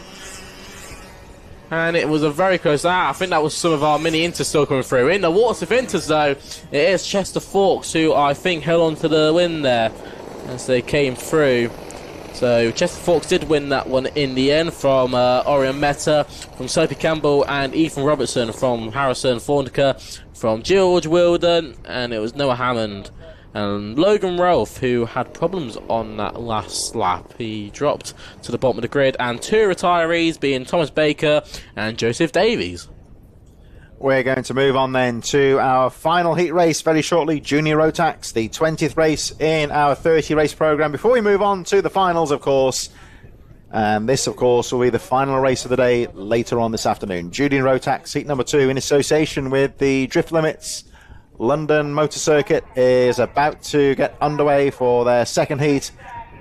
And let's have a look at how they line up. I think this may be the mini inter, so we'll look at the grid for the Junior Rotaxes in just a few moments. It'll be Callum Sims, Archie Gale, Blake Southam, Nathan Edwards at the front of the grid for the Junior Rotax. Moving forward to the finals and looking at the track before they open the gate here, I'm wondering when we get towards the finals, if the weather stays as it is, whether that might be the perfect time to gamble on the slick tyres, because if these forecast showers do come in, then the window of opportunity to use the slick tyres, I think that'll be shut. But if you're further down the grid in the next race, which will be getting underway in about 10 minutes' time, if it stays as it is, you do just wonder, if you're further down the grid, whether it's worth taking the gamble on those slicks. I think if you're one of the last races, I think if you're a Junior Rotax driver going into your final, I think it'd be a good opportunity. Possibly, because especially in the, I think the 177s and the X30s, if it stays as it is, certainly I think if it stays dry later on, you'd be putting the slick tyres on, but I do wonder if that window will be closed if it does start to rain, but we shall certainly find out. We keep looking at the carts when they come through to see what tyres they are running, because it's on that cusp here. It's rapidly drying out, but maybe not quite a dry track yet. It's adds an interesting dynamic to the racing. So Callum Sims will lead them away, the number 69 from number 15 Archie Gale. Blake Southern in third. Away they go. You can still see them scrambling for grip out to the final corner as they make their way through. It's a clean start. Into the first corner they go. Very tight into the corner. Oh, and there's a spinner in fourth position. I think that was Blake Southern who got spun around there. As they collected all about through. Collected about 2 or 3 drives as well. That's always the trouble when one of the front runners spins out. But I don't think that will have bothered Callum Sims all that much, who got away very cleanly. The stricken drivers on the first corner have all got away cleanly, so everyone's okay and back into the race, although one driver at the back of the field can't quite get the number on it. It's all covered in painted, in tyre rubbers, got a very twisted front nose cone, but everyone does appear to be okay. Archie Gale has made his way into second place, or has he? Because Jacob Aston has a look on the inside and he gets that move done. Brilliant move there by Aston as they come down the start-finish straight after the first lap. So let's have a little look then. It is Callum Sims who still leads the way. Jacob Aston there in second, or is he? Because there are moves all the way through this field, and a move for third, and I think that might be Connor Large who's made his way into third. And that's dropped Archie Gale down to fourth, or is he going to be dropping to fifth, because Kean Bernard now makes the move into Derek's corner. Good move by Kean Bernard. He's going to try and catch up to these two who are having a brilliant battle. This is Jacob Aston and Connor Large as they come filing through, and they're all trying to find different grip, different parts of the track where there might be grip around to have a little look at. It's definitely going to be very hard throughout this race because the track's going to be changing every single lap. A good move there by Kean Bernard on Jacob Aston, and Eli Baden might have a look as well as they come down the start finish straight once again. We'd have to say thank you to our sponsors Drift Limits, who used OTK, who are helping us support this championship. A brilliant race we're putting on for them. Yeah, it's been very close in his early stage, although I should say that Callum Sims is pulling away. There is a black and orange flag for the number 100 of Blake Southern, who got going again, but the nose cone on his kart, or the along the driver's column, very twisted, and I think they have opted that it's not safe for him to continue racing, so he's one of the spinners that is out of contention at the beginning of this race. Ava Reynolds, another driver caught up in the melee, is still in the race, but cut adrift quite somewhat. Took a while to get going as the rest of the top 10 make their way out of the Kim Bolton corner and over the line with 4.5 minutes to go. Still Callum Sims that leads by just under 2 seconds. There's Eli Baden, number 155, who's now up to third from Connor Large. Look out though for the number 182 of Kim Bernard. There he is with the white helmet there, just going through into Derek's corner.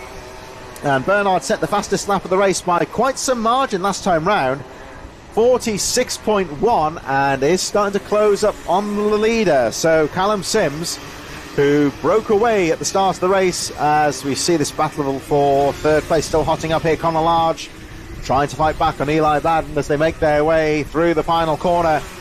Callum Sims still leading the way. I'm going to check the lap charts when they go through, because I think that Kian Bernard has closed up yet again. 45.92 for the second place driver. Baden in third. Oh, there's a driver in trouble on the first corner. It's one of the lappers. It's the 111 of Ava Reynolds, who goes off to the side of the track. Kart is stationary, but there's the two leaders going through to Derek's corner. The fight for third still on, as up at the front by the Dan Weldon corner. There they are. Look at those two just going out of shot there. Very close to the lead. There's Baden in third. There's the two leaders going out of the Dan Weldon corner. We'll look towards Kestrel, and the 182 of Kian Bernard has run very well in the last couple of laps. Going for the lead here. Can he find the line on the inside? Yes, he does. Oh, it's going to be ever so the close. Kart on the apex and makes the move stick. So a very neat move there from Kian Bernard to take the lead from Callum Sims. Now this is just going to help out Eli Baden and Conor Large as they come down into turn one. We really need to have Callum Sims try and find a move back on Kian Bernard. But I want Kian Bernard all over the curbs, and he nearly went airborne there. He did went airborne, and that is definitely going to hurt his bottom when he was coming out that corner. Now Kian Bernard has got so much pace. I mean, on that last lap, he was over a second faster than the driver behind, Callum Sims. It's almost like he has got slick tyres on. But I mean, there are the option with the wet tyres. If you have a burnt out wet tyre, you can call it an intermediate tyre, and it's always the best sort of tyre to use in this sort of condition. So it's all about making sure we have the right tyres. The yellow flag's out. I think there was an official on the track there, so I don't think it's anything to do with the racing, hopefully. So good clean track now. We've got Conor Large in third, and just looking at Callum Sims' pace, I think he is trying to keep with Kian Bernard. Is still the fastest driver on the track. Callum Sims setting his own personal best in the race as well, so he's trying to get a toe from the race leader and pull away from this battle of the third, with the number 44 of Conor Large still ahead of Eli Baden and George Cole. Harrison Bishop, Jack Starbuck moves up to 7th place in the 188. Ryan Rapini, Teddy Cooper and Laurie McVeigh rounding out the top 10 from Miles Burton and Luca Holmes-Ballack further back. There is Eli Baden on the 155, closely followed by number 98 of George Cole as they make their way down towards Stoke Corner. Baden trying to guard the inside as best he can, but look at that. George Cole finds, there's Baden's bumper hanging loose now. That's going to be a mechanical flag. That's going to be a technical infringement there for the 155, almost certainly, which would be a real shame for him. Just to explain there, of course, Charlie, if the parts of the cart are hanging loose like that, it's fairly likely that the marshals will black flag them for safety. Yes, exactly, and that's just because of the safety hazard. You know, that can easily fall off and fly into another driver, and we really don't want that happening. So the quicker we can get that cart in, the safer the track's going to be. So there is actually, I've just seen on the virtual marshal point on the finish line, there is a black and orange disc flag for the 155.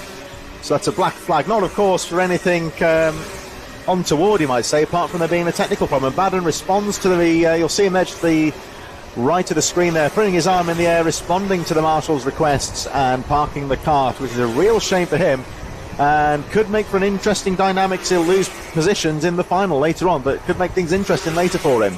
Yeah, well, it's not really his fault, which is the unfortunate side of it. It's more his mechanic's fault, so he can at least he has an excuse for that. So as they come through, this is Zach Starbuck on your screens. Zach Starbuck's having a good race so far. He's made up 14 places. He's having a good battle with Harrison Bishop as they go down into the Kim Bolton corner. Now we know Zach Starbuck speaking to his mum Lee. She saying that Zach's had a brilliant campaign in Junior Rotax so far. He's really enjoying it so far, and he's only going to get better. Now the number 97 has been given a warning flag, and that's a bit further down the grid. That's Lachlan Homer, who has been a bit naughty, and the officials are not liking that. So they're gonna give him a warning, say, right, we can see what you're doing, calm down a bit. I suppose, to paraphrase, if it was a football match, the equivalent maybe getting a yellow card from the referee, the warning flag, isn't it? Yeah, and then sort of the black flag is the red card, and you're off the pitch.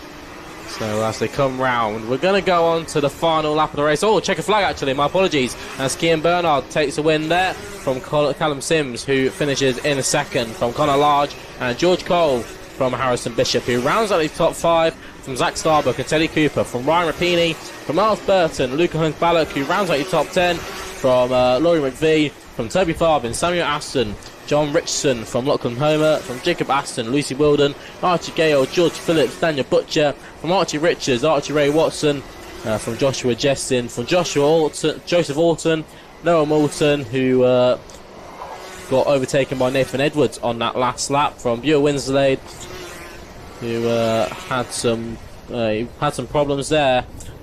Oscar Keane and Izzy Wykes, from Molly Mason, Archie Buckman and Ava Reynolds, who rounds out your group of drivers who finished the race. Of course, Eli Badham had that mechanical issue, came into the pits with only 2 laps to go, and Blake Southern, who had that issue at the start of the race, he retired earlier in the race.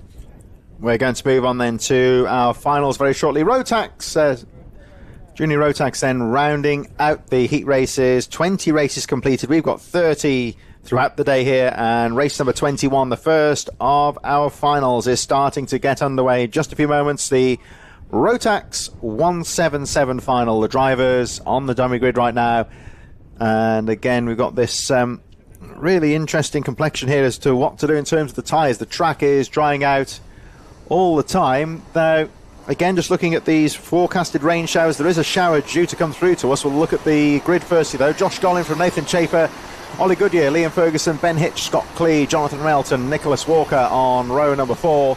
Chad Little from Josh Howard, Jimmy Galloway, Josh Bass, Alfie Bray, Matt Lear, Bill Boyer on row 8 from Stavros Athanasopoulos on 16th position.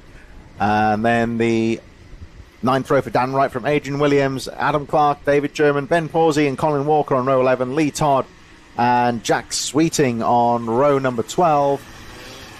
David Williams, Will Milner, Matt Wardale, James Butcher, George Willis, Doug Jenner and Elliot Kennedy rounding out the field.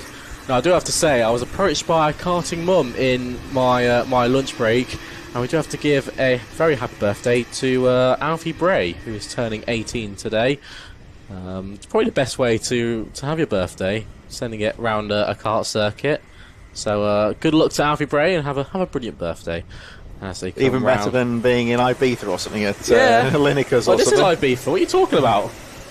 A full start then for the first start. I don't think they're all formed up correctly, so they'll go around once again. I think there might be one or two trying to look when they go through past the commentary point here. I think there might be one or two slick runners on here, especially towards the back of the field. Ooh, that's going to be very interesting to watch out for. We're going to have to keep a close eye on that one as they come round. It's one of these things, it's a bit difficult to see because it's not like in, say, for example, Formula 1 where they've got the different colours on the side of the tyres to indicate what compound's on there.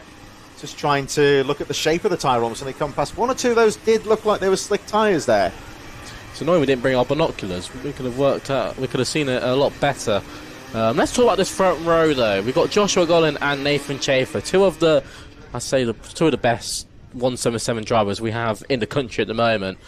It's going to be a proper 1v1. Today I would say that Gollin's had the pace, Chafer's certainly had the racecraft between these two, and they've would be difficult to judge between the two here as the finals get underway. Rotax 177 over the line they go into the first corner, and immediately Gollin guarding the inside line, Chafer to the outside. Ooh, Nathan Chafer done it. Oh, he's done it. Work as well. What a move from Nathan Chafer. Got round the outside of Joshua Gollin and into the lead of the race he goes, and he's already got a pretty good gap already. This is a brilliant start from Chafer. Into third goes Ollie Goodyear. I don't think Joshua Gollin or anybody was expecting that. Nathan Chafer finding some real grip on the outside of the circuit. And not only has he taken the lead, but he has pulled away slightly here. So let's see, can Joshua Gollin fight back? Nathan Chafer, another one who's been on top form today. Here he comes into the final corner. Very neat start to this race. Through the final corner he goes. And the number 3 leading. 77 Gollin in second place. Over the line they go for the first time. So it's Gollan second, Goodyear third. Ollie Goodyear's had his moments as well, with a good win earlier on today as well. As Gollan goes wide. Gollan outbreaks himself. That grip, it just seems to go away sometimes, the grip into that first corner. Yeah, and I think the third sector, watching all the drivers come through, it seems to be pretty much dry. So we know that first sector's dry. It's just going to be about the second sector, which is, especially Derek's corner, it's known for taking the longest to sort of get temperature and form a dry line through the circuit. I mean, we can all see the drivers at turn 1 having to take that wet line as they come through to finish the second lap of this race. Ollie Goodyear is having a brilliant race so far on the final step of the podium, but will he be for long? Because Liam Ferguson will have a look on the inside. They're going to be side by side. Oh, Goodyear just breaks a bit later and holds off, but it's going to be a tight battle for third. Just trying to look at the I'm trying to look at the tyres that the 165's running. Liam Ferguson, just the speed that he's going. It looks like he's on slick tyres. Oh, actually, I think that could be slick tyres. I think he could well be on slicks there, the number 165. We'll try and get a close up when he comes back around. Once here he comes. Let's have a look at the back of that kart. That's slick tyres. Yeah, they look like slicks to me. Oh, so Liam Ferguson on the slick tyres. Oh, this is going to be exciting then. So we've got the, I think that's Ollie Goodyear as well on the slick tyres. I think he's on slicks as well, yes. Isn't he? So I wonder if the front running drivers decided to, take the hint and go on them slick tyres, because it looks like Nathan Chaffer's on it as well. This is going to be very interesting now, and I'm guessing everyone who's watching in the paddock, especially the mechanics, are going to be thinking, right, we've got a plan then, let's go on some slick tyres and let's see what we can do in this final. Oh, I suspect there's quite a bit of activity down there in the paddock, down by the Park Firm area, and they see what tyres people are running, and the mechanics looking to see how those karts go. This is almost a dummy run for some of the following races, one would say. They've got that opportunity at the moment where the track is just about dry enough to go for the slick tyres, and these two seem to be making very good use of them. They're the second place, Ollie Goodyear, Liam Ferguson. Joshua Gollan, who I think is, I'll have a look in a minute, but I think he's on the wet tyres, or is he on slicks? Don't know, but here he comes. Liam Ferguson losing the concrete into turn 1. Now, these slick tyre runners need to be careful about where they place their cars, because they could be on a wet patch. And you saw what happened there when when Ollie Goodyear got on the wet patch. He couldn't turn and had a load of understeer, and got into Liam Ferguson there. And that's pushed Liam Ferguson right wide. Joshua Gollan had a look, but he also got on a wet patch. That's pushed him wide as well. So this is going to be very, very interesting. These drivers need to be watching the track and thinking, right, where is the quickest part of the track? Where is the dry rubber? I need to be getting on it. And it's going to be very interesting indeed. I think Nathan Chaffer's made the most of it. He's already got a 2-second lead from Goodyear. This can be a brilliant result for the CRG team, who are currently running 1 and 2. But we still have 5 minutes left, and I think this is what we haven't realised yet, is the bigger time difference between the heats and the finals. It just means the races are a lot more longer, and the drivers need to start conserving their tyres, their engines, and make sure they're making clean moves, and they can plan their moves a lot better. You can see how much more aggressively they're coming out to the Dan Weldon corner. They've got the extra grip there now as the afternoon goes on. And this is certainly turning into a close battle between Ollie Goodyear and Liam Ferguson. Nathan Chaffer has found some brilliant lines in this final, really clearing away. There he is, just going down into the first corner. As we focus on this battle for second, wheel to wheel into the first corner. They bang wheels momentarily. Very close indeed here between Ollie Goodyear and Liam Ferguson. Jimmy Galloway, incidentally, has set the fastest lap of the race. 43.54 up to 5th position now in the number 132, the Tony kart. And the number 73, the CRG then of Ollie Goodyear, just starting now to break away. Gollan up to 4th place then for Galloway, Chad Little in 6th place, Josh Bass, Alfie Gray, Jonathan Railton 9th, Josh Howard rounding out the top 10, Ben Hitch, David German up to 12th position, Scott Clee, Stavros Athanasopoulos in 14th, and Nicholas Walker rounding out the top 15 at this stage with 3:42 on the clock, plus the 1 lap remaining. As Nathan Chaffer goes down through the willows, the rest of the top 10 charging through. That looked like Galloway going through just a moment ago. There's the number 25 of Chad Little charging through the first corner. You can see the drivers scrambling for grip there. That braking zone in towards Stowe Corner, still a little bit treacherous in times, but at the moment Chaffer still leading. You can see Chad Little really pushing the limits here as he tries to get some more pace out of his kart. all these drivers who are on the wet tyres still, they're going to be absolutely burning them up at the moment, but for the drivers at the front, it looks like slick tyres is the way. Ollie Goodyear's having to white line from Liam Ferguson, and he's messed up on the exit. And does this give the opportunity for Liam Ferguson? They're catching up to a back marker. They're going to have to watch out. It's going to be very close. Oh, the back marker goes in. Oh, Liam Ferguson hits him, and this is the opportunity for Ollie Goodyear. Oh, he's spun the back marker. Oh, unfortunate there for Liam Ferguson, who got caught up in that back marker. And I think that was Colin Walker that got spun out there. He's back on the circuit now. Driver okay. We saw him spinning off in a cloud of steam and tyre smoke there, but managed to keep it going. There's another driver off there at the top. That's another one of the back marks, I think. That may well have been either Elliot Kennedy or possibly Matt Wardale. Driver okay and back on the circuit, though. That's always the worst fear with having a back marker in your race, is them getting in the way, and unfortunately that's had to happen. Look out for Josh Gollan here, number 77 in the grey coveralls there, who hasn't had the day he would have wanted in the final, you would say. But look at that double move there down the inside. There's Galloway charging as well. Galloway, who's had one or two mixed fortunes, but really coming into pace as the race goes on. Nathan Chafer is well clear of the field, but there's trouble on the Dan Weldon corner. They're approaching it now. See the wave yellows. Somebody has spun, and they all pile through. They are coming into the traffic now here, Charlie. This is going to be a really good comparison when we catch these back markers, because obviously the back markers are still on them wet tyres, and it does look like slicks is the way, because I mean the difference in speed between the slicks and the wets. I mean, let's have a look. So the fastest lap by a slick runner was Jimmy Galloway. He's doing a 43.5.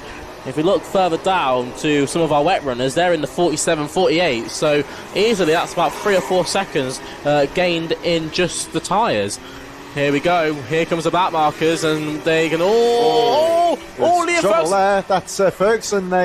So that was Goodyear and Ferguson getting contact together, and Goodyear's had to put the chicane. Now I wonder what the officials might say about that. Was he forced or not? We'll have to wait and see. Oh, bumper to bumper! That was Galloway and Joshua Gollan as they came round. Bumper to bumper tugging, and wow, this is going to be very interesting. Will Nathan Chafer be able to hold on to this win? Because Jimmy Galloway, something is happening with that car. He's got so much speed. The slippery service flags are out, though. Nicely in this closing stage at the moment. Nathan Chafer dealt with the back markers very cleanly there. He's got a gap still of 4.7 seconds. So he's really just got to keep that pace going, but Galloway not giving up. There he is in Derek's corner, starting to pick his way through the back markers. And of course, with the race being slightly longer in the final, of course, the mixture of karts maybe running on the wet tyres, not quite being as competitive at this stage. It means there's a little bit of a pace difference between the faster drivers and the ones at the back here, which means the first time today, traffic is a real thing to contend with for the leading drivers. We're approaching the last lap of this final. Nathan Chafer going through. I haven't seen the last lap board. Oh, it has gone up now, though. There is a warning flag for the 73 of Ollie Goodyear. Oh, this is the battle for second that's raging on between, battle for third, my apologies, between Gollan and Ferguson. They come round into Derek's corner. They've got rid of the traffic now, so they don't have to worry about that for the time being. So the checkered flag is about to go out for our leader. At the moment, looks like it's going to be Nathan Chafer, who's making his way down towards the final corner now, number 3. And Chafer down into towards the Kim Bolton corner he goes, heading out to the final corner, and back towards finish line. There he is. And the first final of the day goes to the number 3, Nathan Chafer. Jimmy Galloway charging hard, shakes his head in disappointment in second place, but a good fight back for him. Ferguson third, Gollan fourth, Chad Little up to 5th place at the drop of the flag from Josh Bass. And Ollie Goodyear from Alfie Bray in 8th position, Josh Howard and George Willis. Oh, big contact at the Derek's corner. Driver who got on a wet patch couldn't get it stopped, and sparks flying as they went off. Unfortunate that you didn't catch it on the cameras. I've literally just saw it out of the commentary box.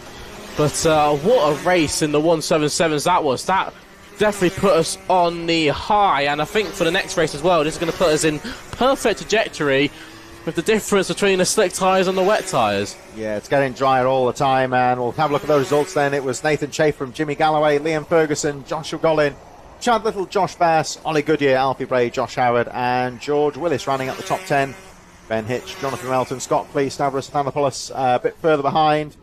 And as you can see, a little bit of attrition in that final. Quite a few drivers dropping out of contention, so it was quite a tough final there. Senior X30s then will be coming up in just a few moments. The drivers in the waiting zone, I think we've got a clear track. There were some incidents on the final lap, but looks like that's all been cleared. The Senior X30 is about to get underway. Drivers in the waiting zone right now, about to get underway. And I think the big question now, once again, we saw a few drivers now starting to make the move onto the dry tyres, and it would seem at the moment that would be the way to go. But there is the jeopardy that there is rain imminently forecast as well, which, of course, if that happens and the drivers are on slick tyres, that advantage will be eroded away and then some. So it's a nervy moment here, one might say. Aaron Lask will lead them away from Jack Nettleship, Jack Dan, Tiger Dixon, Hayden Elridge, Peter Jurovic, Oliver Harris and Rhys Newburn on row number 4. Noah Ross Ballaston, Jack Stewart, Henry Rollins-Hart on row 6 from Jack Spencer, James Reynolds and Josh Jones on row 7, Natalia Darbeck and Monty Brathwaite on row number 8. Enzo Dickens, Jensen Pugh, Ollie Rands, Max Cooper, Katie Ashman, row 11 from Harrison Morrow, Zach Whelan and Jessica Fitch Hall on row number 12. And that's how they will line up as they make their way out onto the circuit for the final. So one or two drivers who had misfortunes. I think Monty Brathwaite, a non-finisher in the second heat. So one or two of the more favoured drivers, you might say, in this class, having to start a bit further down the field. Yeah, it's going to be an interesting one, and of course, there's always the comparison. We now take into consideration those slick and wet tyres. You can see the drivers who are on slicks are having to really work them tyres. Of course, different classes have different tyre compounds. We see at the front there, look how aggressively they're jinking the karts about on the straight to get that temperature into the predominantly slick tyres, I would say, at this stage. So these Comet tyres are really hard compounds, so you need to really work the tyres if you want any sort of temperature in them after the formation lap. Let's see what happens. Will we go racing for the first time of Ascot? I don't think so. There's a wave around. There's still a kart, a kart getting to speed on the track to hit trouble as well, so one more lap, one more opportunity to get some more temperature in the tyres. Yeah, looking at this, I think most of those drivers, especially at the front, are certainly on slicks, I would say. Well, it's going to be really ideal for these drivers who are on the slicks because, you know, it gives them another lap to get that tyre temperature. And just to go through the basics of the tyre compounds, of course, they say they're mostly running on the hard compounds, so this is perhaps a more durable tyre, perhaps a bit better when it's in these sort of conditions, but just needs that bit more work to get the temperature into the harder rubber. Yeah, I mean, the different classes run different compounds, so for the X30s they use the Comet tyre compound. You'll see the Rotax use a Mojo compound, so different manufacturers have a different style, and obviously all the drivers will run the same compound. Obviously they can have a new set of tyres, they can have an old set of tyres, but you have to drive the kart differently depending on which compound you use. So, as they come round the final corner, will we get going for the second time of asking? It's going to be a very interesting start. Let's see what happens. Lights are out and away we go down to turn 1. Jack Nettleship on the outside. Aaron Lass is already trying to defend into turn 1. And, Jack Dan might have a look for a lead here if they come round into turn 2. Jack Dan's got it as they come through the Willow section. It's tumbling. And I think a driver getting spat off wide. That might have been Monty Brathwaite. We'll have to wait and see as they come round. It's going to be Aaron Lask who's there in second. Hayden Eldridge is into third. And Jack Nettleship into fourth. Tiger Dixon, I think, has made it into the top 5 as well. Now, this is going to be really interesting. These drivers are going to try and find where the dry rubber is, but not where the wet rubber. It's wet rubber. There we are. It's a changeable lines out there. And there's one or two braking bumps on some of the offline corners. Here they go. Everyone jostling for position through Kimbolton Corner on the first lap. Here they come over the lines to the lead, and now, once again, is Aaron Lass. Jack Dan second, Nettleship third, Eldridge fourth, Tiger Dixon, who had a good heat race earlier on. He's in 5th place, and just trying to catch up with these top 4 drivers. They make their way through the Willows. We've got Oliver Harris, Peter Jurovic, who has got a flag for under investigation here. Jurovic in 7th, Jack Stewart, Henry Rollins-Hart had a good start up to 9th position. And Jack Spencer rounding out the top 10. I did notice on the formation lap there was a piece of debris on the track, and this is pretty much where the karts are going now. Marshall very quickly running onto the circuit to pick that up. Couldn't see what it was, but nobody seems to have picked up any technical issues here so far, so it doesn't seem to be anything too important. As Nettleship goes down the inside. Rest of the pack still fighting away as they make their way down the straight. It is clouding over here, so we have got the risk of those rain showers. Most of the karts on slick tyres, they are starting to bunch up a bit here. Just on the number 11 of Natalie DeBeck got a mechanical flag, so I wonder if that debris you were talking about earlier could be from one of them. As Aidan Eldridge has a look on Jack Dan, and that was very late, and he manages to secure the move. Now Tiger Dixon may try and counteract on that, and maybe he might have a look at Jack Dan as well. This is a brilliant battle, but it's just going to help out Aaron Lask, who is still leading the way. He's already got a bit of a gap already, and it's only going to get bigger if these lot keep battling.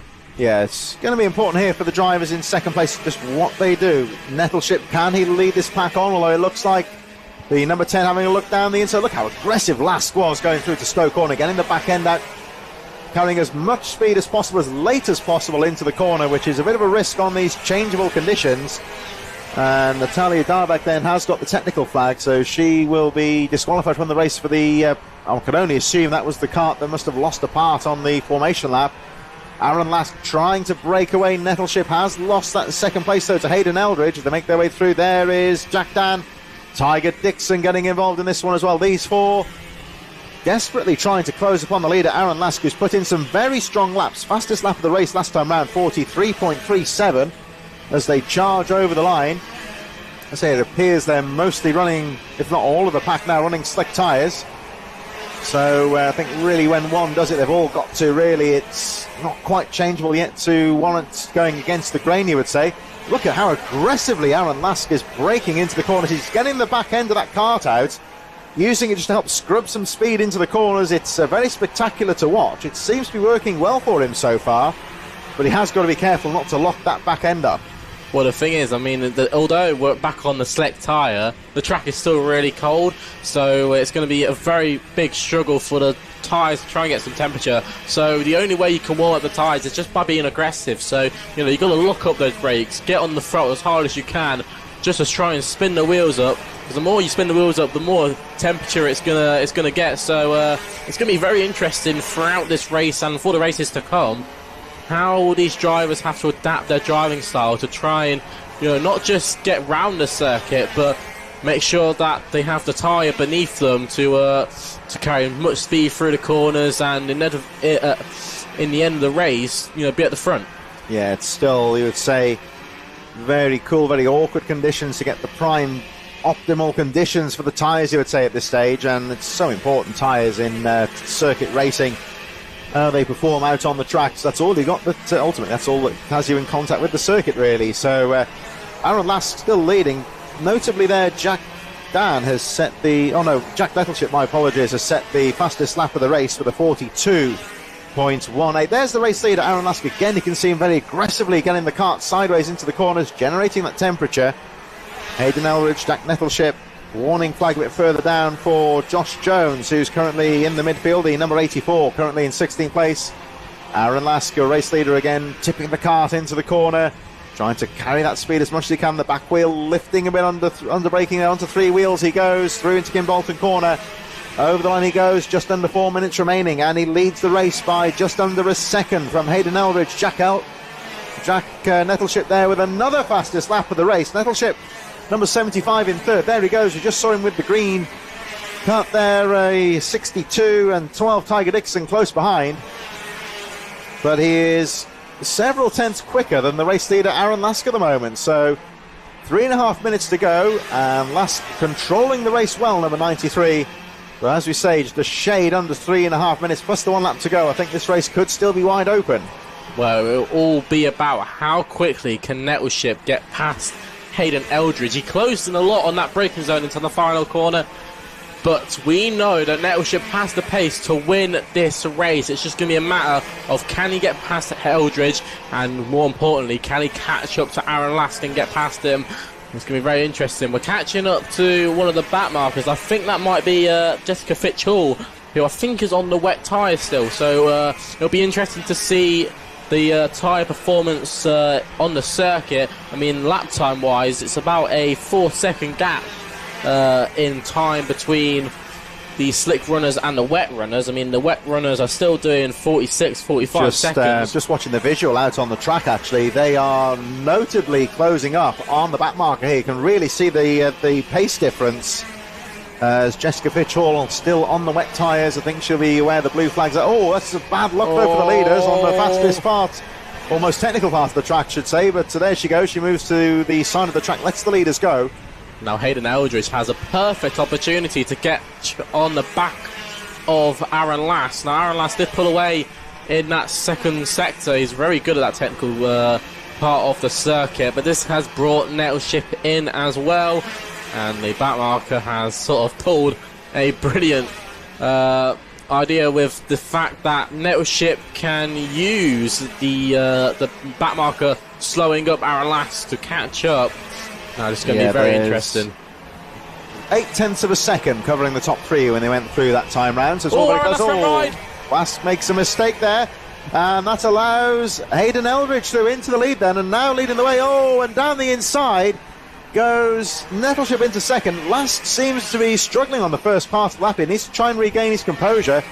I hope the kart's still operating okay, because he just doesn't look quite as composed there. Maybe it's just a case he's lost his rhythm, and you can see him there just momentarily punch the steering wheel in frustration there. But is it me here, Charlie, or Aaron Lask? The kart doesn't seem to be working as well for him on the previous lap. Well, in that second corner, it looked like he catched a wet patch, and that's what sent him into a full understeer mode. And once he's gone through that wet puddle, all the tyres lose their temperature. So he's having to now try and work that back up. So it's going to take him a lap or two, and that's why he's having to work the tyres so aggressively now. Weaving a bit there coming into the corner as well, wasn't he? Just seemed trying to get the temperature back. He needs to try and work this as hard as possible. 40 seconds left on the clock. It's still not all over yet. I mean, we still need to see what Nettleship can do and see if he can catch up to Hayden Eldridge. But at the moment, I mean, the times are so close between Eldridge and Nettleship. It's going to take a lot for Eldridge to make a mistake and offer the opportunity for Nettleship. But Aaron Lask isn't done yet. He's still on the back of Nettleship. This could be the opportunity still for second place. And don't count out Jack Dan as yet, as well as Tiger Dixon, who is there in fifth. These two might even have a podium spot on their hands. Jack Dan and Tiger Dixon have been competitive all afternoon, you would say, and just like Charlie said, certainly wouldn't write them off at this stage. They're just about hanging on to the lead group. There is the 75 of Jack Nettleship, who is not giving this one up. He's about a second behind the race leader. We just saw dropping through in towards the Kimbolton corner. And there he is. He's just separated by a back marker. They've gone past the number 128 who gets the blue flag. That's Zach Whelan, currently in 20th place. One or two of the karts towards the back of the field, still on the wet tyres, and you can really see the pace difference now between the wet and the dry tyres. The slick is undoubtedly faster at this stage, as he just holds his line, lets the faster drivers find his way through. That has benefited the number 75 of Nettleship, though, as the back marker again just holding his line, letting the faster drivers find their way through. But a little bit of luck there heading towards Jack Nettleship. Sometimes the way it goes, and he'll be looking to try and make the advantage there, as the checkered flag is about to go out for our race leader Hayden Eldridge. Yes, it does, and over the line goes Hayden Eldridge to take the victory from Jack Nettleship. Lask in third, Dan fourth, and Tiger Dixon in fifth. What a race from Hayden Eldridge. Aaron Lask really unfortunate there, just caught the wet patch through turn two, and that sets him off on his way, dropping down to third. Some good battles across the line. That's Katie Ashman and Joshua Jones. Joshua Jones quite happy with that one, really. Oh, it could be, or could be angry. We never know. You can see the steam coming off some of the tyres as they enter the Parc Fermé area. I mean, that just shows how the track is performing. I mean, trying to carry slick tyres on a wet track is never easy.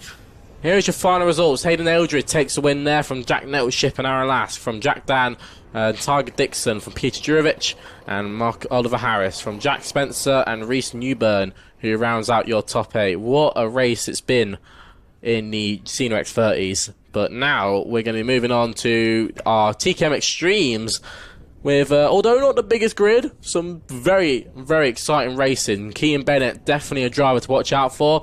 as well as Thomas Shaw, who was a very quick one in that second heat. Watch out for Yihan Kalichern as well. He has been a very quick driver all weekend, back on his return to karting. It's going to be interesting as well. We've got to watch out for Charlie Whitehouse, who starts from pole position.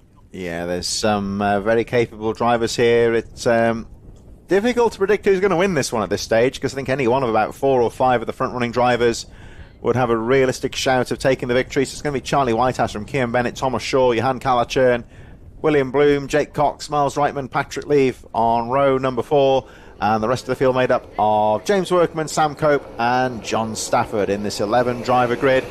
So it's perhaps one of the smallest grids in terms of numbers this weekend, but plenty of action out there. And like I say just a few moments ago, I think any one of about 4 or 5 drivers could potentially win this one. Yeah, and I think not even them 4 or 5 that we listed. I think anyone has an opportunity here. And I mean, we've got to watch out for drivers such as Patrick Leaf. He had that mechanical issue in the second heat. He might even have an opportunity yet. We just can't predict. That's the beauty of motorsport. You can't predict anything that happens. It's very closely fought, this category. Throwing in that, of course, the changeable track. I think most of the drivers still on the slick tyres, but it's a changing track lap by lap, really. And it could be wide open here. Added to that, of course, the ongoing threat of the rain showers, which we haven't seen yet, but we can't write those off either. So it could be a very variable and very nervy few minutes for these drivers as we're about to get things underway. 9 plus the 1 lap for the final. And here we go, out to the final corner. TKM Extreme final is about to get underway. You see the premix rising. The drivers in position. Over the line we go. Looks like it's a good start. And into the first corner we go. Whitehouse gone to the inside, but the outside there for Cian Bennett. Oh, it's going to be tight in the first corner. They all just about get through Stowe okay into the Willows. It's wheel to wheel for the lead. Contact there between Bennett. And Bennett's just about done it. Kalichern taking advantage of that wheel banging there to get through to second place. That was very, very tight. You can see we're going 3 or 4 wide. Oh, Thomas Shaw spins, collects Cian Bennett and spins him. Oh, you cannot over write the grass. this. Yeah, he went over the grass, caught the 44 of Bennett there, and that means that Johan Kalichern, who has put the kart in the right place on the first half lap, now finds himself in the lead. And the number 15 just behind of Miles Reitman. So this is wide open, this final here. Up to second place goes the number 56 now into second position of William Bloom. So this wide open TKM Extreme final. Kalichern guarding the inside line, but a bit too much there, because that allows the number 15 of Reitman through. He almost outbraked himself there, Kalichern. And that's got to be about the 6th lead change in 2 laps here. Thomas Shaw is out of this race. We always knew in that situation that something was going to happen. We were going 3 or 4 wide through the Derek's corner, which just doesn't happen. Reitman has taken full advantage of it, however. Jake Cox has made his way into 3rd. William Bloom is there in 4th. But we have not seen Reitman not even in the top 3 all weekend. This is going to be so interesting, but I can see just off the cameras Cian Bennett is making moves, so don't count him out just yet. But as you said before, we've got drivers such as Patrick Leaf and Charlie Whitehouse, who, although at the back of this pack, are still there with the intention that they can get through this pack. Still a long way to go in this race. 7 minutes plus the 1 lap remaining, so in effect this is the same distance as a heat race. Still left to go. Look at the driver at the back there. You see him with the red helmet there, number 44, Cian Bennett, who was taken out on the first lap. Been unlucky there. Thomas Shaw got it on the grass, of course, and collected him coming out of Derek's corner, but he's dusted himself down here quite quickly. And the next few laps, I think, will be very important for the number 44. If he can put 2 or 3 good laps in, he'll be up with this lead group of drivers. Miles Reitman, number 15, continuing to lead the way, having a peek on the inside. There is Jake Cox, number 26. I think he's just about made it stick. 22, Patrick Leaf right in there, almost getting 4 wheels on the concrete. Not quite, though, keeping it on the circuit. Johan Kalichern still right in there. William Bloom in second position as they make their way through the Willows. And all the time closing up is Cian Bennett, who's now up to 7th place. There you see him there at the back of your screen, just going out of the Willows, and he is rapidly closing on this lead group. We still have 6 minutes plus the 1 lap remaining, and this TKM Extreme final is still wide open here. But it's going to be very important for Miles Reitman here to try and break away.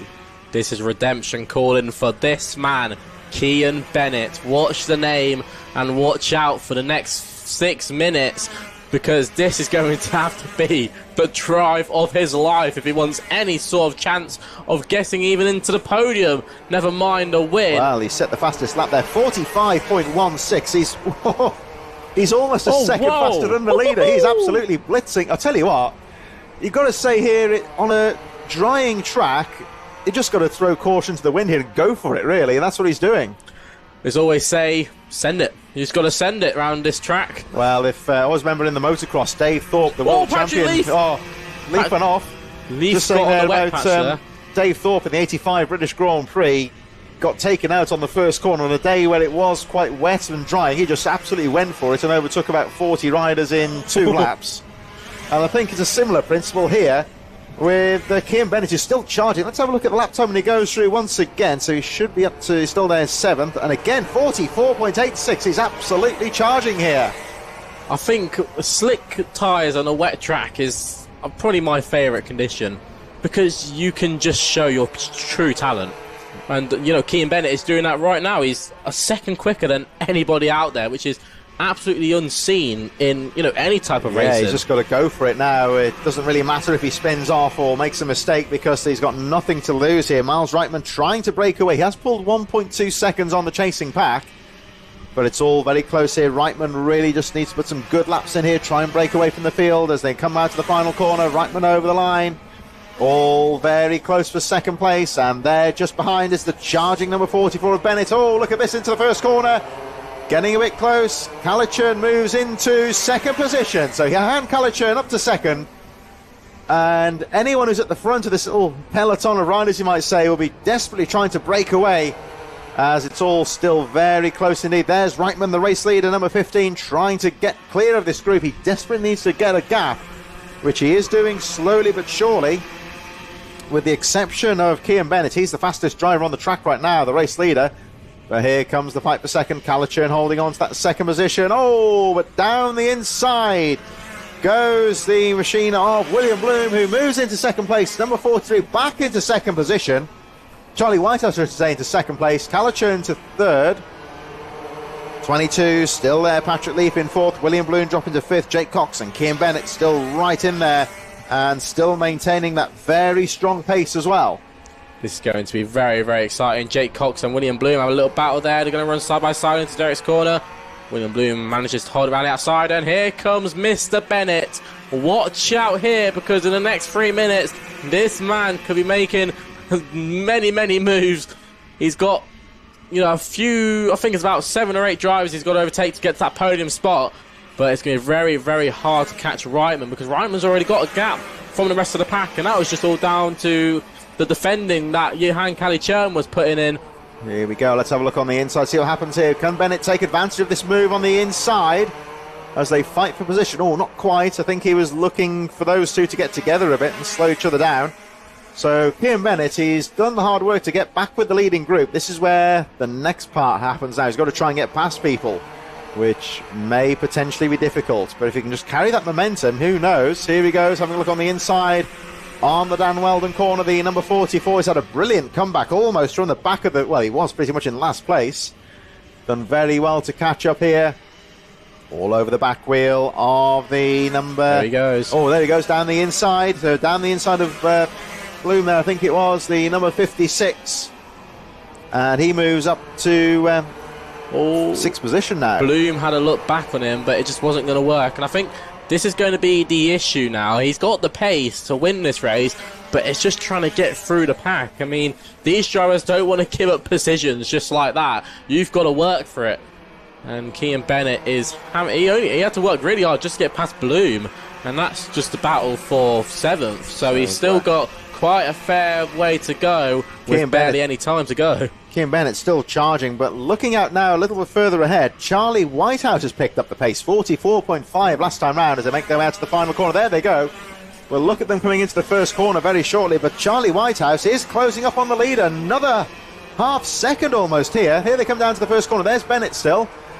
But the gap at the front is also getting closer, and Charlie Whitehouse is charging. The leaders make, here they come, up towards Derek's corner, and Charlie Whitehouse is absolutely charging here. Miles Reitman had a bit of a gap, almost 2 seconds, but that has been eroded. Charlie Whitehouse has found some serious pace as the race goes on.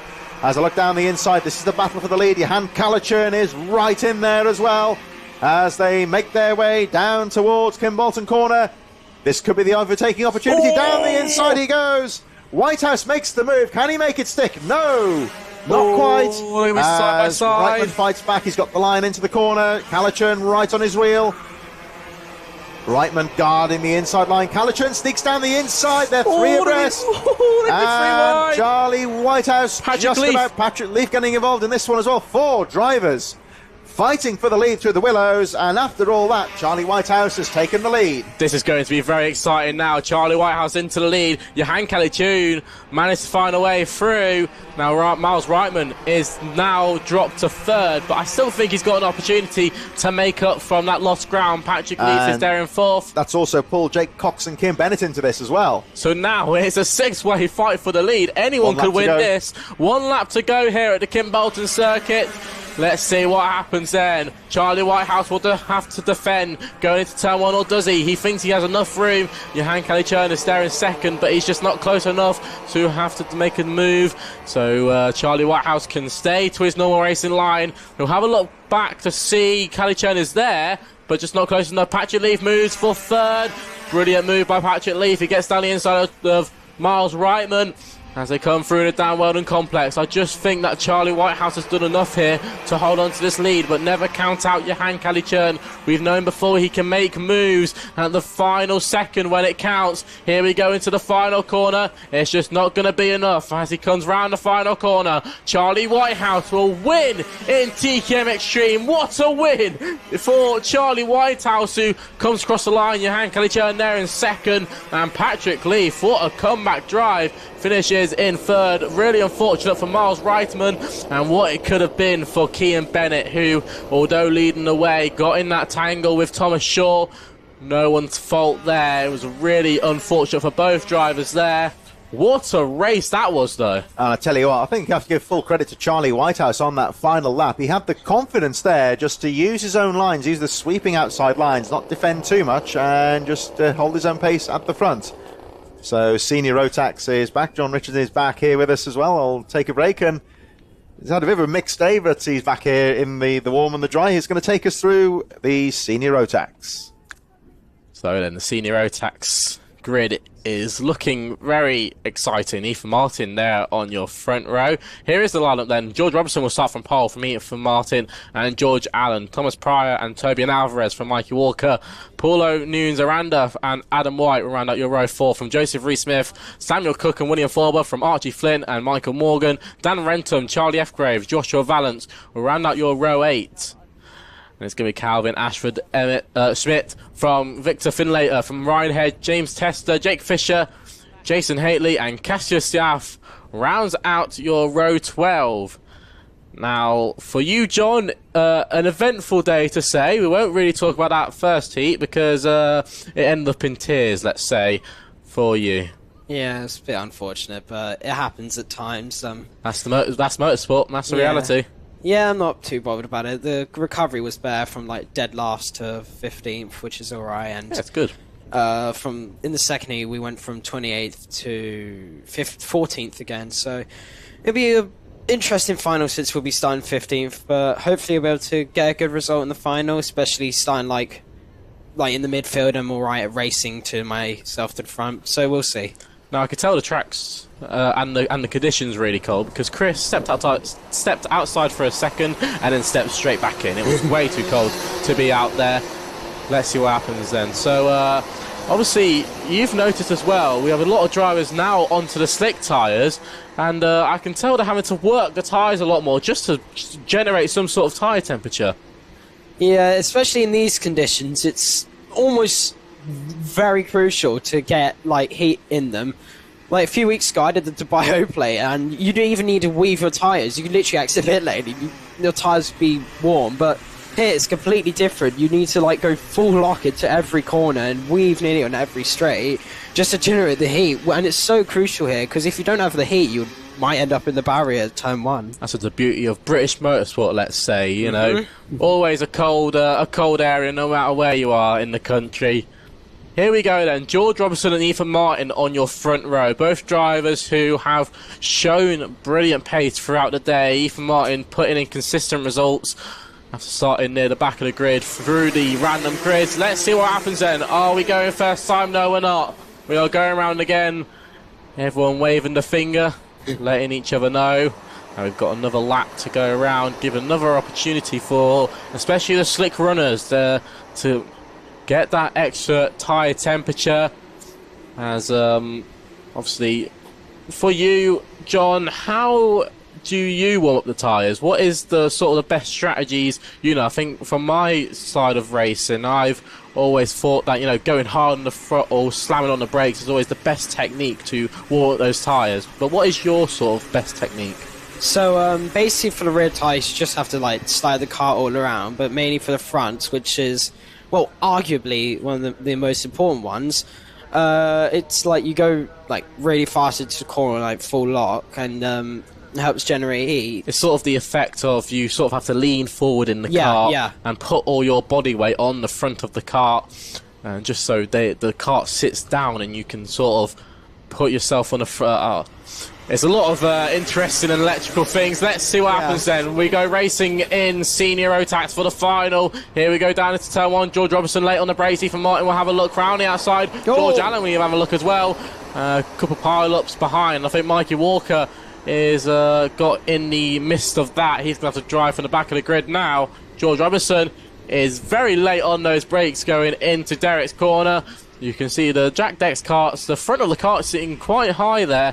Now I wonder if that is a sort of setup change that George Robinson will want to maybe help with the front of the cart.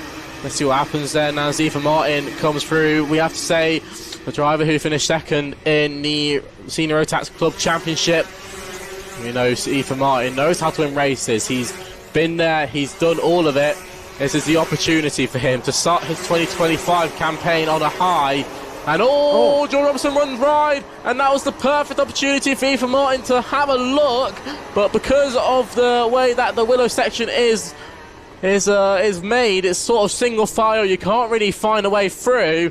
Now he's going to have to wait for another opportunity for when George Robinson makes a mistake. George does not make many mistakes like that, so that was a very interesting to see. But you could tell that there's definitely some wet patches still on that circuit. Yeah, it's a really rare mistake from George Robinson. All of his heats have been nearly utmost important, like no mistakes at all. But now we're starting to see like little cracks in his invincibility almost. As you now see, Tobias Alvarez just right behind Thomas Pryor. Won the first heat, Thomas Pryor did. But it's not really the same story as it is right now. As you see, Tobias Alvarez goes defensive against the number 190 of Joseph Reeves Smith. It's a very good defense from the Pro Train driver, I think. Is he still in Pro Train, or did he leave to join Maxim? Charlie? I have no idea, really. As we now see the battle for the front, Ethan Martin is now recaught up to George Robinson. As we now go through onto the Hines Straight and into Stowe Corner we go. The battle is getting ever so more closely as we go through the Willows and onto the Yamyutsu Straight. Ethan Martin is just getting ever so close now. Just set the fastest lap he did that lap of 41.72 as we now go through Derek's corner and into Dan Weldon corner. He's getting very close. A little tiny mistake from George Robinson. He's starting to experience the pressure now as we now go into the Laser Straight and into Kimbolton corner to start another lap of this brilliant track. Let's have a look at Thomas Pryor for a minute. He got past George Allen a couple laps ago and he's putting the laps in. Now he's only a couple tenths off George Robinson, who has the fastest lap of the race, but he's been very consistent, and I think Thomas Pryor, don't count him out just yet. A couple laps time, here comes Toby Alvarez on that Ben Maxim car. He'll go down the inside and he makes a move done. So that was on Joseph Rees Smith, who has returned back to karting after taking a couple of years out. He's having a brilliant battle there. And Tobian just seems to get through, and he's just gone. He's having a brilliant race so far. He's currently there in 5th position. He's just behind George Allen. That's Samuel Cook on your screens, and Charlie Fgrave. Charlie Fgrave having a brilliant race so far. Just trying to close down on Samuel Cook. There he is on your screens in that air kart, sponsored by the Bedford Heights company, and the driver of the 74. He's having a really good race so far. Ethan Martin has closed up a bit on George Robinson, but I don't think it will be enough just yet. Let's see how they form. Here's William Forber on your screens and Michael Morgan. They're the two drivers who rounds out your top 10. Ryan Hedge there, who is 11th. Quite a tall driver is Ryan Hedge. I don't really think the height really helps your centre of gravity in this sort of racing. No, but in the wet, it would be like, it would be really good in the wet, because like the drivers who are generally more taller and stronger are able to like jack the car up more and be able to get the rotation into the corner. There's a bit of a spin off camera. Yeah, just on your screens, the 190. I think he's pulling over. No, he isn't, which is also good. As we now see, you're covering Mikey Walker just on your screen there. Finished 3rd in the Junior Rotax 2024 Championship. Is currently in 17th, which is a good, alright recovery so far, especially after he got involved in the first lap incident. As we now see this battle for 11th with the number 27 of James Tester. This is a lead. There's a move for 4. This is between George Allen and Tobian Alvarez. Alvarez makes the move, and Alvarez has got some pretty strong pace now. He's got past George Allen. He's now going to try and chase down Thomas Pryor for that final podium spot. He's got about 2 seconds to make, but if these two drivers can work together, this might be the master plan to catch up and maybe take this final podium spot away from Thomas Pryor. Not just Thomas Pryor, we've got the likes of Ethan Martin as well, and of course George Robinson, who still leads the way on that MS kart. They come round once again. It's a brilliant drive from George Allen. I think George Allen's had a brilliant weekend so far. Of course, he had that 2nd place finish in the second heat, and problems there for Samuel Cook. Now, we saw Samuel Cook getting some issues the lap before, and has obviously tried to carry on going and has had to pull over. So that'll be a retirement for Samuel Cook, which is a real shame for one of his, I think maybe his debut here to the Kim Bolton circuit. I definitely know him from, say, the Wilton Mill Kart Club from a few years ago when I used to race with him. As we come down once again, down into turn 1. Brilliant to see Tobian Alvarez, who comes flying through on that Ben Maxim kart. Jumps over the sausage curb as he drives through. Thomas Pryor has catched up to the back of Ethan Martin. So Ethan Martin has lost a bit of time to George Robinson, and it's going to give the perfect opportunity to Thomas Pryor. Now, both of these drivers know how to get their elbows out, so it's really going to be a fight of the fittest here. Yeah, it's Thomas Pryor's done a really good job of catching up to Ethan Martin. The last 4 laps, he's gained nearly 2 tenths on him, and it just shows that consistency really matters. As we now see Thomas Pryor really behind him, but just made a tad bit mistake through Stowe Corner. As we now go onto the Yamyutsu straight, is Tom Pryor close enough to make a move on Ethan Martin in that DHR machinery? As he's not close enough as we go through Derek's Corner and into Dan Weldon. Thomas Pryor is just getting ever so closely to the DHR of Ethan Martin. As we now go through Kestrel Corner and enter Kim Bolton Corner, it seems like Ethan Martin has just managed to establish a bit more of a gap.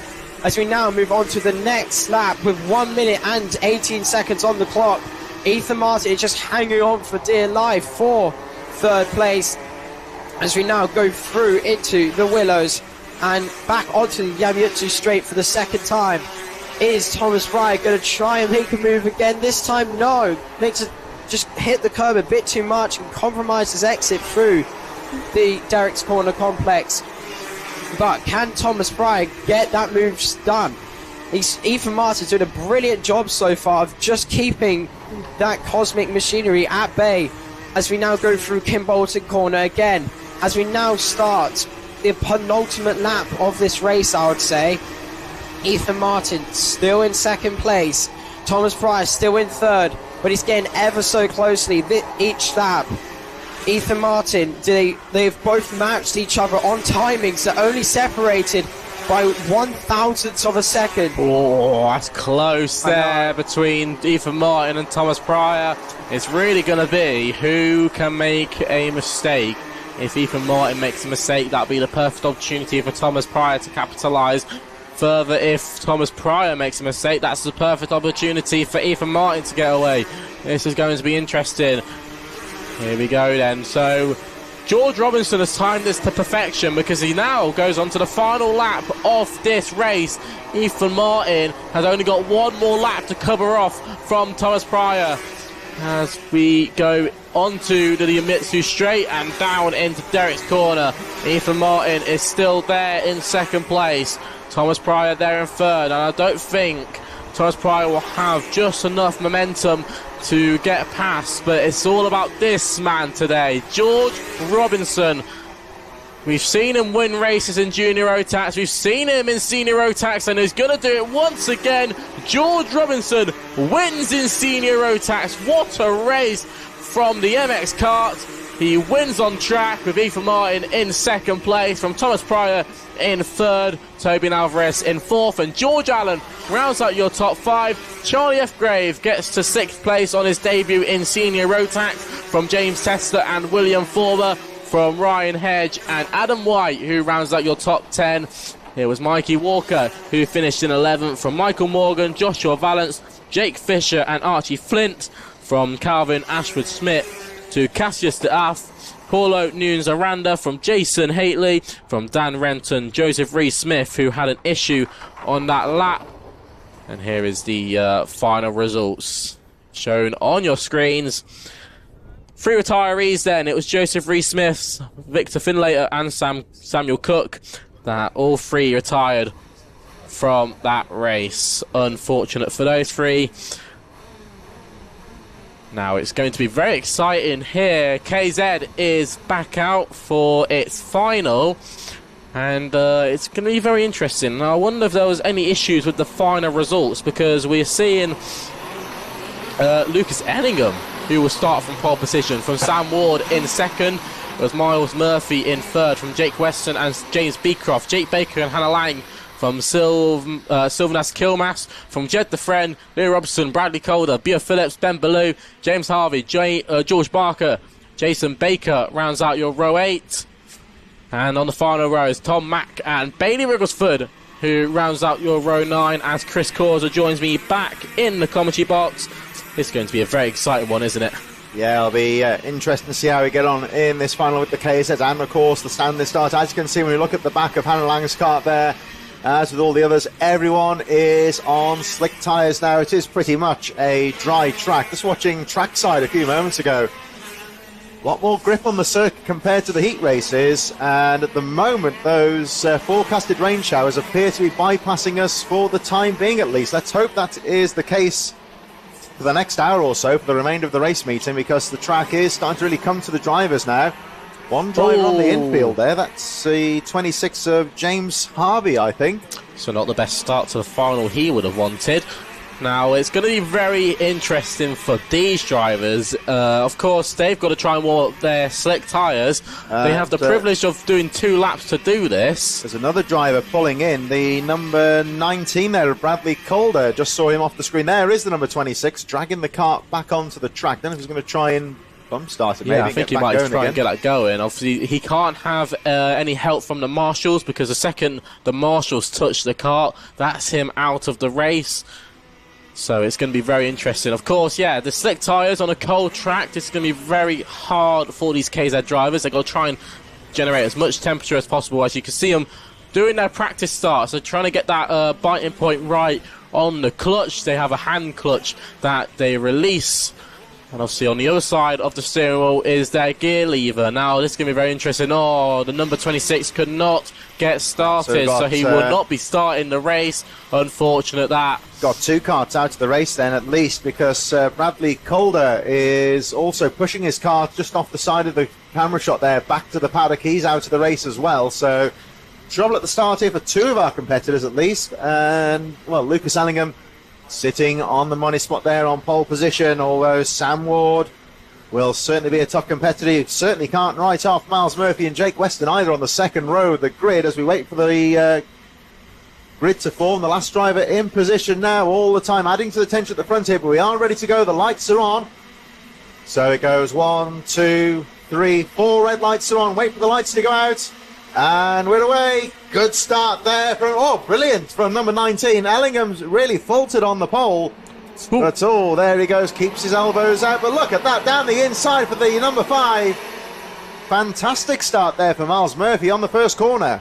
Now, really bad start from Lucas Ellingham, who dropped to 4th at the first corner. Now, I wonder if that was a bad start that just led into not getting momentum going into turn 1. But Miles Murphy has had a brilliant start and leads the way from Sam Ward, who's there in second. Or is he? Because Jake Weston might have a look for second place. It's going to be a very interesting battle. Miles Murphy, who has not been at this circuit for a while, or Wonder Baker. 96. Jake Baker, I think, in trouble. That's on the Dan Weldon corner at the top of the circuit.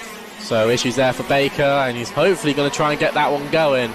As they come round turn 1 through the Willow section, these drivers are still going to be trying to warm up those slick tyres.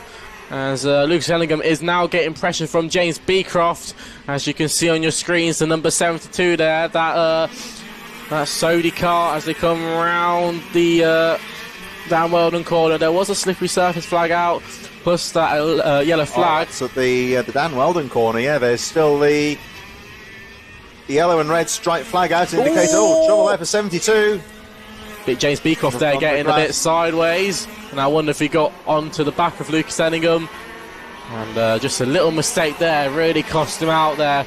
There's Lucas Ellingham on your screens. He's a very dominant X30 and Rotax driver. He's now learning his craft in KZ, but at the front, Sam Ward is there on that MS car. He's going to be trying to find some way past Miles Murphy. Now, Miles is a seeded driver, and he's not the easiest driver to get past. He's a very experienced KZ driver, has driven these karts for years and knows all the bits behind it.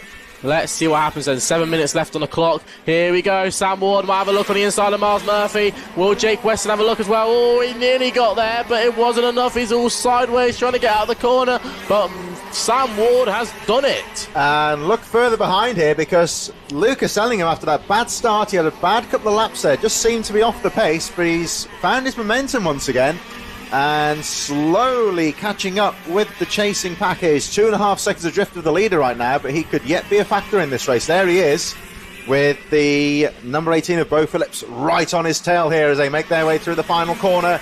And these two desperately trying to get involved with the leaders. The top 3 have broken away somewhat now, but 4th and 5th here, Ellingham and Phillips trying to close. Oh, Sam Ward! Sam Ward's got a problem! Is in trouble. Oh, unfortunate for Sam Ward, and that's him out. The leader is out of the race. You cannot write this. This is unseen in KZ. Miles Murphy will now take the lead back with Jake Weston into second place. Lucas Ellingham will now get back onto the podium. But what on earth has happened to Sam Ward? Some kind of mechanical trouble there, it would seem. He just pulled off to the side of the circuit. And now Jake Weston is in the lead from Miles Murphy. This is all allowing Lucas Ellingham and Bo Phillips to close back up again. So here they come down to the first corner, and it is still your number 5 leading.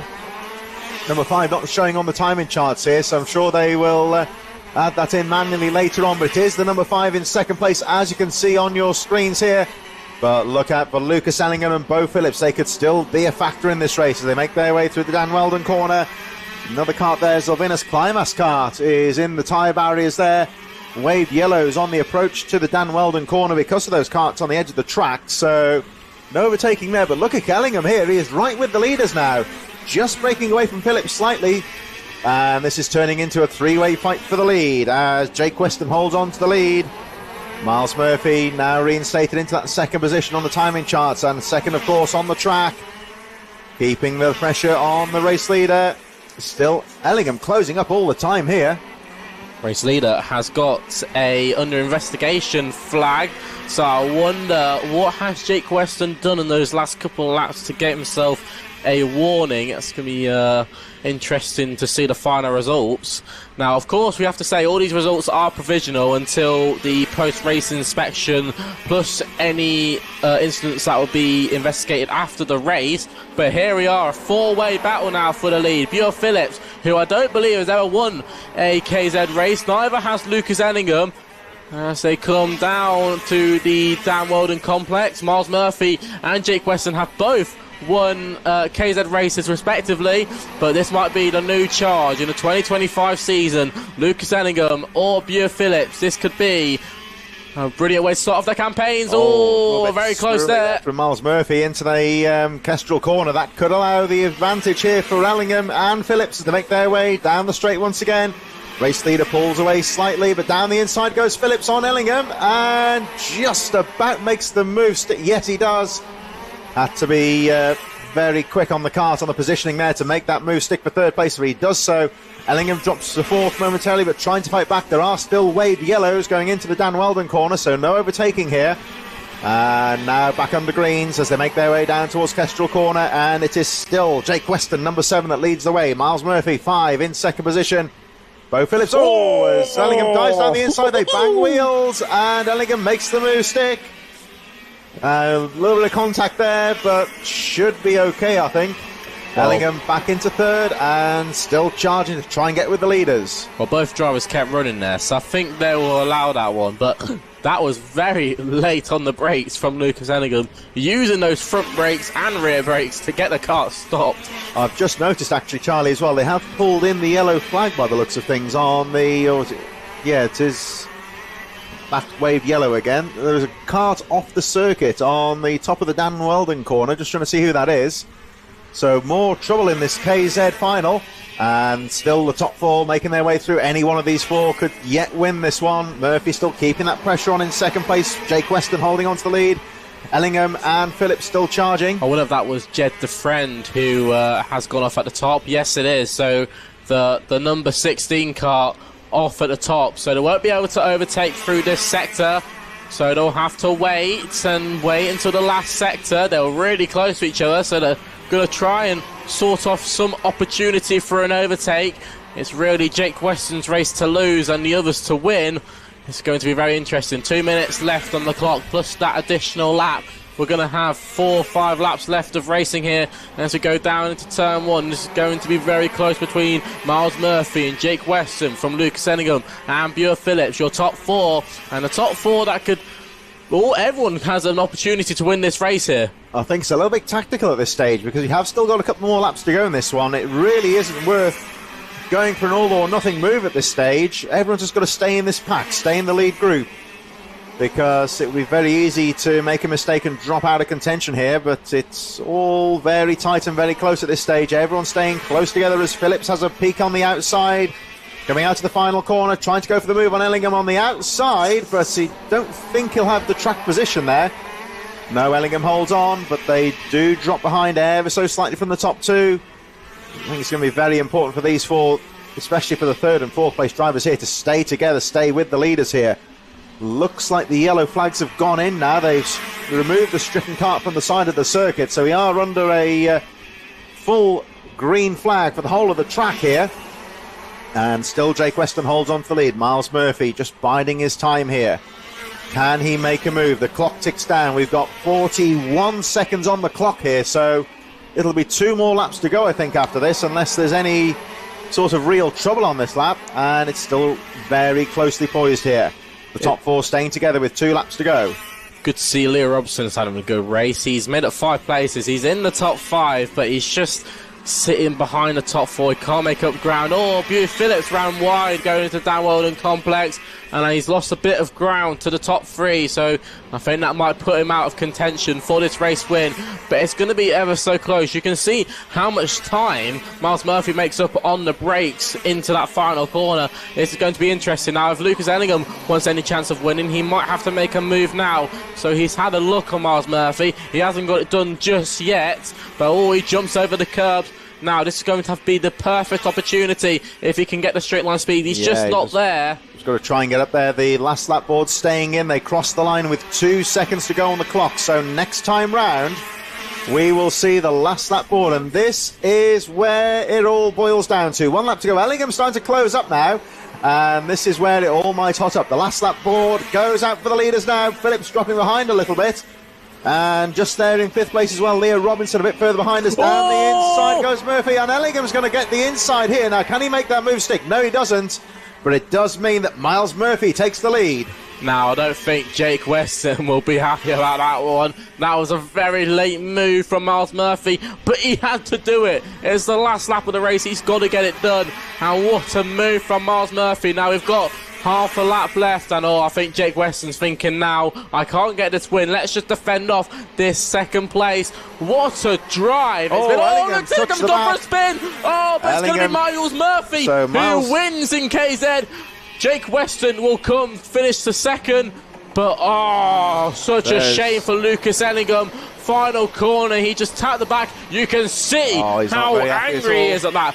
He knows he made a mistake there. He tapped the back of that car of the driver who was 2nd going into the final corner, and it just put him into a spin. There wasn't much he could do after that. You're just a passenger in that moment. Well done to Björn Phillips, who rounds out his KZ 2025 campaign in 3rd. He finished in front of Leo Robinson and Hannah Lang from Jason Baker and Ben Ballou. And George Barker rounds out your 8 finishers. Yeah, real attrition there. There's the unfortunate Ellingham, and as you can understand, he is not happy at all. Just got caught out by those drivers bunching up on the final corner and got pirouetted out, and all he can do is push the car back to the pit. So only 8 finishers of the 16 who started. Let's have a look. Miles Murphy winning from Jake Weston, Bo Phillips in 3rd, less than a second covering the top 3. Leo Robinson 4th, Hannah Lang in 5th, and the rest of the field made up of Jason Baker, Ben Ballou, and George Barker, with the unfortunate Lucas Ellingham retiring on the final lap, and only half of the starters actually finishing the race. So some real attrition there, very tough race, and there's going to be a little bit of recovery work here as the Micro Max drivers get themselves ready. Don't forget, of course, the next round here at Kimbolton is on March the 9th, and that'll be promoted throughout the year on TNL Sports as we look at the starting grid for Micromax UK. Dimitar Uzanov on row 1 from Oscar Churches, Jensen Darlow, Mason Munzer, Teddy Murphy, Oliver Brunt, Arlo Gamble and Corey Lyons, Oliver Woodall, Travis Giddens on row 5, Jacob McElhenney and Harley Marison on row 6, and the final 2 drivers, Jake Hansford and Seiki Komatsu, 14th position, rounding out this 14-driver grid, as at the moment we just wait for some of the non-finishers from the KZ UK class to be towed back to the pits. There were some drivers caught out quite far up in the circuit, so there's a little bit of recovery taking place out on the circuit at the moment as the Micromax drivers have their final moments to compose themselves ahead of this race. Don't forget, of course, plenty of action coming up on TNL Sports in the next few weeks. Of course, the next round of the HKRC, the Club Championships here at Kimbolton, is on the 9th of March. Don't forget, of course, to check out On Thin Ice, which is available on YouTube on the TNL_Sports channel. Don't forget to give it a like and subscribe for all of the action. And a little bit later, moving into the spring, of course, the British Supermoto Championships gets underway. One of the mainstay circuits on the Supermoto calendar. Three Sisters up at Wigan in Lancashire. And my colleague and friend Phil G will be undoubtedly on the mic for that one. Supermoto, of course, the mixture of a bit of motocross and a bit of short circuit tarmac racing as well, and that's always one to watch as well here on TNL Sports. And of course, the next round of this championship is right here at Kimbolton on March the 9th. But still, plenty of action to go here today, Charlie, as the Micromax are underway. Uzanov really has been the driver to beat in the heat races. Can he transform that and carry that through into the final? It's going to be interesting, really, because it's sort of his race to lose and everyone else race to win. We know Uzanov has the pace. We know he can race through the pack. He knows he's got a good chance of winning this, but I think for the other drivers, it's a matter of let's get in front of him as quick as we can before he tries and pulls away. So let's see what happens then. We'll come round the final corner. Let's see if we can go around if we can get racing the first time of asking. Yes, we do. Down into turn 1, and Uzanov's had an awful start and drops it into third. Now, is this going to be a move from Mason Munster? Oh, he got taken out. No! Oh, commentator's curse. He just got caught on the front wheel there, and he's in last place. So Uzanov, who he might have realistically said was the pre-final favourite, is in last position. Let's see what he can do. Didn't see who turned him out there. He just turned into somebody. Bad start and just got collected on the first corner. Nothing malicious there. It was just a racing incident. And now he finds himself with a lot of work to do. Oh, what a hairy moment there for the number 72, Arlo Gamble. So after all that, it's going to be Oscar Churches, I think, that's taken the jump on the field. Uzunov starting to pick his way through the back markers. He's just got past Seiki Komatsu and battling with Jake Hansford at the moment. Over the line go the leaders. It's the number 18 that leads the way then. 127 of Munster leads the way. Churches in second position, 27 in third. Seiki Komatsu's had a good start. Yeah, he's had a really good start. And this race sort of reminds me now of that TKM Extreme race where we had one of the favourites knocked off at the start of the race, and now you can already see Uzunov is making moves. I mean, since the spin, he's already made about 3 or 4 overtakes already. So let's see where he can get back up to. A redemption drive it'll be for Uzunov. There's Jensen Darlow on your screens. He's trying to find his way.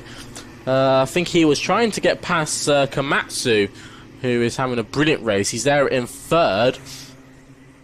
Yeah, Komatsu started towards the back of the field, of course. He's had a brilliant start here. And they're fighting with the 72. Over the line they go now. And that's Arlo Gamble having a look. Komatsu on the inside, guards that inside line, and round the outside. And he make... Yes, he does. He makes it stick on the outside. And he moves up. Arlo Gamble moves up a position from Komatsu. Brilliant move there on the outside. That was a perfect move as they come through Derek's corner once again. So Komatsu will drop to 4th. Now, Churches is going a bit slowly through that Derek's corner. So I don't know what's happened to Churches there. But is this the perfect opportunity for the 72 car to maybe have a look at a move for second place?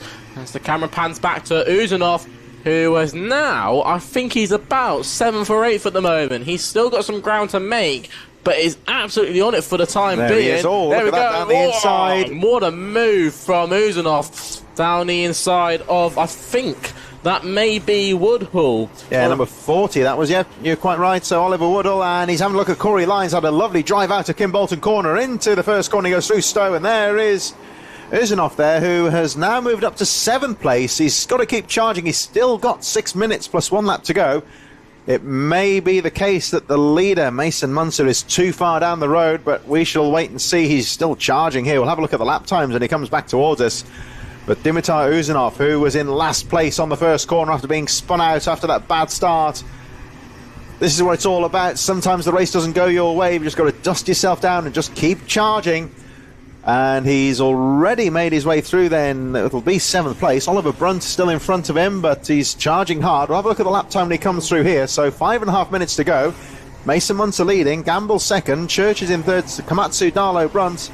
Uzunov in 7th. But Uzunov about 50 seconds, so just about matching the leaders on pace at the moment. Yeah, he's definitely on it right now, and it's going to be a very, very redemption drive-esque from Uzunov. He's going to try and just see what he can pick up now from this final. Obviously, it may not be a win anymore. It might not even be a podium, but he's going to try and just see what he can get. Now, the lead pack isn't that far away, but... you know, it's a lot of time to make up, especially, although the finals are a bit longer, they're still not very long as a race overall. You know, you've only got, at the moment, it's only got 5 minutes to try and make up all that lost ground, but this is a brilliant battle with Komatsu and Darlow as they go down into turn 1. So this is still the battle going on for 4th. This is a podium position for Komatsu down the inside of Churches, who is really struggling in this race. I don't know what's happening to Churches. Derek's corner. Jensen Darlow gets put into a spin there and collides with Churches. That was more of a racing incident. Not much could be solved there, but watch out behind, because I think I saw an Uzunov making 1 or 2 places, but really unfortunate for Churches there. Luckily, actually, then nobody went off the course there. They did very well to keep it pointing straight there. Mason Munster still leading the way. He's just gone over the line now to take another lap. He's having a quick glance over the shoulder, just going into the first corner as the leading group go through. There's Uzunov still closing up on the charging field, but he just seems to have struggled to find his way through that leading group of drivers here. Munzer, this could be his opportunity to snatch the victory here. He's looking quite good at the moment with a 4.3 second gap at the front. We're looking at the number 18, the 5th place driver, Oscar Churches, who's had his moments at the front here this weekend as well. As they all go charging through there, Zuzanov just trying to find a way through on the approach to Derek's corner, but again, 99 shutting the door there. Oliver Brunton can't find a way through at the moment. He's trying his best to find his way through, but again down the inside into the Dan Weldon corner. But no, again, 62 finds himself denied there by the number 99 of Oliver Brunt as they make their way down towards the Kimbolton corner. Uzanov again trying to have a look on the inside, but no, the number 99 again has the line covered, but a better drive out to the corner there from Uzanov. And Brunt holding on there, number 99, as they make their way down towards Stowe corner, side by side down the straight. Uzanov trying to make the corner here. He's going to have to make it under braking here, though. And he does so. So after all that pressure, he finally managed to get his way through. And the unfortunate Oliver Brunt drops to 7th position. This race still wide open. And it is still the number 127 Mason Munzer that leads the way at the moment quite comfortably, already making his way down the TKM straight. So quite some distance ahead of these drivers, battling away on the edge of the top 5. This is going to be very exciting now. Uzanov has now got some clear air, and he's going to try and catch up to the driver in front. Now it's going to be very close when it comes to the final laps. I think there is a podium in him. Now, this is the battle for the podium. This is Komatsu, who is still holding on to 3rd place. What a race he is having. He's not been in a podium position all weekend and is there when it matters. As they come through. Oh, this is the move from Jensen Darlow on the inside of Komatsu. Oh, Komatsu goes round the outside. That was brave. What a defence from Komatsu. He's held on as well. Look at that. Komatsu, brilliant driving from him. This is the fight, as we say, for 3rd position. And Seiki Komatsu, remember, he started right at the back of the field. He had to fight his way through into this podium position. And look at that down the inside. Nothing there from Jensen Darlow. And it all goes horribly wrong for him as he goes off the track. So Komatsu now on his own in 3rd place. 1:25 on the clock. The race leader well clear. Mason Munzer making his way through the willows as we look at Seiki Komatsu, who has withstood the pressure for now at least and now holds on to that 3rd place, trying to close up on Arlo Gamble, the number 72 in 2nd place, the race leader well down the track. But there's Gamble. Now, is Komatsu still on wet tyres? I think that might be why he's so quick. Possibly. It seems to be working for him. Because watching him come through, it looked like he's still on wet tyres, which is very interesting. As most of the other drivers will still be on those slick tyres. So I wonder if, although it looks like a pretty slick track, I still think wet tyres are still the better option. And I think he's closing up on 2nd place. So the leader goes, I think the leader's on wet tyres as well. And the 127, Mason Munzer's just gone through, leading the way quite comfortably with what will be 2 laps to go. There's Komatsu in 3rd position, trying to close up on Gamble, but Gamble at the moment has held on. As diving down the inside, still a few of them on wet tyres here, aren't there? And Churches on slicks. So no wonder Churches has been struggling to keep up with the pace. He's on the... Well, we could say this is probably the wrong tyre for this race. So would you say perhaps the Micromax not quite as quick as some of the larger cars? Perhaps they're struggling to get the tyre temperatures on those slick tyres, maybe? Yeah, I'm actually really interested about this. Yeah, because the wet runners in this race seem to have a clear advantage here. Yes, that is very interesting indeed. Now, they're about to come on to the final lap of the race. Mason Munzer has absolutely checked out. He's got about 3.8 second lead. If you look at Munzer now, and he comes into the first corner quite clearly on wet tyres. So Munzer, there's so much action behind him. He's done everything right in this race so far with 1 lap to go. Down the Yamitsu straight for the final time. There's Gamble still there in 2nd. Komatsu in 3rd. And they make their way through Derek's corner up towards the top of the course now, the Dan Weldon corner for the final time. Mason Munzer has just got to bring it home here. He's done all the hard work, got to keep it smooth on the final half lap or so, down in towards the final 2 corners he goes, into Kestrel corner. So Munzer hasn't been the drive to beat in the heats, but in the final, when it all matters, he has made it stick, and a brilliant victory here for the number 127 of Mason Munzer. Over the line he goes to take the checkered flag. As we move to the ADM paddock shot, inset camera, we look at the rest of the field coming through. Arlo Gamble, 2nd place.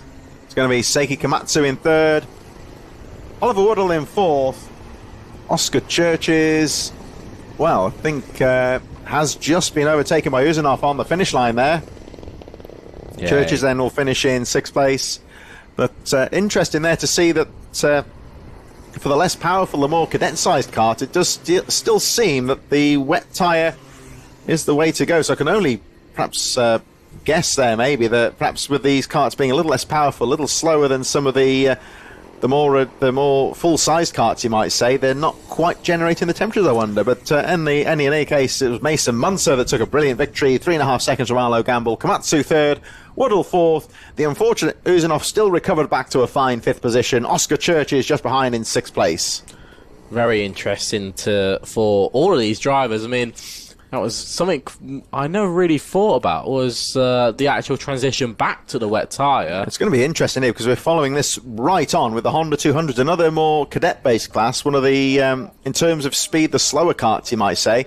And it still may seem that although everyone else on some of the full-size karts have the slicks, it may not be the way to go here. But it's going to be Jack Whites that leads away from Theo Hamilton, Elliot Bourke, Alistair Saunders, George Quinlan, Sawyer Henderson on row 3, Arthur Murfitt and Mason Becker on row number 4.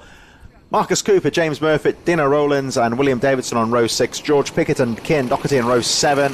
Jaden Bond, Jake Barnett on row number 8. Row 9, Finley Thompson, Zach Squire, Jack Nave, Alfie Hennell, Albie Platt, Lucas Howling and Harry Parker Ray, rounding out the 12-driver grid. So, as we were saying there, Charlie, this changeable course here at Kimbolton today, as we go to the later part of the day, as we say, the rain showers haven't really materialised in the final few races thus far, so it is still that stick or twist moment here as to what compound tyres to run, the wets or the dries. I think most of the Hondas appear to be still on the wet tyres.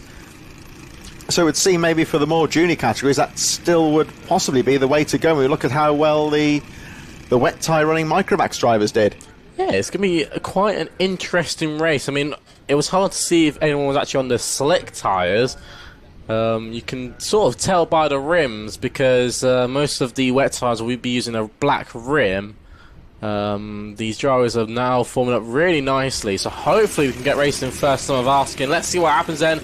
Honda Cadet final is off and away. Theo Hamilton's on the outside. Jack White's on the inside. Let's see what happens. Theo Hamilton hasn't had the best start. Elliot Bourke is second. Theo Hamilton's in the spin. There. A few drivers caught out. It was very close into the first corner. And predictably, you might say, they all got together. Nobody injured, though. Everyone okay. And the race goes on. They've all got back into the race. And luckily for Theo Hamilton, he's in last place. But he didn't lose much time. He's down there at the back with the number 25. Another driver got caught up in the melee there, Albie Platt. And he's got past Platt at the back of the field. Meanwhile, number 13 leads the way. He's had a good day so far, Jack Whites. Elliot Bourke has been one to watch in the heats and goes for the lead down the inside, in towards the Kestrel corner. And another driver who has been on top form today, the number 14 of Elliot Bourke, has taken the lead in these early stages. Brilliant start by Elliot Bourke, who manages to hold on to the lead as they go down into turn 1. Jack White is there in second. Sawyer Henderson is looking for a move on third. Couldn't get it done, so Saunders will stay in that final podium spot. The 52 driver under investigation, that's Mason Becker. So something he's done that first lap has not impressed the officials as they come down Derrick's corner. And they come round to the Downwelland complex. Such a technical section for these cadet drivers to get right. So much they have to learn being 8 to 12 years old. They should really just be in school learning, the ABCs. As they come round once again onto the final corner. Oh, Sawyer Henderson has a look on Saunders. This is for the final podium spot. He gets the move done. Now, will Saunders fight back? Let's wait and see as they go down into turn 1, the start-finish straight. Now, that driver of Alistair Saunders, he has got a very flappy front nose cone. Now, once he gets back to the pit lane, they could redeem that as a 5-second penalty for a dropped nose cone. So we'll have to take that into consideration when the final results are out. Yeah, again, just to recap with that one, of course, you'll see the karts essentially are open-wheeled. When you look at some of the, for example, the Pro karts and some of the the rental kart fleets to have the protective cowlings around them. Not the case in this Formula racing. And if the nose cone, if it's essentially it's a self-regulatory thing. If the driver hits the another competitor too hard in front, as the 52 goes down the inside there, making a move there, Mason Becker. If there's too much of a shunt between yourself and another driver and it drops that nose cone, it's essentially something you can't do, else you get the time penalty, really. So we'll have a look at that after the race, of course. And this final still wide open, but at the moment at the front, Elliot Bork clearing away at the front as we look at some of the chasing pack there. The 155 Marcus Cooper charging through at the back of the field there. This little pack of drivers in 10th position right now.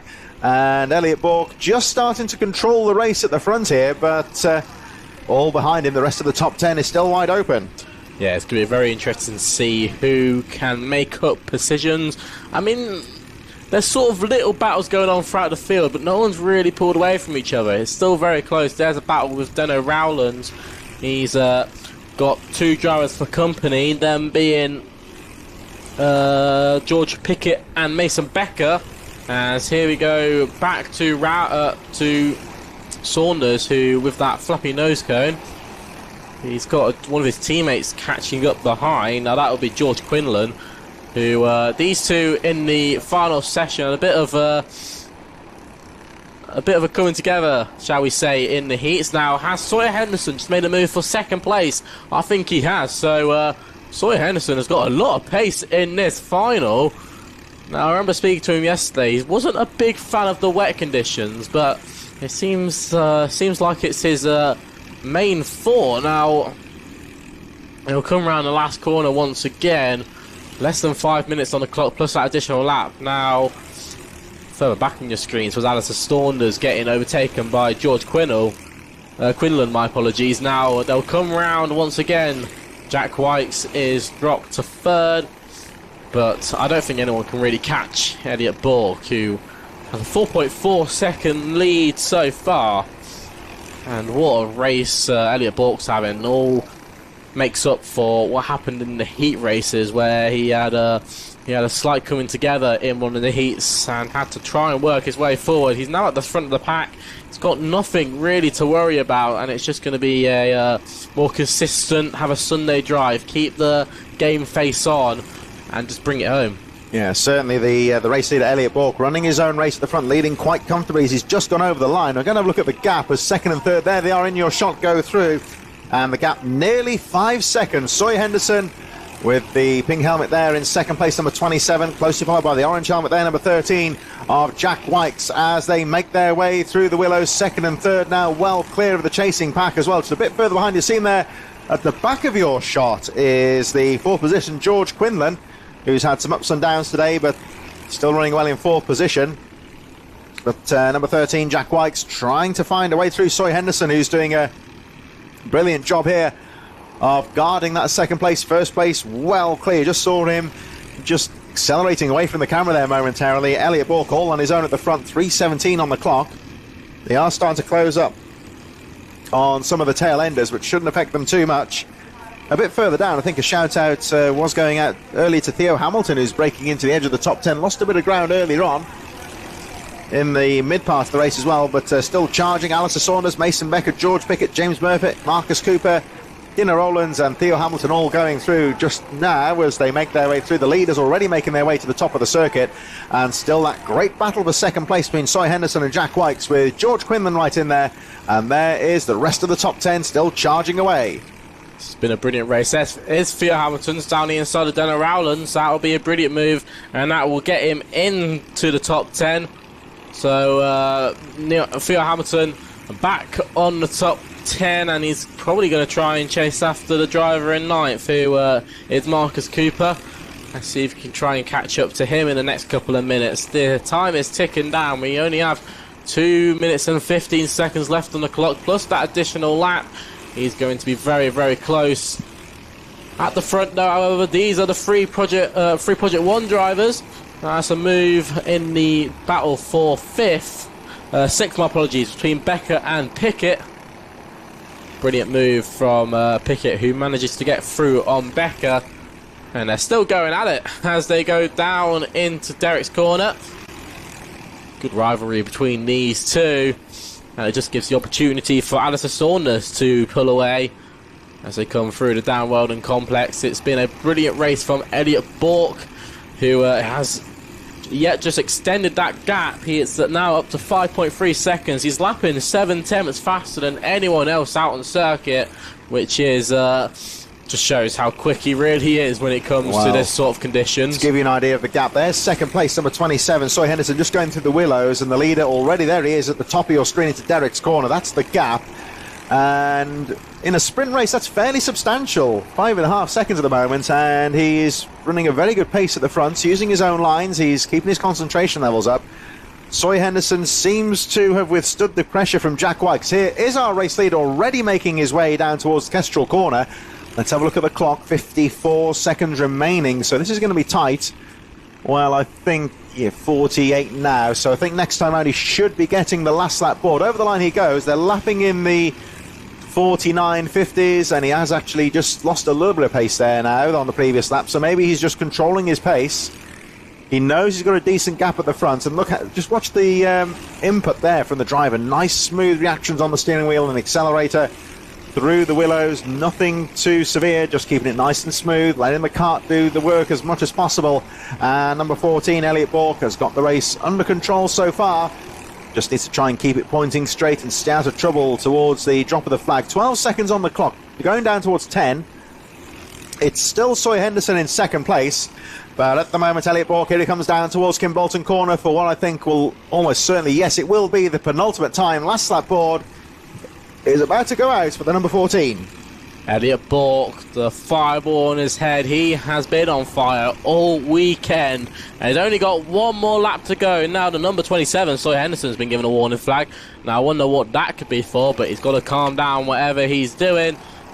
Only half a lap left, but he's going to have to catch up to some back markers. This might be interesting for Elliot Bork. Now he's just got to keep it sensible. He needs to see there is a big gap behind him as they come round into the Dan Weldon complex. This has been a redemption drive after being taken out in the second heat. He had to drive through the rest of the pack. He's managed to secure himself a good spot in the final, but that was only one spot he was looking for, and that was the lead. He got into the lead very early on, and he only went and won it. Elliot Bork wins in Honda 200. What a drive from the fireball. And it's going to be Sawyer Henderson who comes round to finish in second. You can be happy with that one. Sawyer Henderson finishes in second from Jack Wykes in third, with George Quinlan, who should be coming along to finish in fourth, from Pickett and Becker in fifth and sixth. Or was it because Theo Hamilton got into the top five on that last lap? Drop of the what flag, a drive. That was a good drive from him, wasn't it? Brilliant stuff from Theo Hamilton, who got into fifth from Mason Becker and George Pickett. It was Alistair Saunders and Marcus Cooper from Arthur Murphy who rounds out the top 10. It's Dano Rowlands and Cian Doherty from Jaden Bond, and James Murphy from William Davidson, Alfie Hennell, Jack Neve, Harry Parker Ray, Zach Squire, Finley Thompson, Jake Barnett, Lucas Howland and Albie Platt, who rounds out your grid of drivers. Albie Platt just going through there. I think he just got lapped by the leading group. I think John Richardson back with us, joining to take over the... so he's going to join me, I think, on the mic? Yes, our departure, shall we? Okay, so Junior X30 is about to get underway. 3 more races to go. And John Richardson going to join us on the mic. So just before, I think we'll get the grid in a few moments. We'll have a look at that shortly. John just getting himself set up on the mic. So 3 more races to go here. This is going to be a case of Zach McDonald from Jorge Edgar, Charlie Myers, Oliver Meek on row 2, Rocco Shenton, Adam Bourne on row 3, Finley Allen, Harley Musk on row number 4. Row 5 is John Foley Jr., Alex Wiley, Harry Myers, Josh Byrne. Row 7, Ethan Higgins, Ralphie Branscombe. Row 8, Isaac Chiang and Limar Chigarembo on row number 8, 16th on the grid. So 16 drivers, and John is back with us on the mic. Just before the racing gets underway, tell us what the conditions are like out there. Well, currently it's dry, but when I was just entering the commentary box, it started to rain, and I believe all of these drivers here are on slicks. Yeah, they're all on the slicks. We noticed some of the more cadet-based classes, they still seem to be preferring the wet tyres, the smaller cars. Perhaps these more powerful karts seem to go better on the slicks. So I've not been outside recently, but it does look like there's some threatening clouds out there, so it is starting to drip with rain, is it? Yeah, just there's been a few spinners just back at the Kestrel corner and Kimbolton corner, so we can see this being a full start, and it is a full start. So we're going to go around once again. We have had some pretty dire weather forecast this afternoon. We were supposed to get heavy... Oh, they're spinning out on the main straight here. We were supposed to get some heavy rain showers this afternoon. At the moment, they seem to have bypassed us. It was very touch and go whether they would actually come over the Kimbolton circuit, but I don't know how much we're going to be pushing our luck here with the weather forecast here, because it does look quite dark out there. I can see one or two spits of rain on the commentary tower here. So if it rains in this race, this could make things very awkward, to say the least, for the drivers. Yeah, in this situation, you'll just really just be able to just want to survive, really. Even though you may not be like the quickest driver out there, but if you just can survive, you can get a really good result out there. But I think the drivers have managed to just get heat into the tyres, and especially in these bigger classes, if you can get the heat into the tyres and it's raining just a bit, you'll be okay. But due to the fact that many drivers obviously spun out, we could get quite a hectic start here. Let's see, it's very cold out there trackside as well, very difficult to get the heat into the tyres. Here we go, and the X30 Juniors gets underway. Looks like it's a clean start this time. They go piling into the first corner, 80 down the inside. Will they make that first corner on this slippery circuit? 3 wide. Oh, they all get through, don't they? They're all through. Yeah, it's quite surprising. I actually thought there would be a bit of an incident, but it's been a really safe start so far, and Rocco Shenton, starting from 5th place, has had an amazing start, inherited the lead of this race. Zach McDonald is in 2nd place, and I believe followed behind him is the Optima racing machine of Charlie Myers. And it's been a very, I'd actually say, quite good start so far. I thought there'd be a bit more chaotic incidences, but everyone's managed to get through perfectly fine. Yeah, relatively incident-free first lap. 1 or 2 drivers going straight on the chicane on Derek's corner further down the field, but on the whole, it's been a good start here. And Rocco Shenton getting away quite neatly. Jorge Edgar's got a warning flag, though, so he'll have to be careful. There's a few actually going out. Number 60 and the number 80 is Zach McDonald. Number 60, John Foley Jr. also getting warning flags, so there's a little bit of barging and banging on the first lap, but the stewards, I would say, keeping an eye on some of these drivers as they make their way through Derek's corner once again. Now, as they move up towards the Dan Weldon corner, when you see the camera pan back, you'll see just how threatening those clouds are in the distance. It's gotten very dark here at Kimbolton. All of these drivers are on slick tyres as well, and there is that risk of the track all of a sudden getting quite slippery, but they are certainly coping very well here, John. Yeah, I'm actually going to be brutally honest. I'm actually really surprised how well they're doing. They're just driving really clean. And just off the camera, George Edgar has managed to overtake the number 80 of Zach McDonald as we move on to this battle here, which is number 54 of Adam Bourne and the CRG driver of Oliver Meek. As we see into it, as we go into Derek's corner, Oliver Meek is still in 5th place, I believe. Yes, he is. As we now go into Dan Weldon corner, is Adam Bourne close enough to make a move, but Oliver Meek has managed to establish a gap going from the exit of Dan Weldon corner and onto the TKM straight as we now move into Kimbolton corner to start another lap of this amazing track. Yeah, it's been a really good final so far. Junior X30s in association with used OTK parts. Here they come down into the first corner. Oliver Meek in that very distinctively turned out CRG kart, starting to close up on the number 22 there, Charlie Myers, who is still in 4th place. Rocco Shenton has charged away and is leading the early part of the race, but Jorge Edgar in 2nd place has set the fastest lap of the race, 43.74 for the number 6 in 2nd position. Zach McDonald still there in 3rd. The top 3 just spreading out ever so slightly at this stage. McDonald trying to close up. Then this battle for 4th that we are looking at now. The leaders making their way over the line. We're going to keep an eye on the timing sheets when they, the timing boards when they go through to see what the pace is at the front. Shenton still leads. Edgar again with another fastest lap of the race, 43.17 this time round. And it's still McDonald in 3rd place as we look at the number 60 there of John Foley Jr. up to 7th place now from Joshua and Alex Wiley. Ethan Higgins rounding out the top 10. Limar Chigorimbo in 11th place from Finley Allen. But this battle on the edge of the top 5 still running very closely indeed.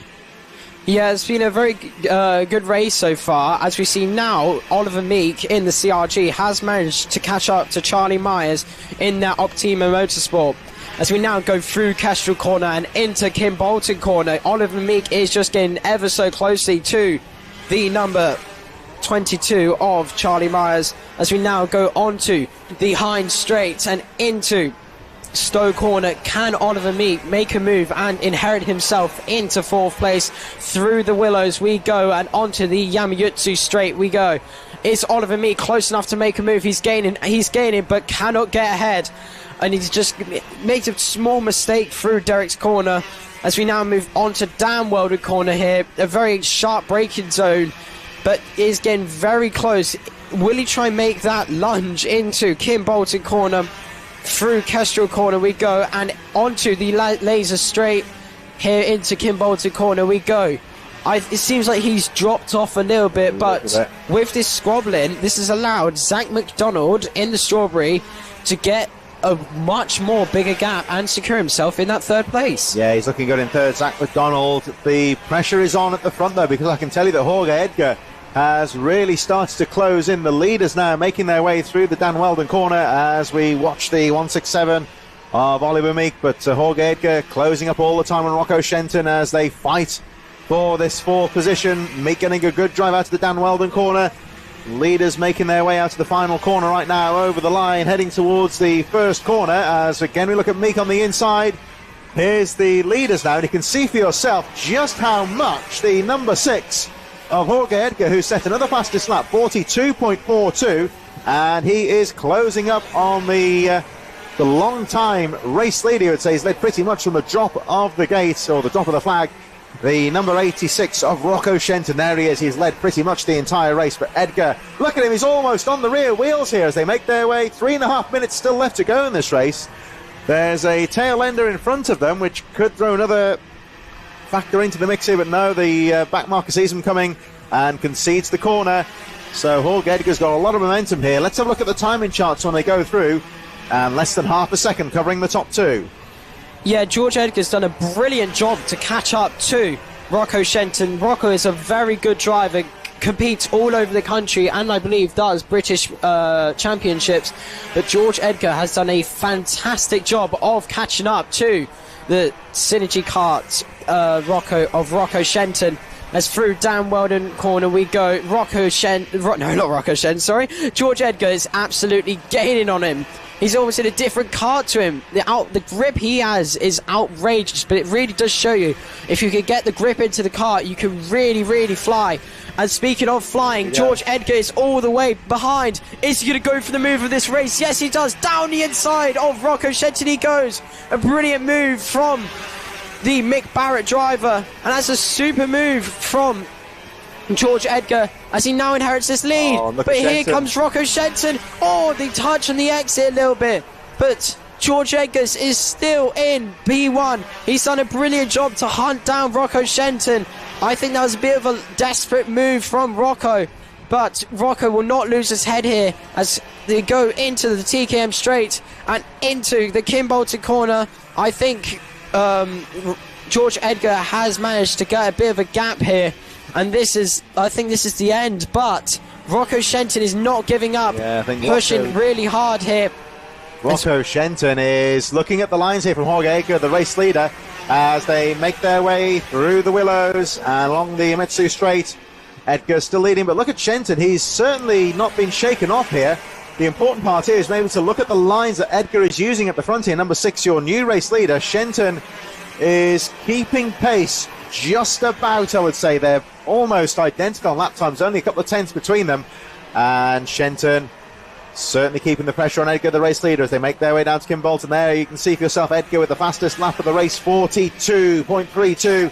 Jorge Edgar making his way down into the first corner. Shenton charging in second, tries to find an opening on the inside, but again just following Edgar. Still McDonald in third, Vaughan, Myers, Alex Wiley. Oliver Meek, incidentally, has dropped out of contention, it would appear, or has he had a technical flag? No, he's dropped out of contention. So Oliver Meek, who looked so strong in the opening stage of this race, is out of contention. He's in the pits. Jorge Edgar, meanwhile, who has had a good steady race. He's been closing up on the race leader, taking the lead, and at the moment just pulling the smallest of gaps here as we move on to the last lap of the race.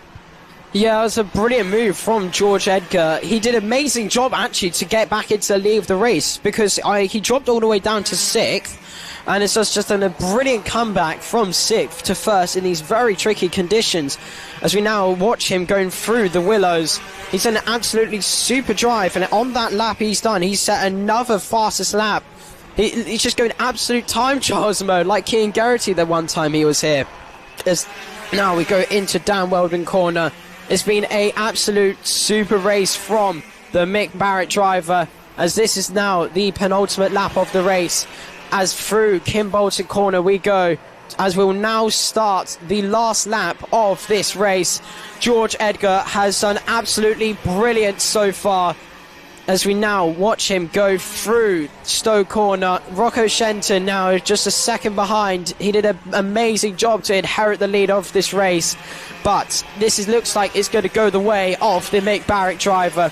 Through into Derek's corner we go, and into Dan Weldon corner we enter, named after Dan Weldon, as we now enter the TKM straight.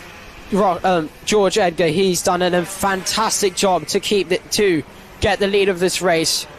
From 6th place, he ended up on the first lap, to now end up on 1st. George Edgar wins the Junior X30 Kim Bolton race, and a fantastic final for the Mick Barrett driver.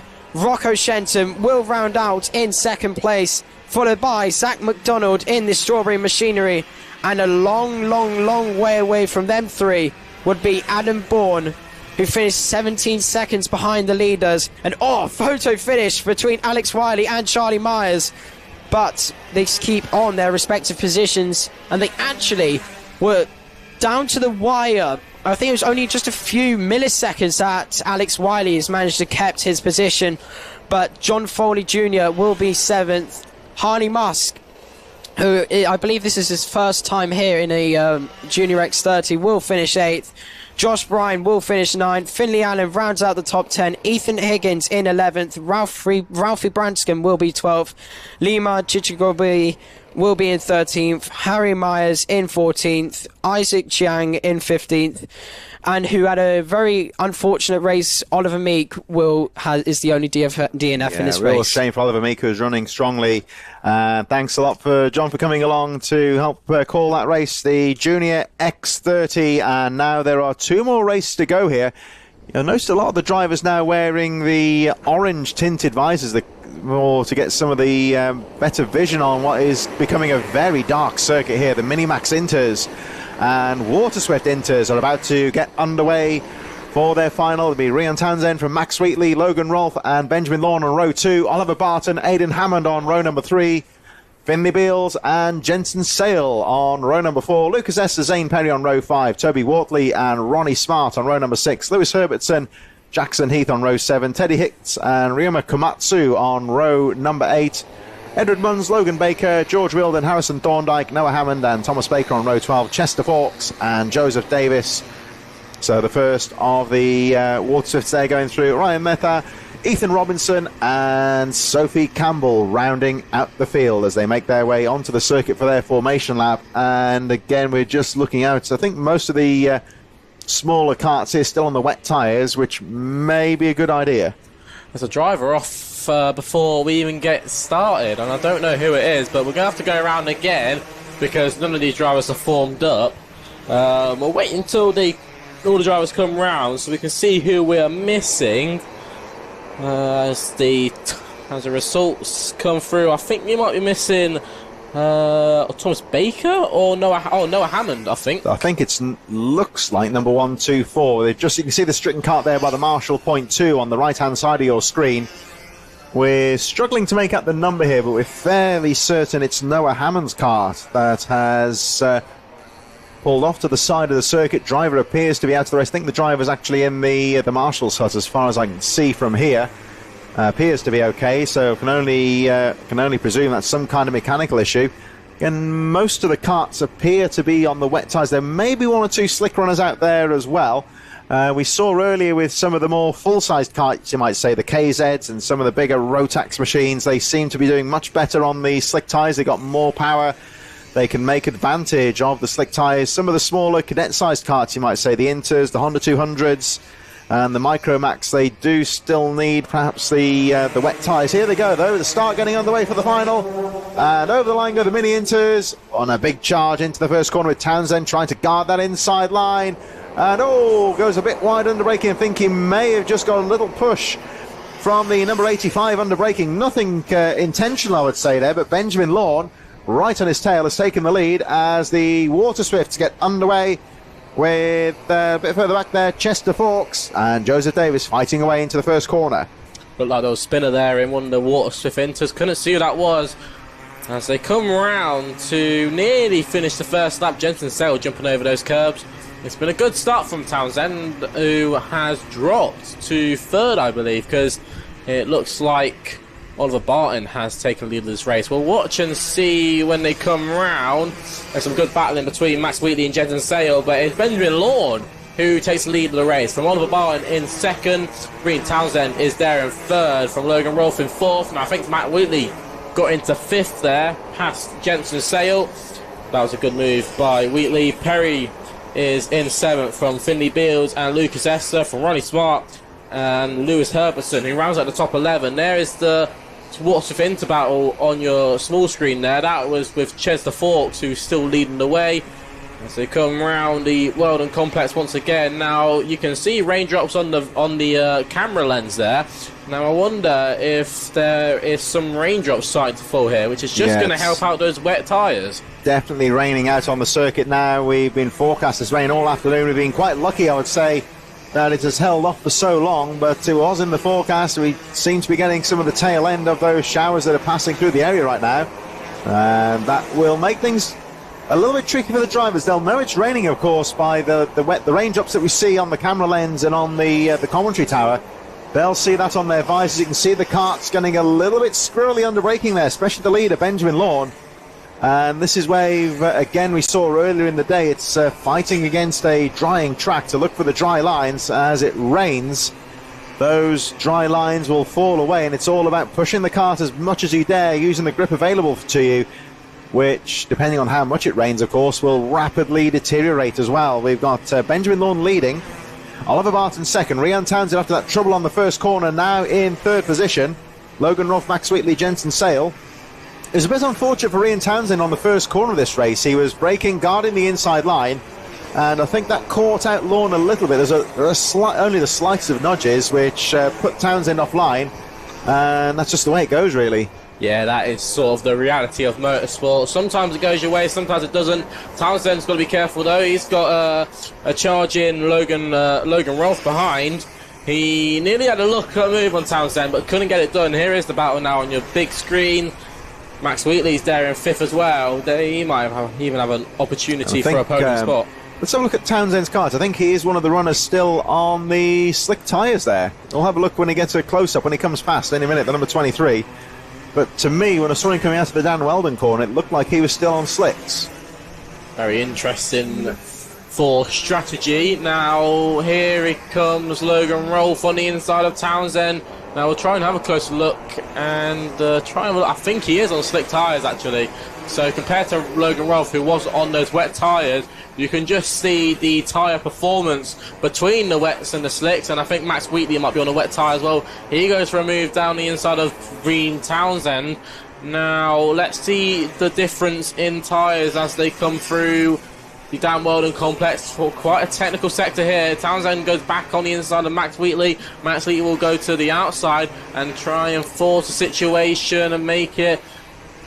Oh, it was very close there. I think Max Wheatley thought better of it, knows that there are more opportunities to come, but he's going to watch out because the driver who he beat in the championship, Jensen Sale, is right close behind. And looking on the inset there, looks like a very close battle with the water category with the number 38, and that is Chester Fawkes with Joseph Davis, number 78 in the blue cart right behind him. They are running very closely indeed. That's on the right-hand side with your ADM paddock shop inset camera there on the right-hand side of your screen. This is the battle for the lead in the Water Swift category.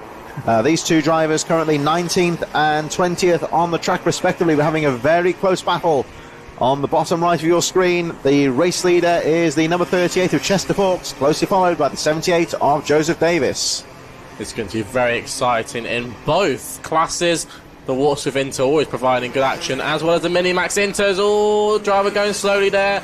So, someone the back markers there trying, well, was sort of getting in the way there. That was George Wilden, who all the drivers got past very quickly. So, good job by all of them, and good job by George to get out of the way. Townsend is still getting caught up by Ralph. Now, I wonder if these drivers are on that wet tyre, or it could be a slick tyre.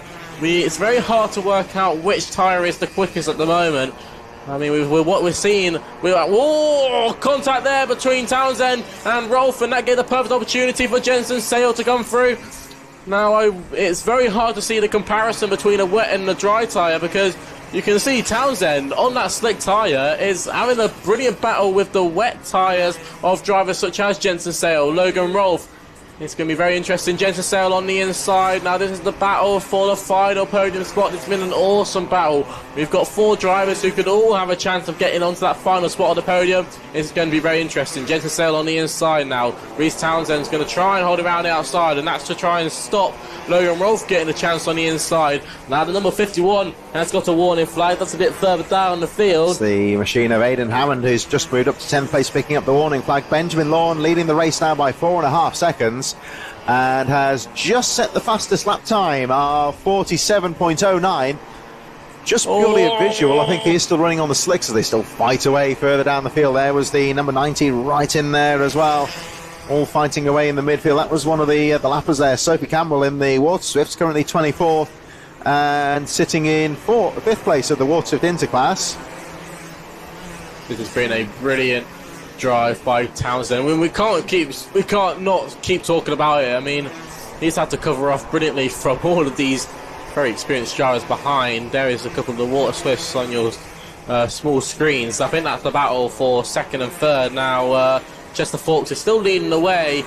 There's one of the premium karting carts. He's sat there in 3rd. Scroll down a little bit on the timing sheets, have a little look who that is. Chester Fawkes just got past Edward Munns on that lap, so that would be Joseph Davis, who's having a brilliant drive. There's the number 90, a bit further down. That's Sophie Campbell on that Fusion Motorsport kart. He's trying to fight it round on that. I think they're on the wet tyres. So number 32 driver has been put under investigation. Now that's Logan Ralph. So I wonder if the stewards are not the biggest fans of how he's racing at the moment. He's got to try and calm it down a little bit. Yeah, Logan Rolfe, the 5th place driver right now, and just ahead in that little battle for 5th place with Rian Townsend, Max Wheatley, the Cake Pay driver, still involved in that as well. Looking on the ADM paddock shot inset camera there on the right-hand side, we still see the Waterswift battle there with Chester Fawkes still in the way. He's up to 18th place on the track. There he is with the Dayglow fairings. Quite easy to see there, number 38. He's just behind the number 164, Jackson Heath, in the Mini Inters.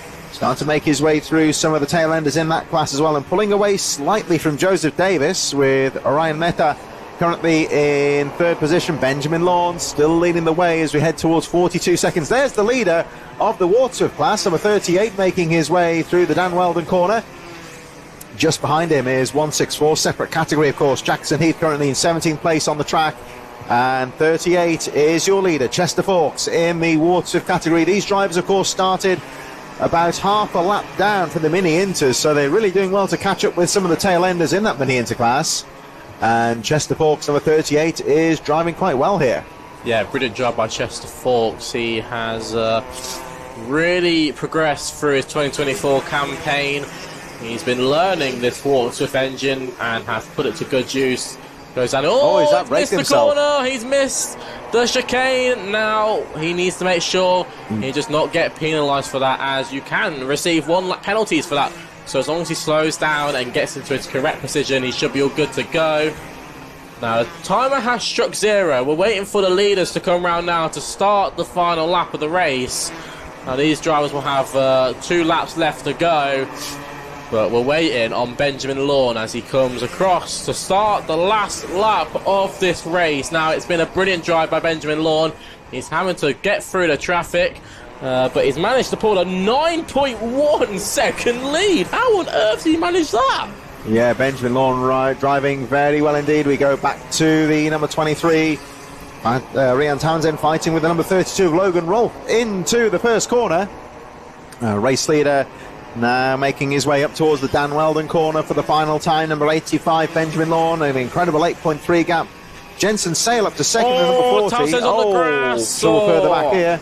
That was one of the Project 1 drivers trying to get on the inside of Townsend, push So him the wide. race leader coming into the final corner now, the number 85 of Benjamin Lawn coming out to the final corner and over the line to take the checker flag. There he is, number 85, your race winner, Benjamin Lawn, in the Mini Inters by quite some margin actually. Number 40 crossing the line any moment now. There he is, Jensen Sale in second position.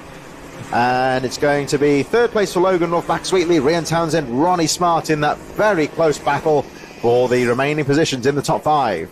Some brilliant drives throughout the field. Ronnie Smart finished in 6th, made up 6 places. He's the driver who had a look on Townsend and got it all wrong. Oliver Barton finishes in 7th with Zane Perry in 8th. Finley Bills and Teddy Higgs rounds out your top 10. Aidan Hammond and Lucas Esser from Lewis Herperson, Toby Wortley and Raimu Komatsu. Now that's your top 15 in the Mini Max. Now let's have a look at the Watersworth Inter. So it was Chester Fawkes who took the win there. Joseph Davies in 2nd and Jackson Heath rounds out your top 3. So just to recap then, you just look at the gap there. Benjamin Lawn winning by nearly 9 seconds from Jensen Sale. What a drive in the final there for the number 85. Logan Rolfe 3rd, and then very close in the rest of the top 5. Most of the drivers managing to finish the race there in both race categories. In our penultimate race of the day, Mini Inters and Waterswift Inters in association with Easy and Elegant Weddings and Events. We had Stu Stretton Photography here, of course, with the photography all through the weekend, you would say. These categories, of course, powered by Race IQ. In association with Drift Limits, the London Motor Circuit Junior Rotax is about to get underway with our 30th and final race today. Just to recap the grid for you, Kian Bernard will lead them away from Luca Holmes, Ballack, Teddy Cooper, Connor Large on row 2, Callum Sims and Harrison Bishop on row number 3, George Cole and Toby Farthing, row 4, Lucy Wielden and Samuel Aston on row 5, from Ryan Rapini, Miles Burton, Daniel Butcher, Zach Starbuck, row 7, John Richardson and Eli Baden on row 8, Laurie McVeigh, Nathan Edwards on row 9, Arthur Gale, Blake Southern on row 10, George Phillips, Bo Winslade on row 11, Archie Ray Watson and Archie Richards on row 12, Joseph Orton, Lachlan Homer, row 13, Oscar Keane and Jacob Aston are on row 14. Then it's Joshua Justin and Izzy White, Noah Moulton and Ava Reynolds, 32nd on the grid. And the 17th and final row, Molly Meason and Archie Buchanan. 34 drivers taking to the track. And still those spots of rain in the air. I think most of the drivers still on the slick tyres. This is our final race. I think we are going to have an extra lap here as they make their way through.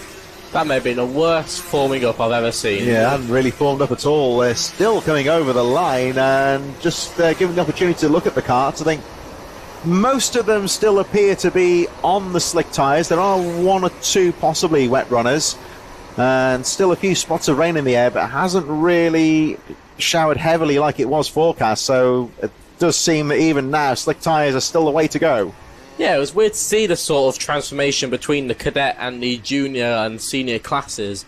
It was quite unique to see what tyre choice they were choosing, and I think that was just down to how the kart handles. Definitely, I think it seems the more powerful karts seem to get the benefit from the slick tyres. I suppose the cadet kart's not quite covering the ground as quickly, so still getting the benefit out of the wet tyres, can't quite generate the heat maybe that the more powerful karts can. So here we go with our final race of the day. It's the Junior Rotax final. Looks a bit better this time. Here we go over the line. And our final race of the day is called off once again. So we're going to go and have another chance to get some heat in the tyres. Yeah, I don't think they weren't all formed up there. And as a driver a bit further back who's not being able to get into position. And here we see the officials really telling them to sort it out, get back together, get We see this down. in karting quite often when there's more than one abandoned start. It really starts to test the patience of the officials. Although this is the final race of the day, they've still got a schedule to run to. They want to get the race started as quickly as they can, as safely as they can. And if the drivers are still, for want of a better phrase, bending the rules and trying to get away with improving their position on the line, it just seems to test their patience. As you can see them going through slowly, there is a mixture there, wet and slick runners there. Yeah, that's going to be very interesting to watch throughout the race. But we've got the start of the race to watch out for.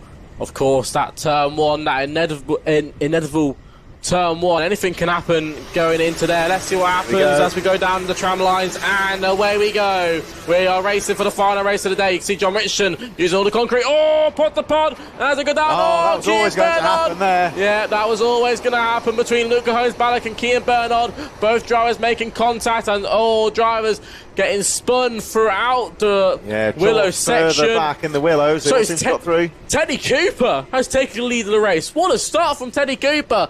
Now, I think Callum Sims is there in second. Conor Large is there in fourth. And that's one of the Kart Republic cars into third. Now, we'll watch them as they all come round to finish the first lap.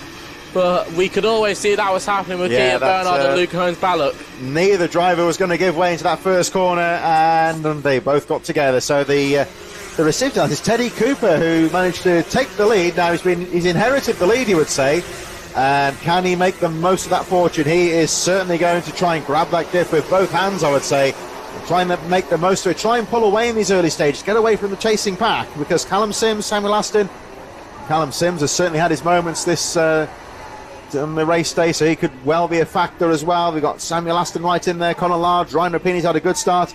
Eli Baden's got away well. Now, don't forget, of course, that Baden had trouble in the second heat, which cost him dearly. We had the technical infringement, which saw him black flagged.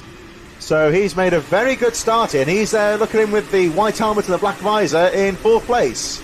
Yeah, this will be very exciting to see what Eli Baden can do. We know Eli Baden can race, and he knows we have the pace to win. Let's see what happens. So he's made his way into third as Conor Large gets pushed back as drivers come flying through.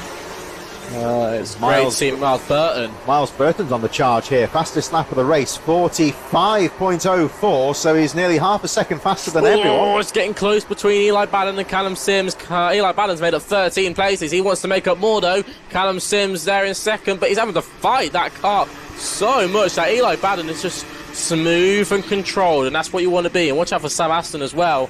Now, the 110 has been given a warning flag. They're a bit further down the field. The inside, half an opportunity, and he goes for it. Eli Baden really getting the elbows at all, and riding wheels there further back. I think that was the number 44 of Conor Large who rode the wheels there. He's kept the kart in one piece as well. But Eli Baden, you saw him as soon as he got past, gesticulating to the third place Callum Sims, just to follow me down the track now and try and catch up with the leader. Baden knows he's got the pace here, and I think Baden would certainly like to try and bring the rest of the chasing pack with him to mix things up in that fight for the lead. He's already catched up to Cooper already. Oh, he's had a look for a move on Cooper. Now, he couldn't get that done, so it was a half move. He tried to force Cooper off wide, but it just wasn't enough. Eli Baden, he has the pace to win this race. Now, let's look at the tyres between the top two here. Could this be a wet versus slicks battle? And I think it might well be. So I think Baden's on those wet tyres. He's made the move for the lead. Now, will this be? What's the tyre comparison between the wets and the slicks? The slicks just can't hold it compared to the wet tyres. I think the wet's the better option here. It's definitely starting to rain out there now, so this could really work in Eli Baden's favour. If it gets any worse, as we say, there are some pretty heavy showers that may or may not come through onto the circuit. You can see Baden just how well he tracks through the Dan Weldon corner. So it does seem in this final race it may be that the tide's turning back towards those wet tyres, as Baden's certainly using them to good effect here. Miles Burton made a move there, as well as Sam Aston on Callum Sims. Now, I think Callum Sims is on those slick tyres. I could tell that Miles Burton was on those wet tyres. So wet tyres are definitely the better option out of the two here. As you said, those raindrops causing a lot of mayhem here. But I've never seen a track like this before, and I've never seen a weekend like this where sometimes the slick tyre's been quicker, sometimes the wet's been... Callum Sims got to go. And Teddy Cooper! Teddy Cooper's had to go across the circuit. And this is going to be very interesting to see how they all come out as they come round. But I think Eli Baden, he already had the lead. but okay, Teddy Cooper slotted into second, so he stayed where he is, as well as Miles Burton. He slotted into third as well. Yeah, I don't think we'll have a look at what the clerk of the course watching that. There's a black flag for the number 98 there, so that's there's a black flag. Someone a bit further down the field. A bit further down the pack, though, isn't it? I think so. That's George Cole, who is a couple of laps down there, and he has received the black flag there. So he's done something very wrong to be in that situation. Just looking at these parts, and they make their way around. Eli Baden, the race leader, you can see looking a lot smoother, being helped, I think, by the wet tyres as well. You can see the slick tyre. Well, look at that camera lens there. It's as John Richardson was saying, it seems to be a lot more slippery and a lot worse on the Dan Weldon corner at the very top of the circuit. That's the far extremity of the track where the rain is. And when we cut back to that camera next time, you'll see there's more than a few drops of rain on that camera lens as well. So it is raining out there. Battle raging on here. This is for the final spot on the podium. Now, watch out for Harrison Bishop, a driver who came out of nowhere really this weekend. And now he has the opportunity to go for a podium here. Now, we know Teddy Cooper's going to start to struggle here. He's got those slick tyres, and in this sort of condition, these slick tyres just won't grip the same as a wet tyre will. Now, watch out for Sam Aston as well. He's going to be quick. He's on those wet tyres as well.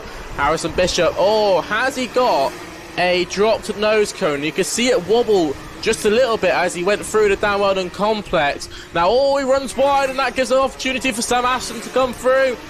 Now, this is going to be very interesting. It's really interesting to see the difference between the drivers on the wets, the drivers on the slicks, and it's very good to learn about this as well. It appears to me that the only real runners on the wet tyres, Eli Baden, I think, on the wets, possibly Miles Burton, one or two in the midfield coming through well. Ryan Rapini setting some good lap times out there, Connor Large as well. So in these closing stages, it's that really close precipice, you might say, where you need to get the car set up right. That was a brilliant move by Aston, who makes it on the inside of Teddy Cooper.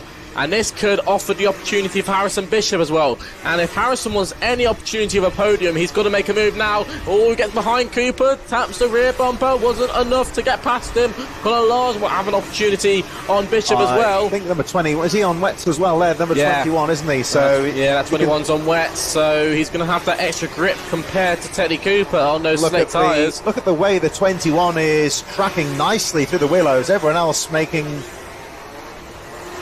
to keep the back end under control, but the 21 there of Samuel Aston had it tracked nicely through there. You can see that he really is starting to come now towards the wet tyre runners here, and again you see the 79 almost oversteering off the track there. Grip is really at a premium, especially on the Dan Weldon corner, as 115 tries to fight back there. Harrison Bishop round the outside. What a move from Harrison Bishop. How on earth did he do that? Round the outside of the Kim Bolton corner.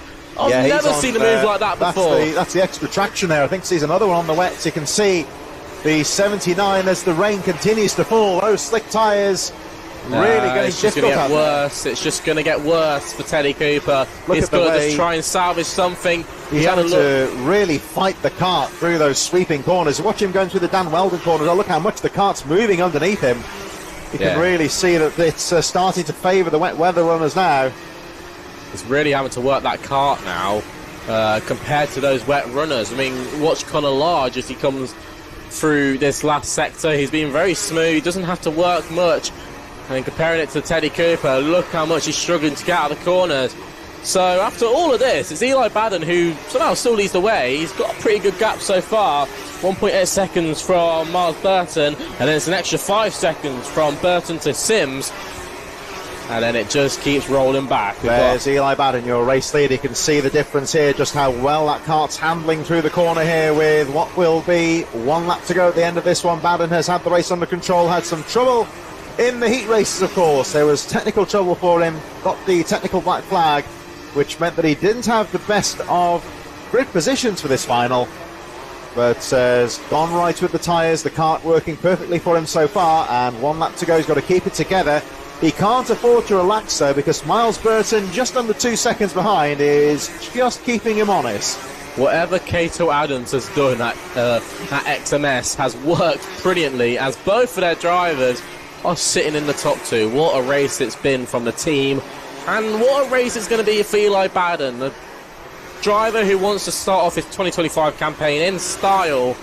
And as he comes into the final sector, it was a mixture of, well, would the slicks work, would the wets work? He took a gamble, and it's well paid off. Well done to Eli Baden, who takes the win in Junior Rotax. What a win from Miles Burton in second. That just shows, you know, you always got to take a gamble now and then. Callum Sims finishes off in third, Sam Aston in fourth, Harrison Bishop and Connor Large rounds out your top 6. Or actually, because Teddy Cooper got past Connor Large on that last lap, so yeah, that was there between those two. Yeah, he just got through, so we'll recap the results in a few moments. Fascinating final there with the mixture of the slick and the wet runners, and we really saw how it tended to favour the wet tyre runners as the race goes on, which made for a captivating final. So we will recap the results. Eli Baden taking the checkered flag from Miles Burton in second place, 1.8 seconds down. Callum Sims, Samuel Aston, third and fourth. Harrison Bishop from Teddy Cooper. Connor Large, Ryan Rapini, Blake Southam, Toby Harding running up the top 10. And then the rest of the field battling away in the midfield. There's our very own John Richardson there, 22nd in the end, just ahead of Joshua Jestin. 1 or 2 retirements further down the field. But Ava Reynolds bringing it home as the final finisher, and everyone staying in contention right until the end. So round number 2 of the Hunts Kart Racing Club, our first point-scoring round of the season, drawing to a close. And any final words, Charlie? Just a brilliant race. I mean, that was probably one of the most exciting, but for weird reasons. I mean, I don't think I've ever seen a weekend where sometimes the wet tyres work, sometimes the dry tyres work, but the track hasn't changed. I mean, the track has sort of stayed the same throughout the day. Very changeable day with the weather, which has made things interesting. And we just about missed the worst of the rain showers, which is always good news as well. And we are going to wrap things up here at Kimbolton. Big thank you, of course. There's John Richardson. There he is, our commentator, our guest commentator. Not the day he would have wanted, but he'll be back next time, of course. Big thanks, of course, to all the marshals, the medics, the officials here at the Hunts Kart Racing Club. And a big thank you to you, of course, for watching. Don't forget to check out all the action on TNL Sports throughout the season. All of the championship here, live streamed here from Kimbolton. And the next round is on March the 9th. We will see you there. See you soon.